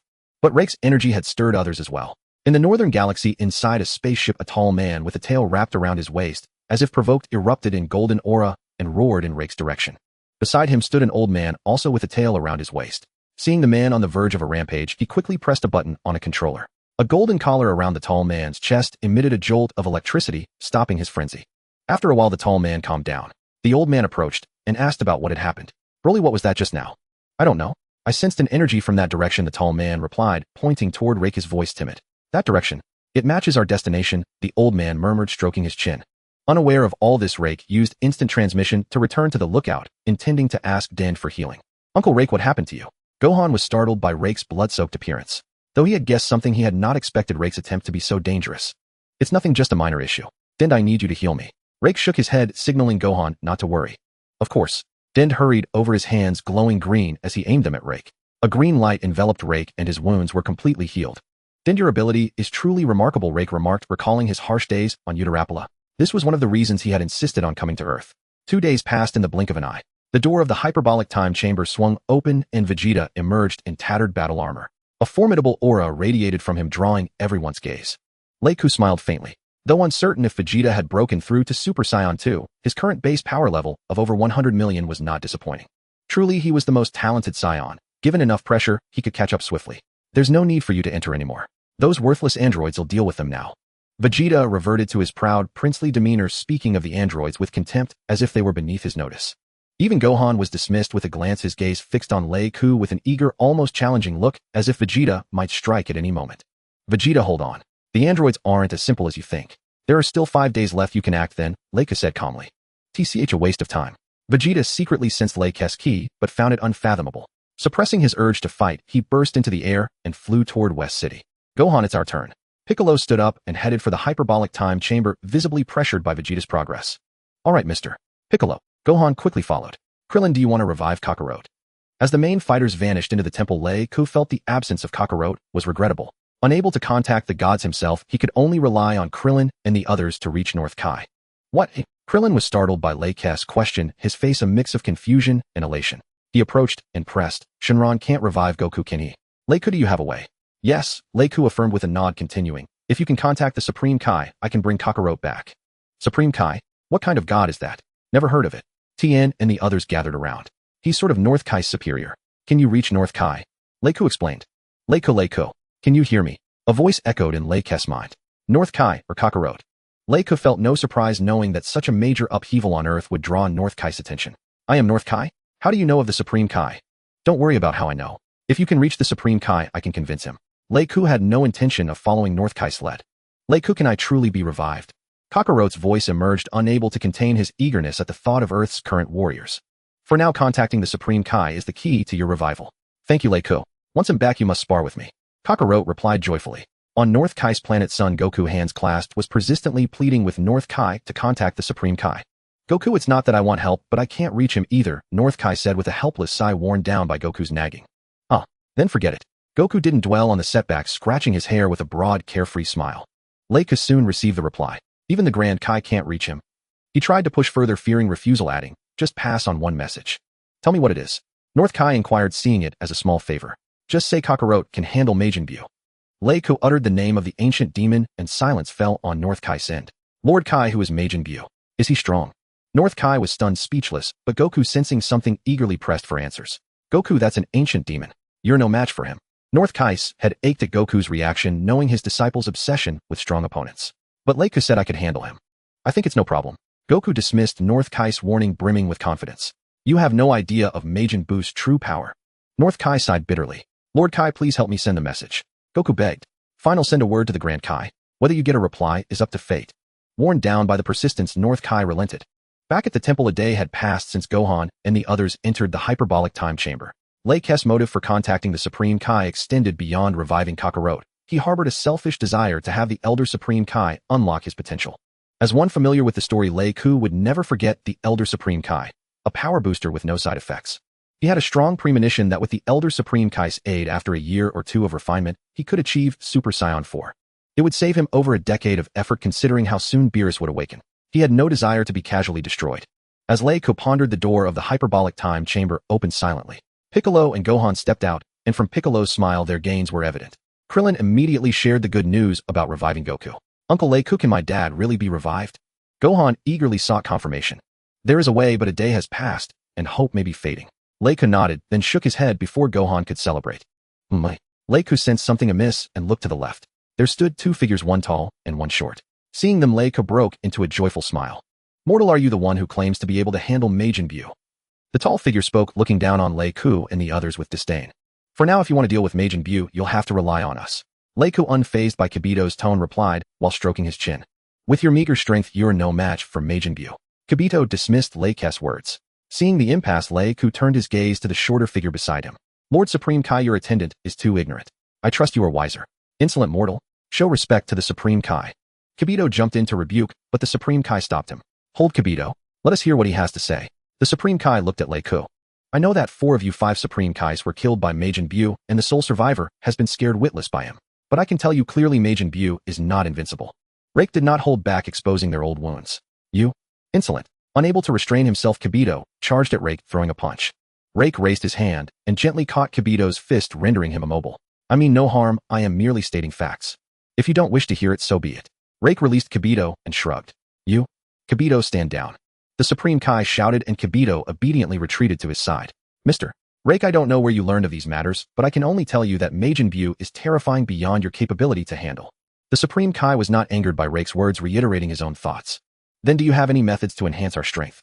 Rake, unwilling to argue, sought to guide them to the sacred world of the Kai to release the Elder Kai, thus following Shin's line of questioning.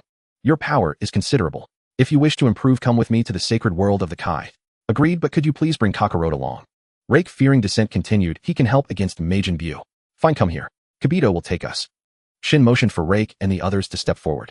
Rake called Gohan and walked over to Kibito. As for the others, Rake did not plan to bring them. Their presence would serve little purpose. Their figures vanished from the temple. Piccolo breathed a sigh of relief. For someone fused with a Namekian, the pressure from the Supreme Kai was immense beyond his dimension. North Kai's planet. The figures of Rake and the others suddenly appeared, and Son Goku immediately noticed them. Hey Gohan, why are you here? Son Goku's mind went blank, unable to comprehend the situation. Had Gohan died too? At this thought, Goku's expression grew stern, and an intimidating aura emanated from him. Dad. Gohan, unable to control his emotions, rushed to Goku. Gohan, did you fall in battle? Goku patted Gohan's shoulder and asked. Dad, I'm not dead. Uncle Rake asked the Supreme Kai to bring us here to find you. Gohan's rising emotions dissipated due to Goku's question, and he replied awkwardly. Lord Supreme Kai. North Kai, hearing the voices, came to pay his respects. Let's talk after we finish our business. Rake interrupted, unwilling to linger. Gohan briefly explained their purpose to Goku, and the group vanished, leaving North Kai bewildered. Sacred world of the Kai. Their figures appeared, and Rake breathed in the air, feeling invigorated. Lord Supreme Kai, what is this method to enhance strength? Let us begin now. Rake urged. Follow me. The Supreme Kai took flight, explaining as he went. In our sacred world of the Kai, there is a divine artifact. Legend says that whoever can pull it out will gain immense power. Such a wondrous thing exists, Goku exclaimed. Mortal, that is because your experience is too limited. Seeing Goku's astonishment, Kibito taunted. There it is. If you can pull it out, you will surely gain power enough to face Majin Buu. The Supreme Kai pointed to a sword hilt atop a high mountain. Who will try? Kakarot, you go. Let me see your strength. Do not disappoint me. As the Supreme Kai finished speaking, Rake pointed at Goku and said, Fine, I hope you will spar with me later. Goku did not object and began to stretch, seizing the opportunity to make his request. We'll see. Rake gave no definite answer. The after effects of his golden great ape transformation a few days prior had not yet subsided. Though his physical injuries were fully healed, his internal energy was still slightly chaotic. Goku flew forward, gripped the hilt with both hands, and began to exert force. Thud. Not only did he fail to pull the sword, but he also lost his grip and fell to the ground. I knew it. How could a mere mortal possibly draw the Z-sword? Kibito started again, leaving Rake truly speechless. He couldn't very well strike him as the man's intentions were good despite his foul mouth. Boom. Goku stood up again, transformed into a Super Saiyan, and began to exert force, yet the sword remained unmoved. Goku's golden aura blazed sparks of electricity flickering his hair, standing on end. Rake nodded repeatedly. Kakarot had indeed achieved Super Saiyan 2. The mountain began to tremble, and the hilt was slowly pulled out. Kibito's eyes bulged at the sight, unable to believe what he was seeing. Boom. The peak completely collapsed as Goku fully drew the Z-sword. He was struggling to wield the divine sword. The Supreme Kai quickly approached and asked Mr. Goku, do you feel your power increasing? Not at all. Goku made a couple of slashing motions sensing his physical state and replied, honestly, that's impossible. Neither the Supreme Kai nor Kibito could believe it. How about testing its sharpness? Rake suggested. Everyone agreed it was a good idea. The Supreme Kai conjured a piece of metal said to be the hardest in the universe and tossed it to Goku. Goku swung the sword. The metal and the divine sword clashed, and with a crack, the Z-sword snapped in two. Rake had been observing the two Supreme Kais since making his suggestion. The moment the sword broke, they did not disappoint, displaying expressions even more exaggerated than in the anime. Rake lamented, internally regretting not having a camera. He would have captured this scene just to see if Kibito would still be so foul-mouthed afterward. Goku held the broken sword in one hand and scratched his head with the other, looking sheepish. Gohan stood by, stunned, unable to understand why this had happened. What is the meaning of this? The mightiest divine sword has broken. Kibito roared, feeling his faith crumble. Except for Rake, no one noticed the sudden appearance of another person until the figure spoke. Are you the one who freed me? A lecherous-looking old man appeared. The two Supreme Kais were startled, unable to fathom how someone had suddenly materialized in the sacred world of the Kai. Who are you? I am the Supreme Kai from 15 generations ago. The Elder Kai stated flatly. What? Shin and Kibito were shocked. Ancestor. The Elder Kai's gaze fell upon Goku, then shifted to Gohan, and Rake, his eyes profound, as if seeing through their very beings. Lord Elder Kai, Kakarot has freed you. How do you intend to repay him? Seeing the main figure had appeared, Rake prepared to set his plan in motion. Isn't it simple? Don't you all wish to enhance your strength? I possess a fearsome ability that can help him grow more powerful. The Elder Kaishin, hands clasped behind his back, leisurely approached Goku. Great Elder Kaishin, we certainly need to increase our power. But for Kakarot, what he truly requires is resurrection. Do you have any means to achieve that? Rake pointed at the halo hovering above Goku's head. The Elder Kaishin cast a profound glance at Rake, who along with the others followed his gaze. I do have a method. Simply bestow my lifespan upon him. However, since he died of illness, if you cannot cure his affliction, he will ultimately succumb again. The Elder Kaishin discerned Goku's condition at a glance. What? Ancestor, you cannot. Indeed. Great Elder Kaishin, how can you give your lifespan to this mortal? Shin and Kibito vehemently objected, both refusing to accept the Elder Kaishin's proposal. Rake hadn't anticipated that they would still need to overcome the illness. He had assumed that the Elder Kaishin's method of granting lifespan would render the antidote unnecessary. Now it seemed he had been mistaken. Goku and Gohan both felt this approach held little promise. Disappointment etched across their faces. What's with this restless behavior? After I give him my lifespan, all that happens to me is a halo above my head. No other consequences. The Elder Kaishin cast a sidelong glance at his two juniors, then leaped up to land a punch on their heads. Is that so? Shin and Kibito were dumbfounded. This fell outside their knowledge, as they had assumed he would vanish like during the battle with Majin Buu. Lord Kaishin, if this is the method, let's forget it. Even if you give me your lifespan, I'll still die eventually. Goku discarded the sword hilt, folded his arms behind his head, and declined the offer. Kakarot, are you a fool? Have you forgotten about Bulma? With her intellect, crafting a cure for your illness should hardly be a challenge. Seeing the chance to revive Kakarot slipping away, Rake extended a finger and prodded Goku's head, as if to check if it were made of stone. Oh right, there's that method. Goku smacked his fist into his palm, as if enlightened by Rake. Hey, I haven't even agreed to give you my lifespan yet. What are you all so excited about? The Elder Kaishin watched Rake and the others conversing among themselves, feeling a lack of respect.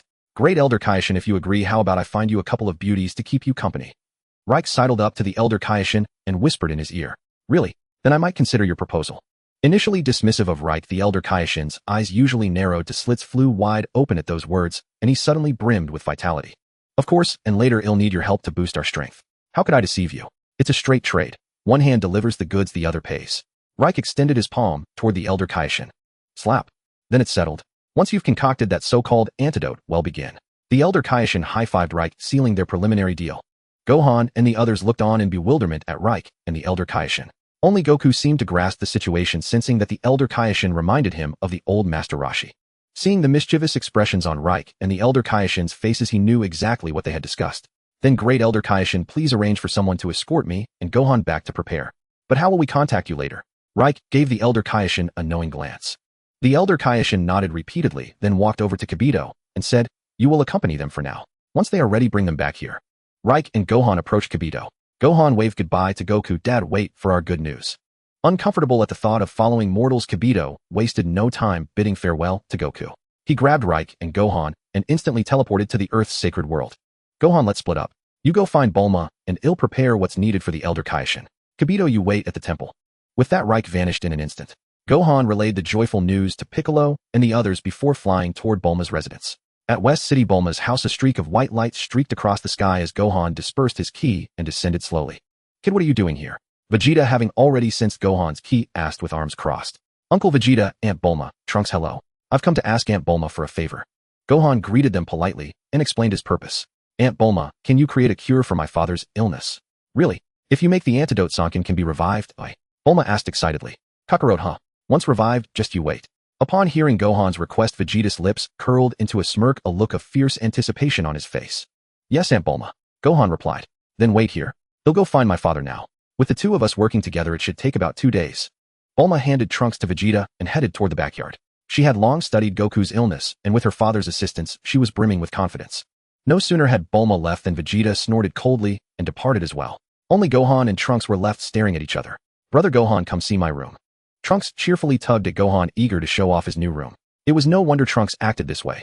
Ever since the androids appeared, their home had been destroyed, forcing them to live in a basement. Trunks had never seen anything nice in his childhood. Had it not been for Shinron restoring their home, he would never have known he could have such a beautiful room and toys. Brother Gohan, look. Mom said she prepared all these for me a long time ago. Pointing at a pile of toys, Trunks said happily. Gohan ruffled Trunks' hair, understanding his feelings, knowing that Trunks had endured much hardship since childhood. On the Kaishin realm, after Reich and the others had left, Shin asked, Ancestor, how did you end up inside the Z-Sword? It was because a powerful villain feared my terrifying abilities and sealed me away. The Elder Kaishin spun a tale to fool his juniors. Upon hearing the mention of a powerful foe, Goku's interest was piqued. However, no matter how much Shin and Goku pressed him, the Elder Kaishin refused to elaborate further. For 2 days, Bulma and Dr. Briefs immersed themselves in the laboratory, tirelessly researching and crafting the antidote. Gazing at the pill in her hand, Bulma smiled joyfully and rushed off to find Gohan. Gohan, I've finished the antidote. That's wonderful. Thank you, Aunt Bulma. Gohan accepted the medicine Bulma handed him, clutching it as if it were the entire world. Ever since Goku's death, Shishi had grown increasingly haggard, a sight that weighed heavily on Gohan's heart. Now that his father could be revived, his mother would surely be overjoyed. Aunt Bulma, I'll deliver the medicine to Dad right away. Unable to wait a moment longer, Gohan bid farewell to Bulma and the others, then shot into the sky. When Rick brought the two beauties to the temple, Piccolo and the others were left speechless, while Jabbit was utterly astonished, unable to believe his eyes. This? Jabbit pointed at the two women, then looked at Rick as if seeking confirmation. That's right, both of these ladies will be accompanying us to the Kaishin realm. Rick nodded, dealing a devastating blow to Jabbit's expectations. Jabbit felt like crying, for this was not what he had envisioned. Why would the Elder Kaishin act in such a manner contrary to the dignity of the Supreme Kai? Handsome, what place is this? Is the person we're supposed to entertain here? Asked the black-haired beauty, clinging to Rick's arm with a besotted expression. Handsome, there are so many of you. This isn't what we agreed upon. The red-haired beauty, clearly more rational, voiced her doubts. Don't worry, it's not here. Our deal won't change. If you do well, I'll even throw in extra. Rick said, his exchange with the two women shocking Piccolo and the others tarnishing their impression of him. Gohan, did you get the item? Rick turned away from the two beauties as a figure appeared beside him. Yes, I did. Gohan produced the special medicine for everyone to see. Then let's go. In the Kaishin realm, Rick and the others appeared suddenly. The Elder Kaishin's eyes widened at the sight of the beauties beside Rick, drool dripping from his lips, his demeanor that of a man who had never seen such wonders. Elder Kaishin, are you satisfied? Rick informed the two women of whom they were to entertain and sought the Elder Kaishin's opinion. Satisfied. Satisfied. You've got good taste, boy. The Elder Kaishin approached the two women, leering at them on the verge of reaching out. Glad you're pleased. Then let's begin, Elder Kaishin, Rick said, pulling him back to demand he fulfill his promise. The Elder Kaishin's lecherous expression vanished. He sat cross-legged, beckoning Goku to sit before him. Rick watched as the Elder Kaishin extended his hands toward Goku, muttered a few incantations, and the halo above Goku's head disappeared. Suddenly, the Elder Kaishin collapsed to the ground. Ancestor, what's wrong? Shin, alarmed, rushed to the Elder Kaishin's side, grabbing him and shaking him vigorously. Kaishin, the Elder Kaishin is fine. But if you keep shaking him, that might change, Rick said, pointing at the halo above the Elder Kaishin's head. Shin froze, then examined carefully, relieved to see the Elder Kaishin hadn't vanished. Really, the younger generation these days has such poor eyesight. The Elder Kaishin, holding his head, glanced disdainfully at Shin. Dad, this is the special medicine for your illness, Gohan said, quickly handing the bottle to Goku. Goku took the medicine and swallowed it. His pale face improved, though he still appeared somewhat weak. Gohan, you and Kakarot prepare well for the battle in 2 days. I have matters to attend to here in the Kaishin realm, so I won't be returning, Rick said, signaling Jabbit to escort Gohan and the others back. Mr. Jabbit, please take care of us, Gohan said, helping Goku to Jabbit's side and bowing in thanks. This left Jabbit, who had been displeased by Rick's orders, unable to vent his frustration, forcing a pained smile at Gohan. Mr. Gohan, shall I take you to the Earth Temple? Yes, just to the temple will do. Gohan decided not to trouble Jabbit to take them all the way to Mount Pozu, planning to fly home from the temple. Once they left, Rick approached Shin. Kaioshin, how about we chat over there? Let's not disturb the elder Kaioshin. The elder Kaioshin shot Rick an appreciative glance, then glared at Shin, thinking to himself that he'd like to strike this clueless junior dead. At the Earth Temple, as soon as Jabbit and the others appeared, Krillin and the rest immediately noticed Goku beside him.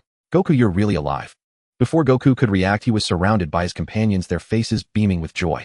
Though Krillin and the others had died years ago, they had been in heaven and never seen Goku. Yo everyone. Long time no see. After his death, Goku had been training on Grand Kai's planet, challenging the warriors of the other world. He greeted his friends cheerfully. Goku, you never bothered to visit us in heaven, Krillin complained, lightly punching Goku's chest. Hell, I forgot. I knew it, you're still the same. Krillin slapped his forehead, looking defeated. Old son, it seems you've been training hard these past years, Piccolo said, sensing Goku's energy. Piccolo, you too. I can feel how strong you've become. And everyone else, you've all grown so powerful, Goku said, lowering his hand from his hair, his expression serious and sincere, happy for his friends. I don't know if I can catch up to you all, but I'll never give up the martial way, Tien Shinhan declared with determination. Kaiatsu grabbed Tien's hand, vowing to always stay by his side. Everyone, I know what's happened. He'll return to the temple in 2 days, Goku said, preparing to take Gohan home for a couple of days to spend time with his family. The group watched Goku and his son depart. While waiting for Bulma's special medicine, Krillin and the others had split into 2 groups, and each entered the hyperbolic time chamber, all intending to participate in the upcoming battle. Dad, aren't we going home? Gohan asked, puzzled as he followed Goku, noticing they weren't heading toward home. Not yet. I want to check out Super Android 13. Goku confirmed Gohan's suspicion, his aura flaring as he accelerated. Through King Kai, Goku had learned of Super Android 13 and Drive Zero, but he needed to see their strength firsthand to gauge the threat. 2 trails streaked across the white clouds as Goku and Gohan neared Dr. Zero's lab. Warning, warning. Son Goku detected. An electronic voice rang out, startling Dr. Zero. Over the past 5 days, Dr. Zero hadn't wasted time. Besides modifying Cell and enhancing Super Android 13, he had deployed microrobots around the lab to monitor the surroundings constantly. Seeing Son Goku's face on the screen, Dr. Zero's eyes blazed with fury as a sinister smile crept across his lips. He had thought he'd regret not being able to kill Son Goku with his own hands, but now some kind soul had resurrected him, allowing Dr. Zero to exact his revenge personally. At that moment, Rick's warning was forgotten. The 7-day deadline felt unbearable. Super Android 13, go and kill Son Goku now. As you command, Doctor. Super Android 13's eyes flickered with an elusive light as he turned and departed. Gohan just. Boom. A dark red energy blast struck Goku and his son, cutting off Goku's question. Thick smoke enveloped the spot where Goku and Gohan stood. An invisible force swept through the haze, dispersing it to reveal their figures.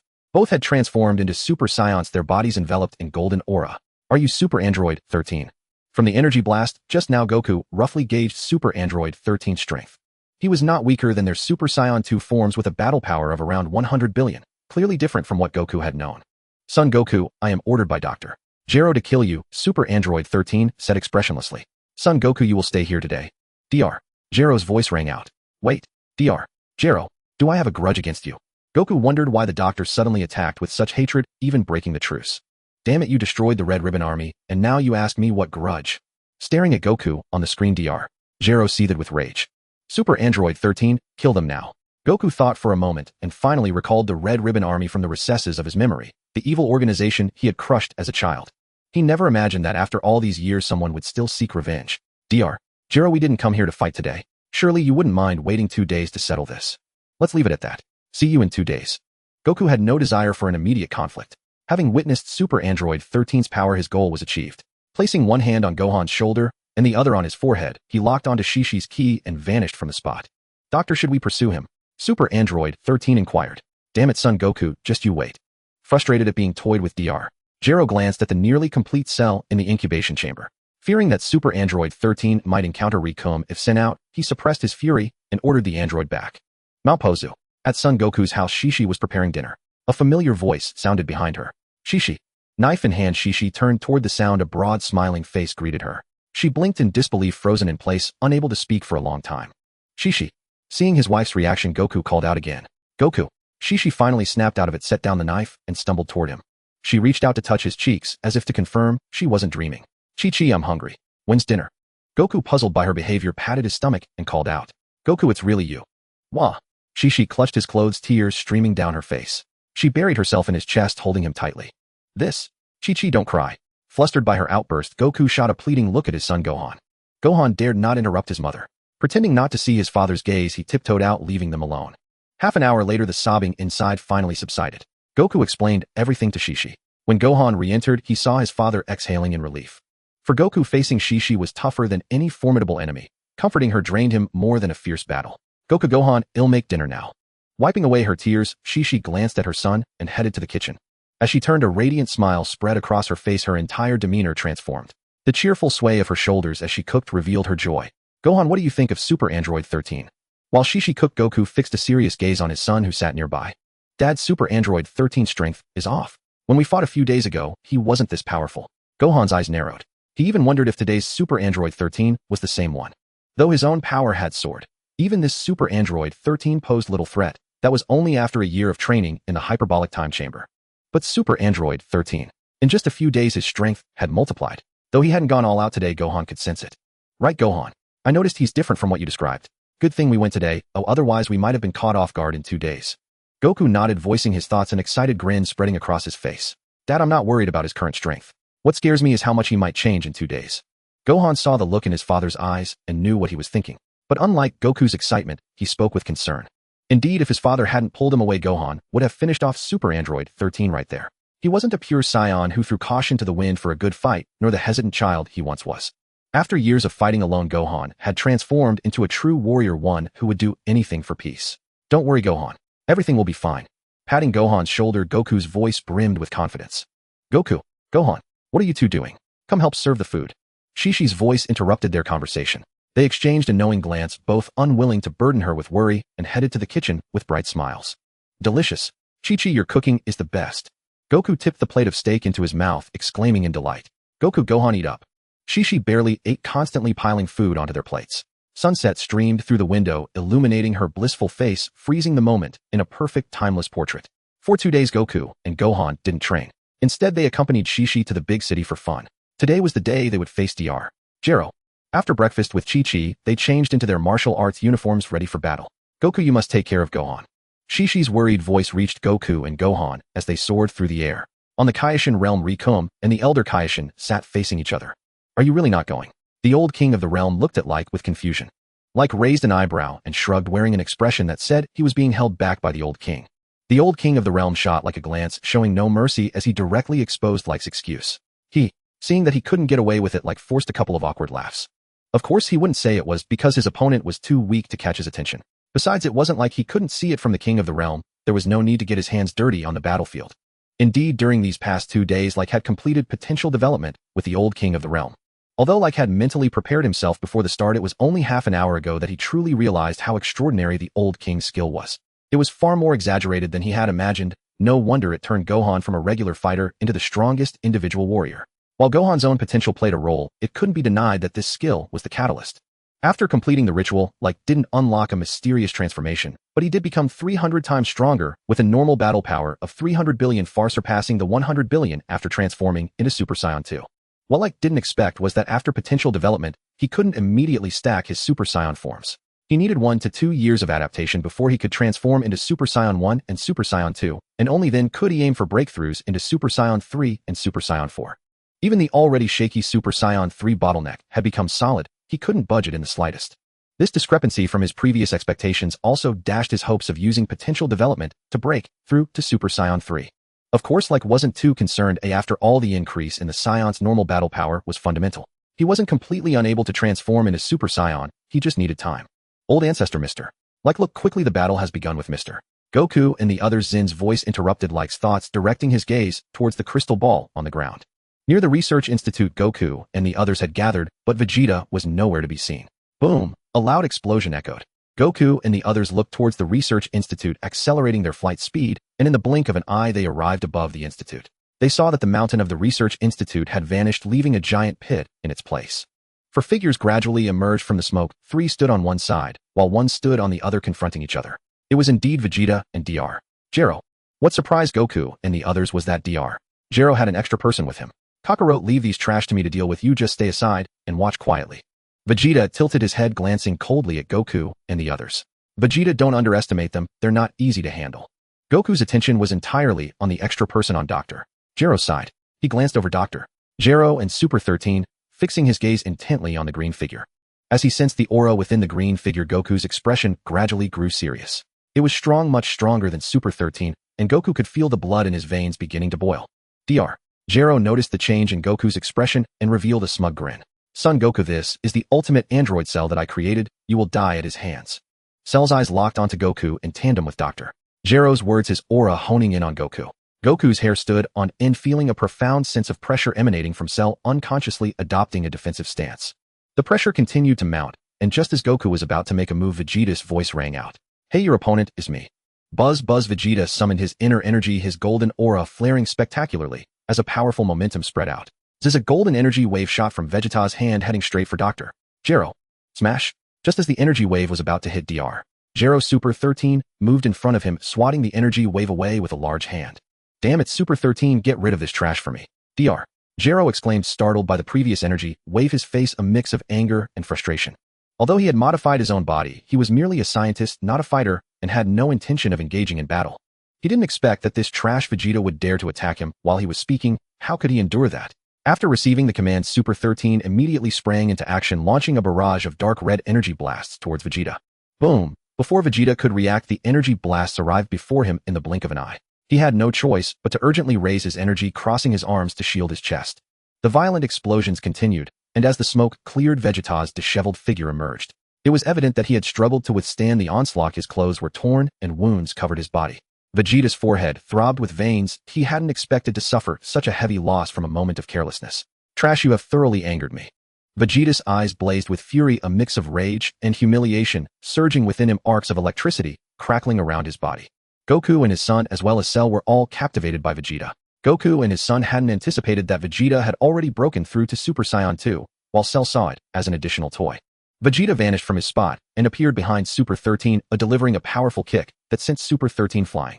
The battle between them had officially ignited, clashing continuously in the air. So strong, yet we're completely on a different dimension from them. Are all Saiyans this abnormal? Krillin and the others continually marveled. Currently, they couldn't even participate as spectators, having retreated 50 miles from the battlefield. They couldn't even sense the auras of Vegeta and Super 13. It was simply too fast, and Krillin and the others were completely unable to keep up with their pace. Vegeta and Super 13 were grappling in the air, their hands locked together, each trying to overpower the other. Bang! Vegeta landed a headbutt squarely on Super 13's cheek, causing Super 13 to tilt back and lose his balance. Vegeta pressed his advantage, delivering a kick to Super 13's chest. Super 13 was sent crashing to the ground, creating a deep crater. He couldn't tell whether the blood or oil trickling from his mouth was from his severe injuries as he struggled to stand, clutching his chest. Power cannon! Vegeta shouted, launching a purple energy cannon from his hand, racing towards Super 13 on the ground. Boom, damn it! Super 13 roared unyieldingly. Super No. 13 desperately pressed his hands against the energy cannon, struggling with all his might. The muscles in his arms tore, covered in wounds, as his hands began to vanish inch by inch into the cannon, blasted into fragments by Vegeta, scattering across the ground. Useless, a failure remains a failure. Dr. Gero watched Super No. 13 disappear without a hint of concern, not even ordering Cell to save him, but instead sneering disdainfully. After dispatching Super No. 13, Vegeta panted heavily, fixing his gaze on Cell. Monster, that trash just now is what's coming for you next. Huh. Vegeta, you only killed a failed experiment, don't lump me in with him. Cell let out a cold laugh, vanishing from his spot, and landed a knee strike squarely into Vegeta's abdomen. Ugh. Vegeta couldn't keep up with Cell's speed at all. No sooner had he boasted than he was vomiting blood from the blow. He grimaced in pain, hunched over, one hand covering his mouth in a futile attempt to stem the flow of blood. Vegeta. Goku, seeing this, didn't have time to think twice as he moved toward Cell and threw a punch, aiming to rescue Vegeta. Gohan reacted the instant Cell moved, beating Goku to the punch and kicking Cell away. Gohan, take Vegeta to Krillin for a Senzu bean.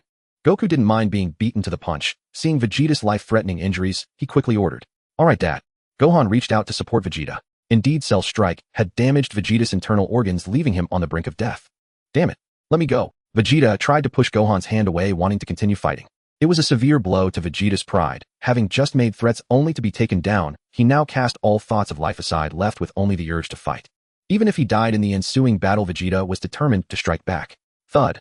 Unwilling to see the tragedy of years past repeat itself, Gohan, without waiting for Goku's signal, delivered a chop to Vegeta's neck, knocking him unconscious.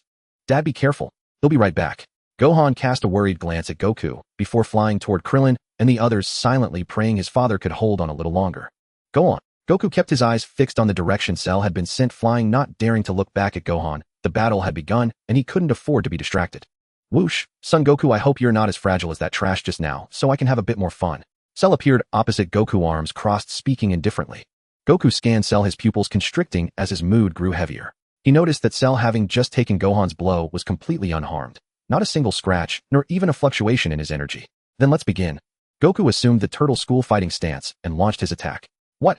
Goku stared in disbelief as Cell took his roundhouse kick, he'd in quickly retreating to dodge a follow-up punch. After 2 backflips, Goku created distance, unwilling to test further. A golden aura flared around him as he transformed into a Super Saiyan, throwing a punch at Cell's face. Slap! Cell caught Goku's fist, shaking his head in disappointment. Son Goku, is this all you've got? Use that transformation from the trash just now, or I won't hold back next time. Goku was about to respond when Dr. Gero, his face green with fury, interrupted. Having failed to follow the exchange between Goku and Cell, he now saw them locked in place and realized Cell wasn't using his full power. Enraged, he shouted, "Cell, kill Son Goku now, or I'll destroy you." Dr. Gero's threat made Cell raise an eyebrow, his irritation with the doctor growing. The Saiyan blood within him craved battle, and Gero's interference not only posed a threat, but also soured his mood. A thought struck him, and Cell made a decision. He intended to use Goku's hands to eliminate the dangerous Dr. Gero, throwing a punch at Goku's left ribs. Goku's hair stood on end, a sense of crisis enveloping him. Without a second thought, he twisted his body, dodging Cell's punch, while rolling and kicking at Cell's head. Cell tilted his head, evading Goku's attack, and lashed out with his tail, striking Goku across the face and sending him flying.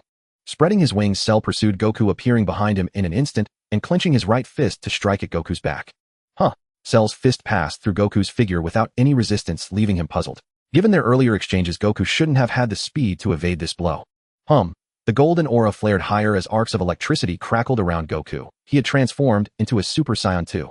Cell slowly turned around, eyeing the transformed Goku. How did you dodge that just now? It's instant transmission, a technique I mastered through rigorous training. Like this.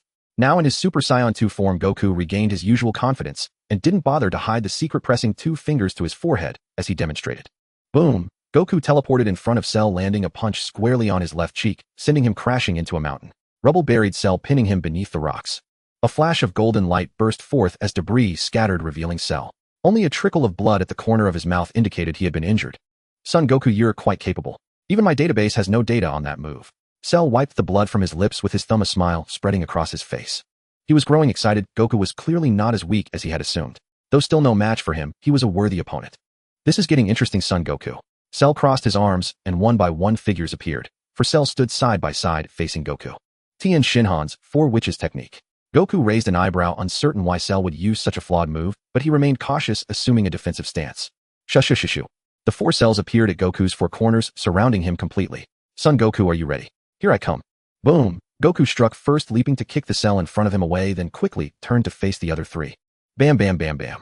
Goku was hit repeatedly, accumulating more and more injuries. He hadn't expected Cell's 4 Witches technique to have no weakness. The 4 cells were just as strong as the original. He couldn't block all their attacks, forced to endure them passively. His energy was plummeting and his stamina was rapidly draining. Goku struggled more and more to defend, completely unable to counterattack. Cough cough. Wukong struggled to stand upright, his breath completely ragged. The golden aura flickered around him and vanished into the air, his hair turning black. He was too weak to maintain, even his Super Saiyan form swaying unsteadily, as if he might collapse at any moment. The 4 cells merged back into one, standing before Wukong, gazing at him with a mix of delight and disappointment. It's over. Let me show you this. Cell placed his hands together at his waist like a flower, calyx, blue energy gathering in his palms. Wukong was all too familiar with this stance. It was his signature move, the Kamehameha. With a raised brow, he forced himself to muster his strength, assuming the same pose as blue energy coalesced. Wukong refused to give up. Even if outmatched, he would try, desperately squeezing every last ounce of energy from his body. Cell smirked, a glint of enigmatic light flashing in his eyes. 2 shouts rang out simultaneously as Cell and Wukong thrust their Kamehameha waves toward each other. Boom! Something unexpected happened to Wukong. His Kamehameha surged forward while Cell's wave offered no resistance, reaching Cell in the blink of an eye. Whoosh! Cell vanished, disappearing before Wukong's Kamehameha, which shot straight through, chasing after Cell's energy signature. No, Cell, save me. Seeing Wukong's Kamehameha about to strike Dr. Gero, his desperate cry rang out. Why did this happen? It was the question Dr. Gero pondered in his final moments, but he would never find the answer, destined to ponder it in hell. Rumble! The Kamehameha and Dr. Gero vanished together into the air. Wukong could no longer hold on, collapsing to the ground, his gaze fixed on the figure of Cell behind the explosion. Haha. Thank you, Son Goku, for eliminating that threat. Cell slowly descended before Wukong, looking down at him with a triumphant grin. Cell couldn't help but feel smug. Everything had gone according to his plan. The moment he pushed Wukong to the brink and Dr.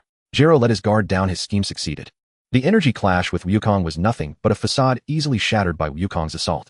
Using the tracking ability, he teleported behind Dr. Gero, and sure enough, Wukong helped him eliminate Dr. Gero. Wukong's lips moved as if to speak, but he had no strength left. As a thank you, we'll make your end painless. Cell extended a hand toward the fallen Wukong, a golden energy sphere forming in his palm, and launched it at him. Boom.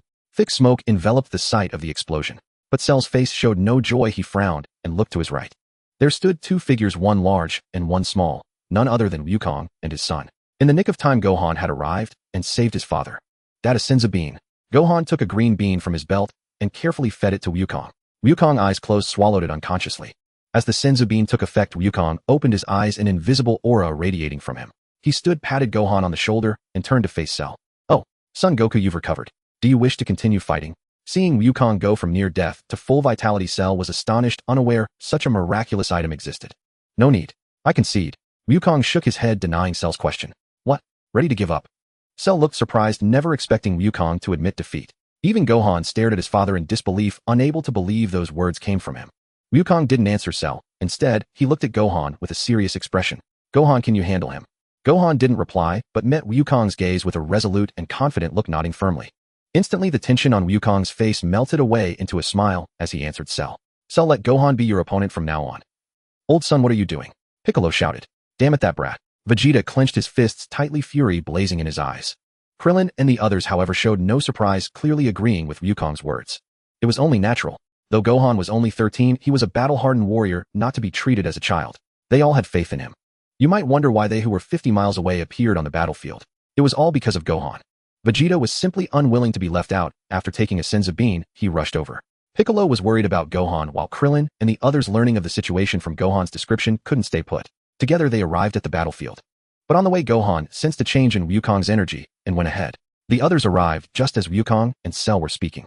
Cell, I will completely destroy you now. Gohan walked step by step towards Cell, his face expressionless, his emerald eyes radiating boundless coldness, murderous intent surging and overwhelming Cell. Son Gohan, is it? Cell nodded in acknowledgement. Now only Son Gohan's strength surpassed Son Goku's, as Dr. Gero's updated database clearly indicated that Gohan had killed Android 17 and Android 18. Cell's expectations for Gohan's power exceeded those for Goku, as his current data far surpassed the perfect form from the original computer. Even in his fight with Wukong, he hadn't unleashed his full strength. Dr. Gero's enhancements were so immense that even Cell himself found it hard to believe. Gohan stopped before Cell without hesitation and struck an uppercut that caught Cell under the chin before he could react. Then he leaped and kicked Cell in the chest, sending him flying into the air, followed by a ki blast that struck Cell instantly. Cell reappeared, his left arm dangling limply. The blast had crippled it. Piccolo and the others smiled, seeing Gohan gain the upper hand early. Only Wukong and Gohan remained expressionless. Both sensed that Cell was unharmed, his energy undisturbed, clearly at his peak. Son Gohan, you haven't disappointed me. You're much stronger than your father, Son Goku. Cell grabbed his left arm with his right hand and tore it off with a sharp yank. He tossed the severed limb aside, activating his ability. The stump began to writhe, and a brand new arm emerged. The sight of Cell caused Piccolo and the others to narrow their eyes in disbelief. Heh, surprised aren't you? Cell said, flexing his newly grown arm, taking in their astonished expressions. Piccolo, shouldn't you be familiar with this ability of mine? You can all sense the energy within me. As you might have guessed, I possess the cells and data of every one of you. Cell was in no hurry to engage Gohan. Instead, he openly revealed his own circumstances. Piccolo and the others' faces darkened, especially Vegeta, who was nearly exploding at the thought that this monstrous creature contained his own noble bloodline. Unable to contain his rage, he instantly transformed into a Super Saiyan 2 and charged straight at Cell. He no longer cared about the disparity in their power nor his own life. He refused to listen to Cell's nonsense and only wished to annihilate the monster, for every second Cell remained alive was an insult to him. Bang! Vegeta's fist slammed solidly into Cell's left cheek, cutting off his words. Cell absorbed the powerful blow without even a tremor, as if he had merely been bitten by a mosquito. Enduring Vegeta's punch, Cell turned his head toward the Saiyan on his left, casting a chilling glare upon him. Ugh! Vegeta spat out a mouthful of blood, collapsing in agony, curling up in silent torment. Cell gently lowered his raised right leg and delivered another kick to the prone Vegeta. Boom! Vegeta's body shot away, crashing through several mountain peaks before disappearing from sight. Vegeta! Goku's voice finally rang out. From the moment Vegeta attacked Cell to his being kicked away, everything happened in the blink of an eye. Goku and the others were powerless to intervene before Cell had severely wounded and sent Vegeta flying. Sensing Vegeta's fading energy, Goku prepared to go after him, but the moment he moved, Cell appeared before him, blocking his path. Move aside. Goku said sternly, his voice low as he fixed his gaze on Cell. Son Goku, I can't let you go rescue Vegeta. Had only interrupt my fun again. Cell ignored Goku's expression, raising a finger and wagging it slowly as he spoke with deliberate calm. Dad, you go. He'll handle Cell. Just as Goku was about to act, Gohan's voice rang out behind him. Hearing this, Goku abandoned his intention to fight and flew off toward Vegeta without a backward glance, as if Cell were invisible. Cell raised his hand to stop Goku, but a small hand grasped his wrist, halting his movement. Cell looked at the suddenly intervening Son Gohan, his playful mood fading as he began to elevate his own energy. Crackle. The two intangible auras clashed. Both Cell and Gohan were surging their inner energy, distorting the air, dispersing the white clouds above, collapsing the ground, and causing rubble around them to rise slowly. Cell's relaxed expression gradually hardened as arcs of electricity began to envelop him. Had Rake been present, he would have instantly recognized this as Cell's lightning form, a state equivalent to Super Saiyan 2. The electrical arcs around Cell and Gohan collided, each striving to overpower the other, unleashing their combat power of over 20 billion without restraint. Unable to withstand the pressure, Piccolo and the others retreated step by step, withdrawing from the battlefield. Piccolo, Gohan. He. Krillin stammered, his mouth agape, as if perceiving some illusion, a look of utter shock on his face. Piccolo steadied himself and nodded to Krillin, confirming his suspicion, a faint smile appearing on his face. Crack. Once Piccolo and the others were safely away, Gohan launched the first attack, aiming a kick at Cell's head. Cell was not one to passively take a hit. The moment Gohan moved, Cell also lifted his leg to counterattack. Their feet collided in midair, locking together in a stalemate, neither gaining the upper hand in this exchange. Cell's tail lashed out, wrapping around Gohan's ankle, and with a sharp tug, he broke the deadlock. He then drove his fist into Gohan's cheek, sending him flying. Though sent flying, Gohan was unharmed. He adjusted his trajectory and fired a barrage of energy spheres at the pursuing Cell, creating a distraction while also creating an opening for his own attack. Boom, boom, boom. Cell weaved through the energy spheres, sometimes deflecting them, sometimes dodging, his gaze fixed firmly on Gohan, locking onto him and denying him any chance to counterattack. Massive explosions erupted between them, destroying countless mountains and tearing the earth asunder. Gohan halted on a 100-meter peak, stomped hard, causing the summit to collapse, and used the momentum to launch himself at Cell. Their right fists collided in midair, their bodies freezing in place. Gohan retracted, his right fist spun around and slammed hard into Cell's chest, pressing close against his right arm. Goth. Cell spat out a mouthful of acid, a pained expression twisting his face. Seizing Cell's moment of instability, Gohan moved behind him, locked his arm around Cell's neck, and squeezed tightly. Cell used both hands to pry at Gohan's arm, thrashing wildly in the air, desperate to break free. Neither dared to relent. Sensing he couldn't escape, Cell's tail's stinger jabbed toward Gohan's head.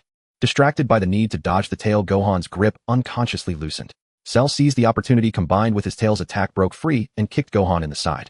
With his hands free, Gohan caught Cell's tail with one hand and blocked the kick with his other arm. Bam! While blocking Cell's attack, Gohan swung Cell by the tail and slammed him hard into the ground. Cell was driven into the earth, creating a deep crater. Thick smoke obscured his form, preventing Gohan from assessing his true condition. Gohan hovered in the air, waiting for Cell to emerge. Whoosh! A yellow energy beam shot through the smoke at incredible speed, appearing right before Gohan's eyes. What a... Gohan's pupils contracted as he desperately twisted his body to evade the beam, grazing his hair and soaring into the starry sky. Having dodged the attack, Gohan glared at Cell, his expression grim. Special beam cannon.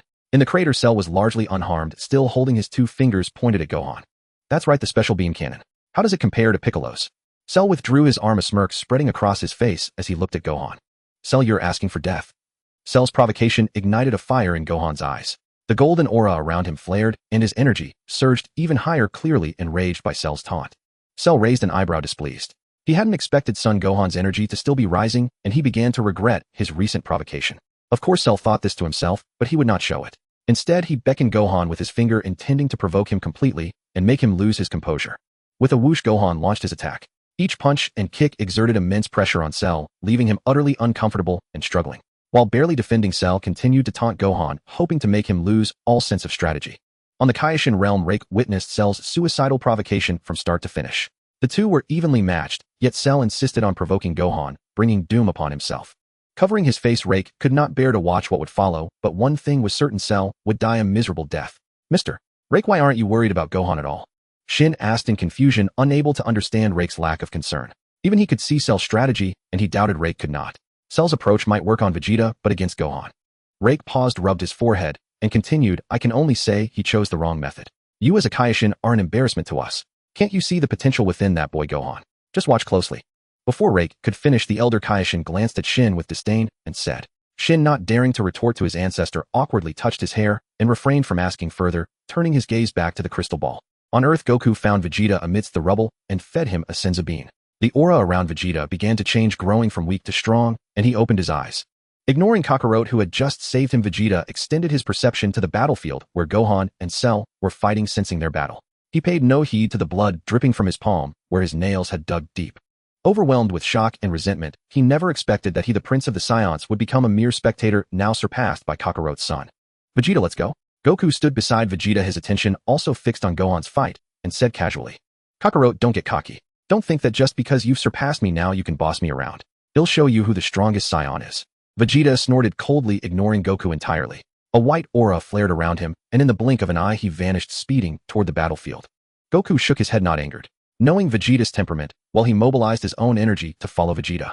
Soon both returned to the battlefield, clearly seeing Gohan dominating Cell. Cell was wounded in many places, his aura noticeably weakened, no longer as formidable as before. At this rate, it wouldn't be long before Gohan could finish Cell. Goku felt both relieved and regretful. Relieved at Gohan's growth, regretful that he couldn't fight Cell himself. As Goku pondered, the battle shifted. Cell was sent flying into the air, and Gohan struck him with a Kamehameha, obliterating Cell's body from the neck down. You. Cell, now only a head, stammered in shock, his heart racing with fear. He had come within a hair's breadth of dying at Gohan's hands. With a whoosh, Gohan appeared before Cell's head, staring at him coldly. Slowly raising his right hand, he aimed it at Cell's head, golden energy gathering in his palm, ready to finish him off. Terrified, Cell stared at Gohan, desperately activating his innate ability to regenerate his body. Simultaneously, an invisible wave silently emanated from his head, reaching the remains of Super Android 13 in an instant. A chip in a power pack trembled slightly, then shot toward the newly grown tail of Cell. Gulp! Just as Gohan's energy blast hit Cell, his aura underwent a drastic change, surging from its near-frozen low point. Boom! Before Cell's aura could strengthen further, Gohan's energy blast exploded, engulfing him. Gohan showed no joy of victory. Instead, his expression turned serious as he stared at the explosion site. In that instant of the blast, he had already sensed Cell's transformation. Cell's figure slowly emerged, visibly larger than before, his aura significantly enhanced. That was close. I almost got killed by you. Cell regained his confidence, no longer terrified, and radiated a thick, killing intent. Cell had to admit he had pushed things too far. If not for Dr. Gero's modifications that allowed him to absorb Super Android 13, he would have been finished. Then I'll kill you again, Gohan said coldly. Bang! Gohan stared in disbelief, never expecting the gap between them to widen so suddenly, finding himself unable to match Cell. Cell pressed Gohan's right fist back bit by bit, then wrapped his tail around Gohan's neck and lifted him. He unleashed a barrage of attacks on Gohan's body. The sound of bones cracking echoed. Gohan struggled to fend off Cell's assault, but was severely wounded, realizing he would be finished if it continued. A blast shot from his palm, interrupting Cell's attack, and Gohan seized the chance to create distance. Blood trickled down Gohan's forehead, blurring his vision. Enduring immense pain throughout his body, he gathered his energy, not daring to wipe the blood from his eyes, focusing entirely on Cell. The change in Cell not only shocked Goku and the others, but also astonished Rake and his group far away on the Kaishin realm. Especially Rake, who marveled at Dr. Gero's genius, from Cell's appearance to his ability to match Gohan. He never expected that old man to be so extraordinary. Not only did he bring forth Cell, who was supposed to appear over a decade later, but he also enhanced him to this extent. Rake initially thought Cell's enhancement had reached its limit, but old Gero truly had skills, even allowing Cell to absorb Super Android 13. This was outright cheating. Rake, my boy, aren't you going over there? The elder Kaishin's words interrupted Rake's thoughts. Rake stroked his chin, carefully observing Gohan's expression in the crystal ball, then shook his head. No, I believe Gohan and the others can handle it. The elder Kaishin had no objection to Rake's decision and simply refocused on the battle. Shin and Kibito opened their mouths, wanting to say something to change Rake's mind, but seeing the confidence on his face, they gave up their persuasion. Boom! A yellow energy blast struck Cell, disrupting his next attack. Cell turned to see Piccolo's figure at the blast's origin, feeling a surge of surprise. He could understand if it were Son Goku who fired the blast, being Gohan's father, but he never expected Piccolo to act first. With Piccolo's move, the others could no longer stand idly by and swiftly flew to Gohan's side. They could all see the situation clearly now. Gohan alone was no match for Cell. Though they could not offer much help, they could still risk their lives to distract Cell, as Earth's warriors were determined to do. None feared death, nor would they allow Gohan, their junior, to perish before them. Even if they were outmatched, they would not lack the courage to strike. Everyone. Gohan's eyes welled with tears as he watched the familiar figures standing before him, just as they always had. This scene had haunted his dreams countless times during the rampage of the androids, only to shatter upon waking. Now, as reality mirrored his dreams, Gohan's emotions were beyond words. An uncontrollable tremor ran through his body, and boundless energy began to surge from the depths of his bloodline. Gohan's aura gradually rose, his emotions unlocking the potential within him. Soon his power reached Cell's level and began to surpass it. Gohan's transformation left Goku and the others stunned. Vegeta watched in disbelief while Rake inwardly exclaimed at the sheer absurdity of his power-up. Cell once again recalled the terror of being dominated by Gohan. He hesitated no longer, ignoring Goku and the others, and threw a punch at Gohan. With a resounding boom, Gohan caught the fist, and the shockwave sent Goku and the rest flying. Cell noticed the emotionless look in Gohan's eyes and felt a chill in his core. The shadow of death loomed over him, as if retreating now was the only way to avoid perishing at Gohan's hands in the next instant. Following his instincts, Cell retreated repeatedly, appearing a kilometer away. He raised his right hand, and a disk of energy coalesced in his palm. With a sharp whoosh, he hurled the gathered energy blade at Gohan. Gohan watched the incoming energy blade with indifference. As it drew near, he moved, slightly sidestepping to dodge it, then tapping the ground with his toes, teleporting almost instantly before Cell. A single elbow strike sank deep into Cell's chest. Cell's eyes bulged as blood gushed from his mouth. Gohan's power wreaked havoc within him, leaving him unable to retaliate. He collapsed to his knees, his hands reaching out blindly toward Gohan, brushing against the tip of his shoe. Gohan gave Cell no respite. He stomped hard on Cell's head, driving him into the earth. Cell's legs twitched weakly, his tail limp and lifeless against his back. He no longer resembled the confident figure he once was, lying like a beached fish. Gohan did not let Cell go. He grabbed Cell's tail, yanked him from the ground, and tossed him into the air. Following him skyward, Gohan delivered a heavy punch to Cell's back. A crisp crack of breaking bones echoed from within Cell. He was sent even higher, his body convulsing. The relentless assault drove a mad, destructive gleam into Cell's eyes. He mustered all his energy in midair, locking his vengeful gaze on Gohan, as a white glow began to emanate from his body. Son Gohan, you'll all die with me. Gohan frowned at the sight, placing his hands at his hip in a cup-like gesture as blue energy began to gather in his palms. Heh, you think you can use that move? My body will explode with the slightest damage now, and the entire Earth will be destroyed along with me. The fear on Cell's face vanished completely as his body swelled further. Hearing Cell's words, Gohan paused, his energy gathering, sensing the dire predicament. In a flash, Goku appeared beside Gohan, his expression grave as he stared at Cell's massive form. Gohan, we must strike together. We have to intercept all of Cell's self-destruct energy. Not only Goku but the others also gathered around Gohan, each taking a position encircling Cell, and began charging their ultimate techniques. Even Vegeta, with a conflicted heart, began to power up his attack. Proud as he was, he would not allow himself to die in the vacuum of space. Given Cell's energy, even a single spark touching the ground would annihilate Earth. They had no choice but to give it their all. You think you can stop me? Dream on. Die with me. Cell saw their movements, but was unable to move. Yet his confident demeanor showed he did not believe Goku and the others could succeed. The situation on Earth even unsettled Rake, who was far away in the Kaishin realm. He had spent so much time traveling to Earth only to see it destroyed. Without even greeting the Elder Kai, he pressed 2 fingers to his forehead, locked onto Cell's ki, and used instant transmission to vanish from the Kaishin realm. Rake. Uncle Rake. Humph. As soon as Rake appeared, Goku and the others sensed him and looked at him with hope. Though they were not yet familiar with Rake, they were well aware of his immense power. Rake nodded in acknowledgement to Goku and the others, then turned his gaze to Cell, speaking with contempt. Cell, your skills are mediocre, but you sure know how to put on a show. Too bad your plan is about to fail. Before Cell could react, a white light emanated from Rake's hand, forming a barrier that instantly enveloped Cell. You? Cell's expression twisted in fury. His database held scant information on Rake. This Saiyan who had appeared out of nowhere had effortlessly killed the previous Super Android 13. In Dr.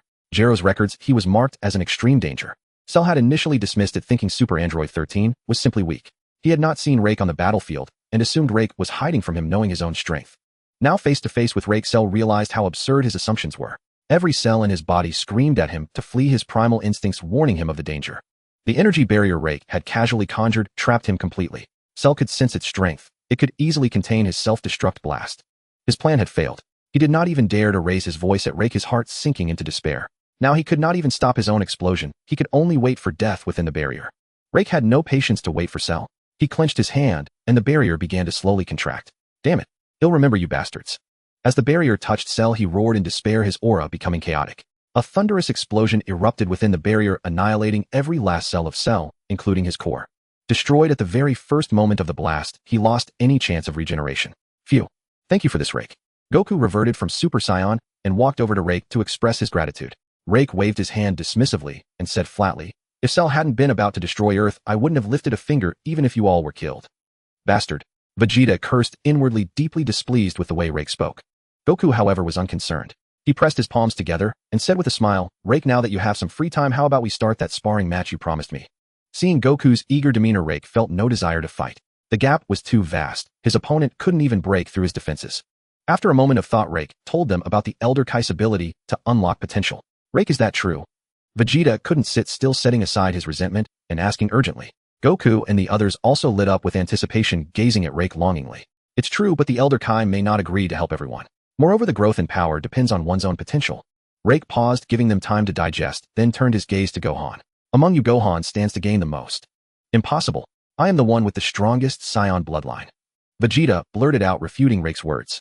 Full of disbelief, he refused to accept that he, the Saiyan prince, could be inferior in potential to a half-breed. Rake, anticipating this reaction, shrugged and spread his hands.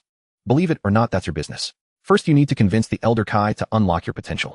And who said you have the strongest Saiyan bloodline? As far as I know, the legendary Super Saiyan of our race has already been born. That is the true, strongest bloodline. Rake, aren't we Super Saiyans? Goku asked, puzzled. Vegeta fell into deep thought, as if Rake's words stirred some memory. No, Kakarot.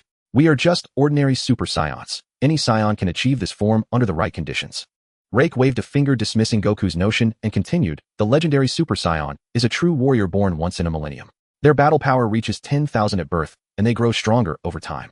They don't need to train like us, they naturally become the mightiest warriors in the universe. Gasping, Goku and the others drew in sharp breaths. Even Shin and Kibito, far away in the realm of the Kai, widened their eyes in astonishment. Only the Elder Kai, an ancient relic, remained unmoved by Rake's words. In his long history, he had encountered many legendary Super Saiyans, but they either destroyed themselves or were destroyed. Goku, you Saiyans are just too insane. Krillin said with a wry smile, feeling utterly discouraged as any thought of catching up vanished. He not bad. Goku rubbed his chin, unfazed by Rake's tale. Instead, he pondered how to coax more information about the legendary Super Saiyan from Rake. He wanted to find that opponent and fight him. Not doing so would leave him restless. Damn it. Vegeta clenched his fists, veins bulging on his forehead. The constant emergence of Saiyans stronger than him dealt a heavy blow to the Saiyan prince, driving him to the brink of rage. After all, he had always prided himself on his bloodline. Even though Rake and the others were stronger, now he wasn't overly concerned, confident he would surpass them eventually, since they were either low-class warriors or half-breeds unworthy of his regard. Rake, do you know where that person is now, eh? Goku asked, hopefully seeking an answer. Rake was stumped by Goku's question. Who knew if Broly existed in this timeline, and if so, whether it was the old or new version? He knew a bit more than others, but he wasn't omniscient. It was too much to ask. You're still too weak. Finding him now would mean certain death. Focus on getting stronger. I have things to do, so will take my leave. Rake avoided answering directly, using Goku's strength as an excuse. With that, he didn't linger, fearing more questions from Goku, and disappeared with instant transmission, leaving Goku and the others staring at each other in bewilderment. How do we get the Elder Kai to help us? Krillin broke the silence, looking at Goku and his son. Among them, only Goku and his son had met the Elder Kai, the others had never seen him. Leaving aside their discussion on persuading the Elder Kai, Rake didn't return to the realm of the Kai, but went back to his residence on Earth. Having already obtained the benefits from the Elder Kai, staying longer was pointless. Rake decided to relax and unwind. He had spent years either training or traveling. Now was the time to rest and prepare for future breakthroughs. Over the next 2 years, Rake didn't train at all, instead traveling to cities worldwide to explore and savor cuisine. During this time, he also returned to Yadarpa Star, fulfilling plus wish to meet Lon Xian and the others. He accepted Bulma's banquet invitations, freeloading at her place, and even gathered the Dragon Balls, intending to revive his original parents. Unfortunately, they had already reincarnated, so the wish couldn't be fulfilled. Rake didn't wish for immortality or anything related to body modification. Finally, he made a wish to perceive spacetime nodes. Rake had no intention of being trapped in this timeline. Though Bulma might build a time machine, he didn't rely solely on her and made his own efforts. Over the 2 years, changes weren't limited to Rake. Goku and Shishi had another son named Goten, who looked exactly like Goku. Gohan returned to school, attending high school in Orange Star City, where he met Videl. Rake couldn't help but marvel at their fate, as if an invisible hand guided the world back to its original course. Rake didn't dwell on this issue or take it too seriously. His current level was too low for such concerns. Vegeta, however, remained largely unchanged. Apart from challenging Rake every time they met, he spent his days training in the gravity chamber, dragging Trunks along to suffer. Piccolo and the others found their own paths. Some continued training while others gave up and tried ordinary life. After 2 years of adjustment, Rake's body fully adapted to his surging energy. He could now transform into Super Saiyan and Super Saiyan 2, and even the barrier to Super Saiyan 3 shattered silently, allowing him to step into that realm. One day, as he sat with closed eyes, sensing his inner energy and contemplating Super Saiyan 4, a violent aura burst into his perception. This energy alarmed not only Rake, but every warrior on Earth. The crowd dared not linger and began to move swiftly. Uncle-like. Like this energy signature belongs to a Saiyan, do you know who it is? When Goku and his son arrived at the general landing point of the energy, they saw like gazing solemnly at the sky. If I'm not mistaken, it must be one of our kin, the legendary Super Saiyan. Like withdrew his gaze and spoke to Goku and his son. That's wonderful. Goku's eyes sparkled with excitement as his whole body began to tremble. Ever since learning about such a powerful figure from like 2 years ago, Goku had constantly envisioned the moment of their confrontation. Now that he was about to meet the real person, he felt both thrilled and exhilarated, lifting his head to fixate on the approaching spaceship. Kakarot, don't think about attacking first. That Saiyan will be dealt with by me. Vegeta's voice interrupted Goku's fantasy. It turned out that while Like was conversing with Goku, the prince had already arrived and overheard their discussion. Vegeta, what's this? Let me have the first fight. I was the first to arrive. Goku could not bear to let the opponent go to Vegeta and immediately retorted. No way, I'm going first. Vegeta and Goku's foreheads bumped against each other, neither yielding, both eager to strike first. Gohan looked at the two helplessly, not knowing how to persuade them, his pleading gaze directed at Like. Like did not disappoint him, or rather he had long been prepared to intervene, as this was the strongest opponent he had encountered, and he would not yield to anyone else. You're thinking too much. If anyone is to strike, it should be me first. This opponent is not someone you've faced before. Upon hearing this, Goku and Vegeta exchanged a knowing glance, as if reaching some consensus, and turned to look at Like. Like, you can't hog all the glory. Vegeta spoke first. Exactly, let's play rock, paper, scissors. Whoever wins goes first. Goku immediately followed up with his suggestion. Gohan thought Like would be able to mediate the dispute, but instead he joined in escalating the conflict. Covering his forehead, Goku walked over to Piccolo and the others, completely abandoning his plan to persuade them. Like, you're not scared, are you? Seeing Like hesitating, without agreeing, Goku even resorted to provocation. Vegeta cooperated by making a dismissive gesture. Goku was not wrong. Like was indeed hesitating, mainly because rock, paper, scissors relied too much on luck, and he was a bit distrustful of his own fortune. He was even less willing to gamble his luck against Goku and Vegeta, the two top fighters. Goku's simple-minded brain was always quite clever when it came to matters of battle. With a quick thought, he gave Like no extra time to think and began shouting the chant. Rock, paper, scissors. Like's hand moved involuntarily. Yes, I want to go first. Goku's joyful exclamation startled Like. Upon closer inspection, he and Vegeta had both chosen paper, while Goku had chosen scissors, thus securing the final victory. Vegeta wore a displeased expression, while Goku joyfully jumped up. Like blinked, caught between laughter and tears. Kakarot, you cheated. Like, you can't play dirty, you clearly chose paper yourself. Goku immediately cut off Like's next words. Seeing this, Like glanced at his right hand that had chosen paper side and stepped aside to give way to Goku. However, he was not in a rush, and no one understood the terror of Broly better than him. Whether old or new, Broly was undeniably strong, and Kakarot and the others would not be a match for him. If they could convince the old Kai to unlock their potential, they might stand a chance of victory. Unfortunately, 2 years had passed, and they still failed to persuade the old Kai. Although they had made significant progress over the past 2 years, they still fell short when it came to dealing with Broly. Under everyone's gaze, an egg-shaped spaceship slowly descended before them. The first to emerge from the spaceship were hundreds of purple-skinned aliens who stood in 2 rows to welcome the ship's master. Pat, pat, pat. Footsteps approached, and 2 figures, one tall and one short, walked out of the spaceship one after the other. Like and the others' gazes swept forward, locking onto the tall figure. An invisible sense of pressure rushed toward them. Prince Vegeta, this old servant Paragus has come to welcome you back to New Vegeta to take the throne. A figure with a scar over his left eye stepped out of the spaceship, scanning the surroundings and fixing his gaze on Vegeta. With his right hand crossed over his chest, he bowed respectfully. Vegeta showed no reaction to Paragas' actions and walked past him to stand in front of Broly. So you are the legendary Super Saiyan. Vegeta's words caused Paragas' expression to change dramatically as the once respectful and humble demeanor vanished, replaced by a dark glare at Vegeta. He could not understand why the other party knew Broly's identity. This was a significant deviation from his plans. The unexpected turn of events filled him with a sense of foreboding. Broly remained unresponsive to Vegeta's question. Upon seeing Goku, his attention was completely captivated. His face began to contort, becoming ferocious, his hair billowing, and the aura around him began to rise. Kakarot, Kakarot. A deep voice echoed as Broly's pupils began to fade and golden flames surged. Broly's disregard made Vegeta's expression turn grim. He hadn't expected the other party to underestimate him so much. He immediately cast aside the pre-fight agreement, his aura rising, ready to strike. Wait, Vegeta, you can't play dirty. Goku rushed forward and grabbed Vegeta, stopping him from making any further moves. Boom. A fierce wind swept by as Broly's aura erupted. An invisible shockwave spread out, tearing the ground apart, and the hundreds of purple-skinned aliens surrounding Broly were instantly annihilated, reduced to dust. As for his father, Paragus had long distanced himself to avoid meeting the same fate as the aliens when he sensed Broly's signs of going berserk. Goku managed to retreat in time as he mobilized his energy, dodging this wave of impact. Vegeta had no mind to argue with Goku. He stared gravely in the direction of Broly. He could clearly sense the suppression of his bloodline, making it hard to muster the will to resist. Not only Vegeta, but Like also felt the same sensation, as if a herbivore were facing a carnivore. Although Like did not regard Broly, whose combat power hovered around 30 billion, as a threat, this suppression completely ignored the disparity in their strengths, striking deep into his heart. His cells seemed to be urging Like to distance himself from this being, and the circulation of energy within him was affected, becoming subtly awkward. This unfamiliar experience intrigued Like, and he momentarily immersed himself in it. What Like and the others did not know was that while they focused on Broly, the Earth was facing a new group of uninvited guests.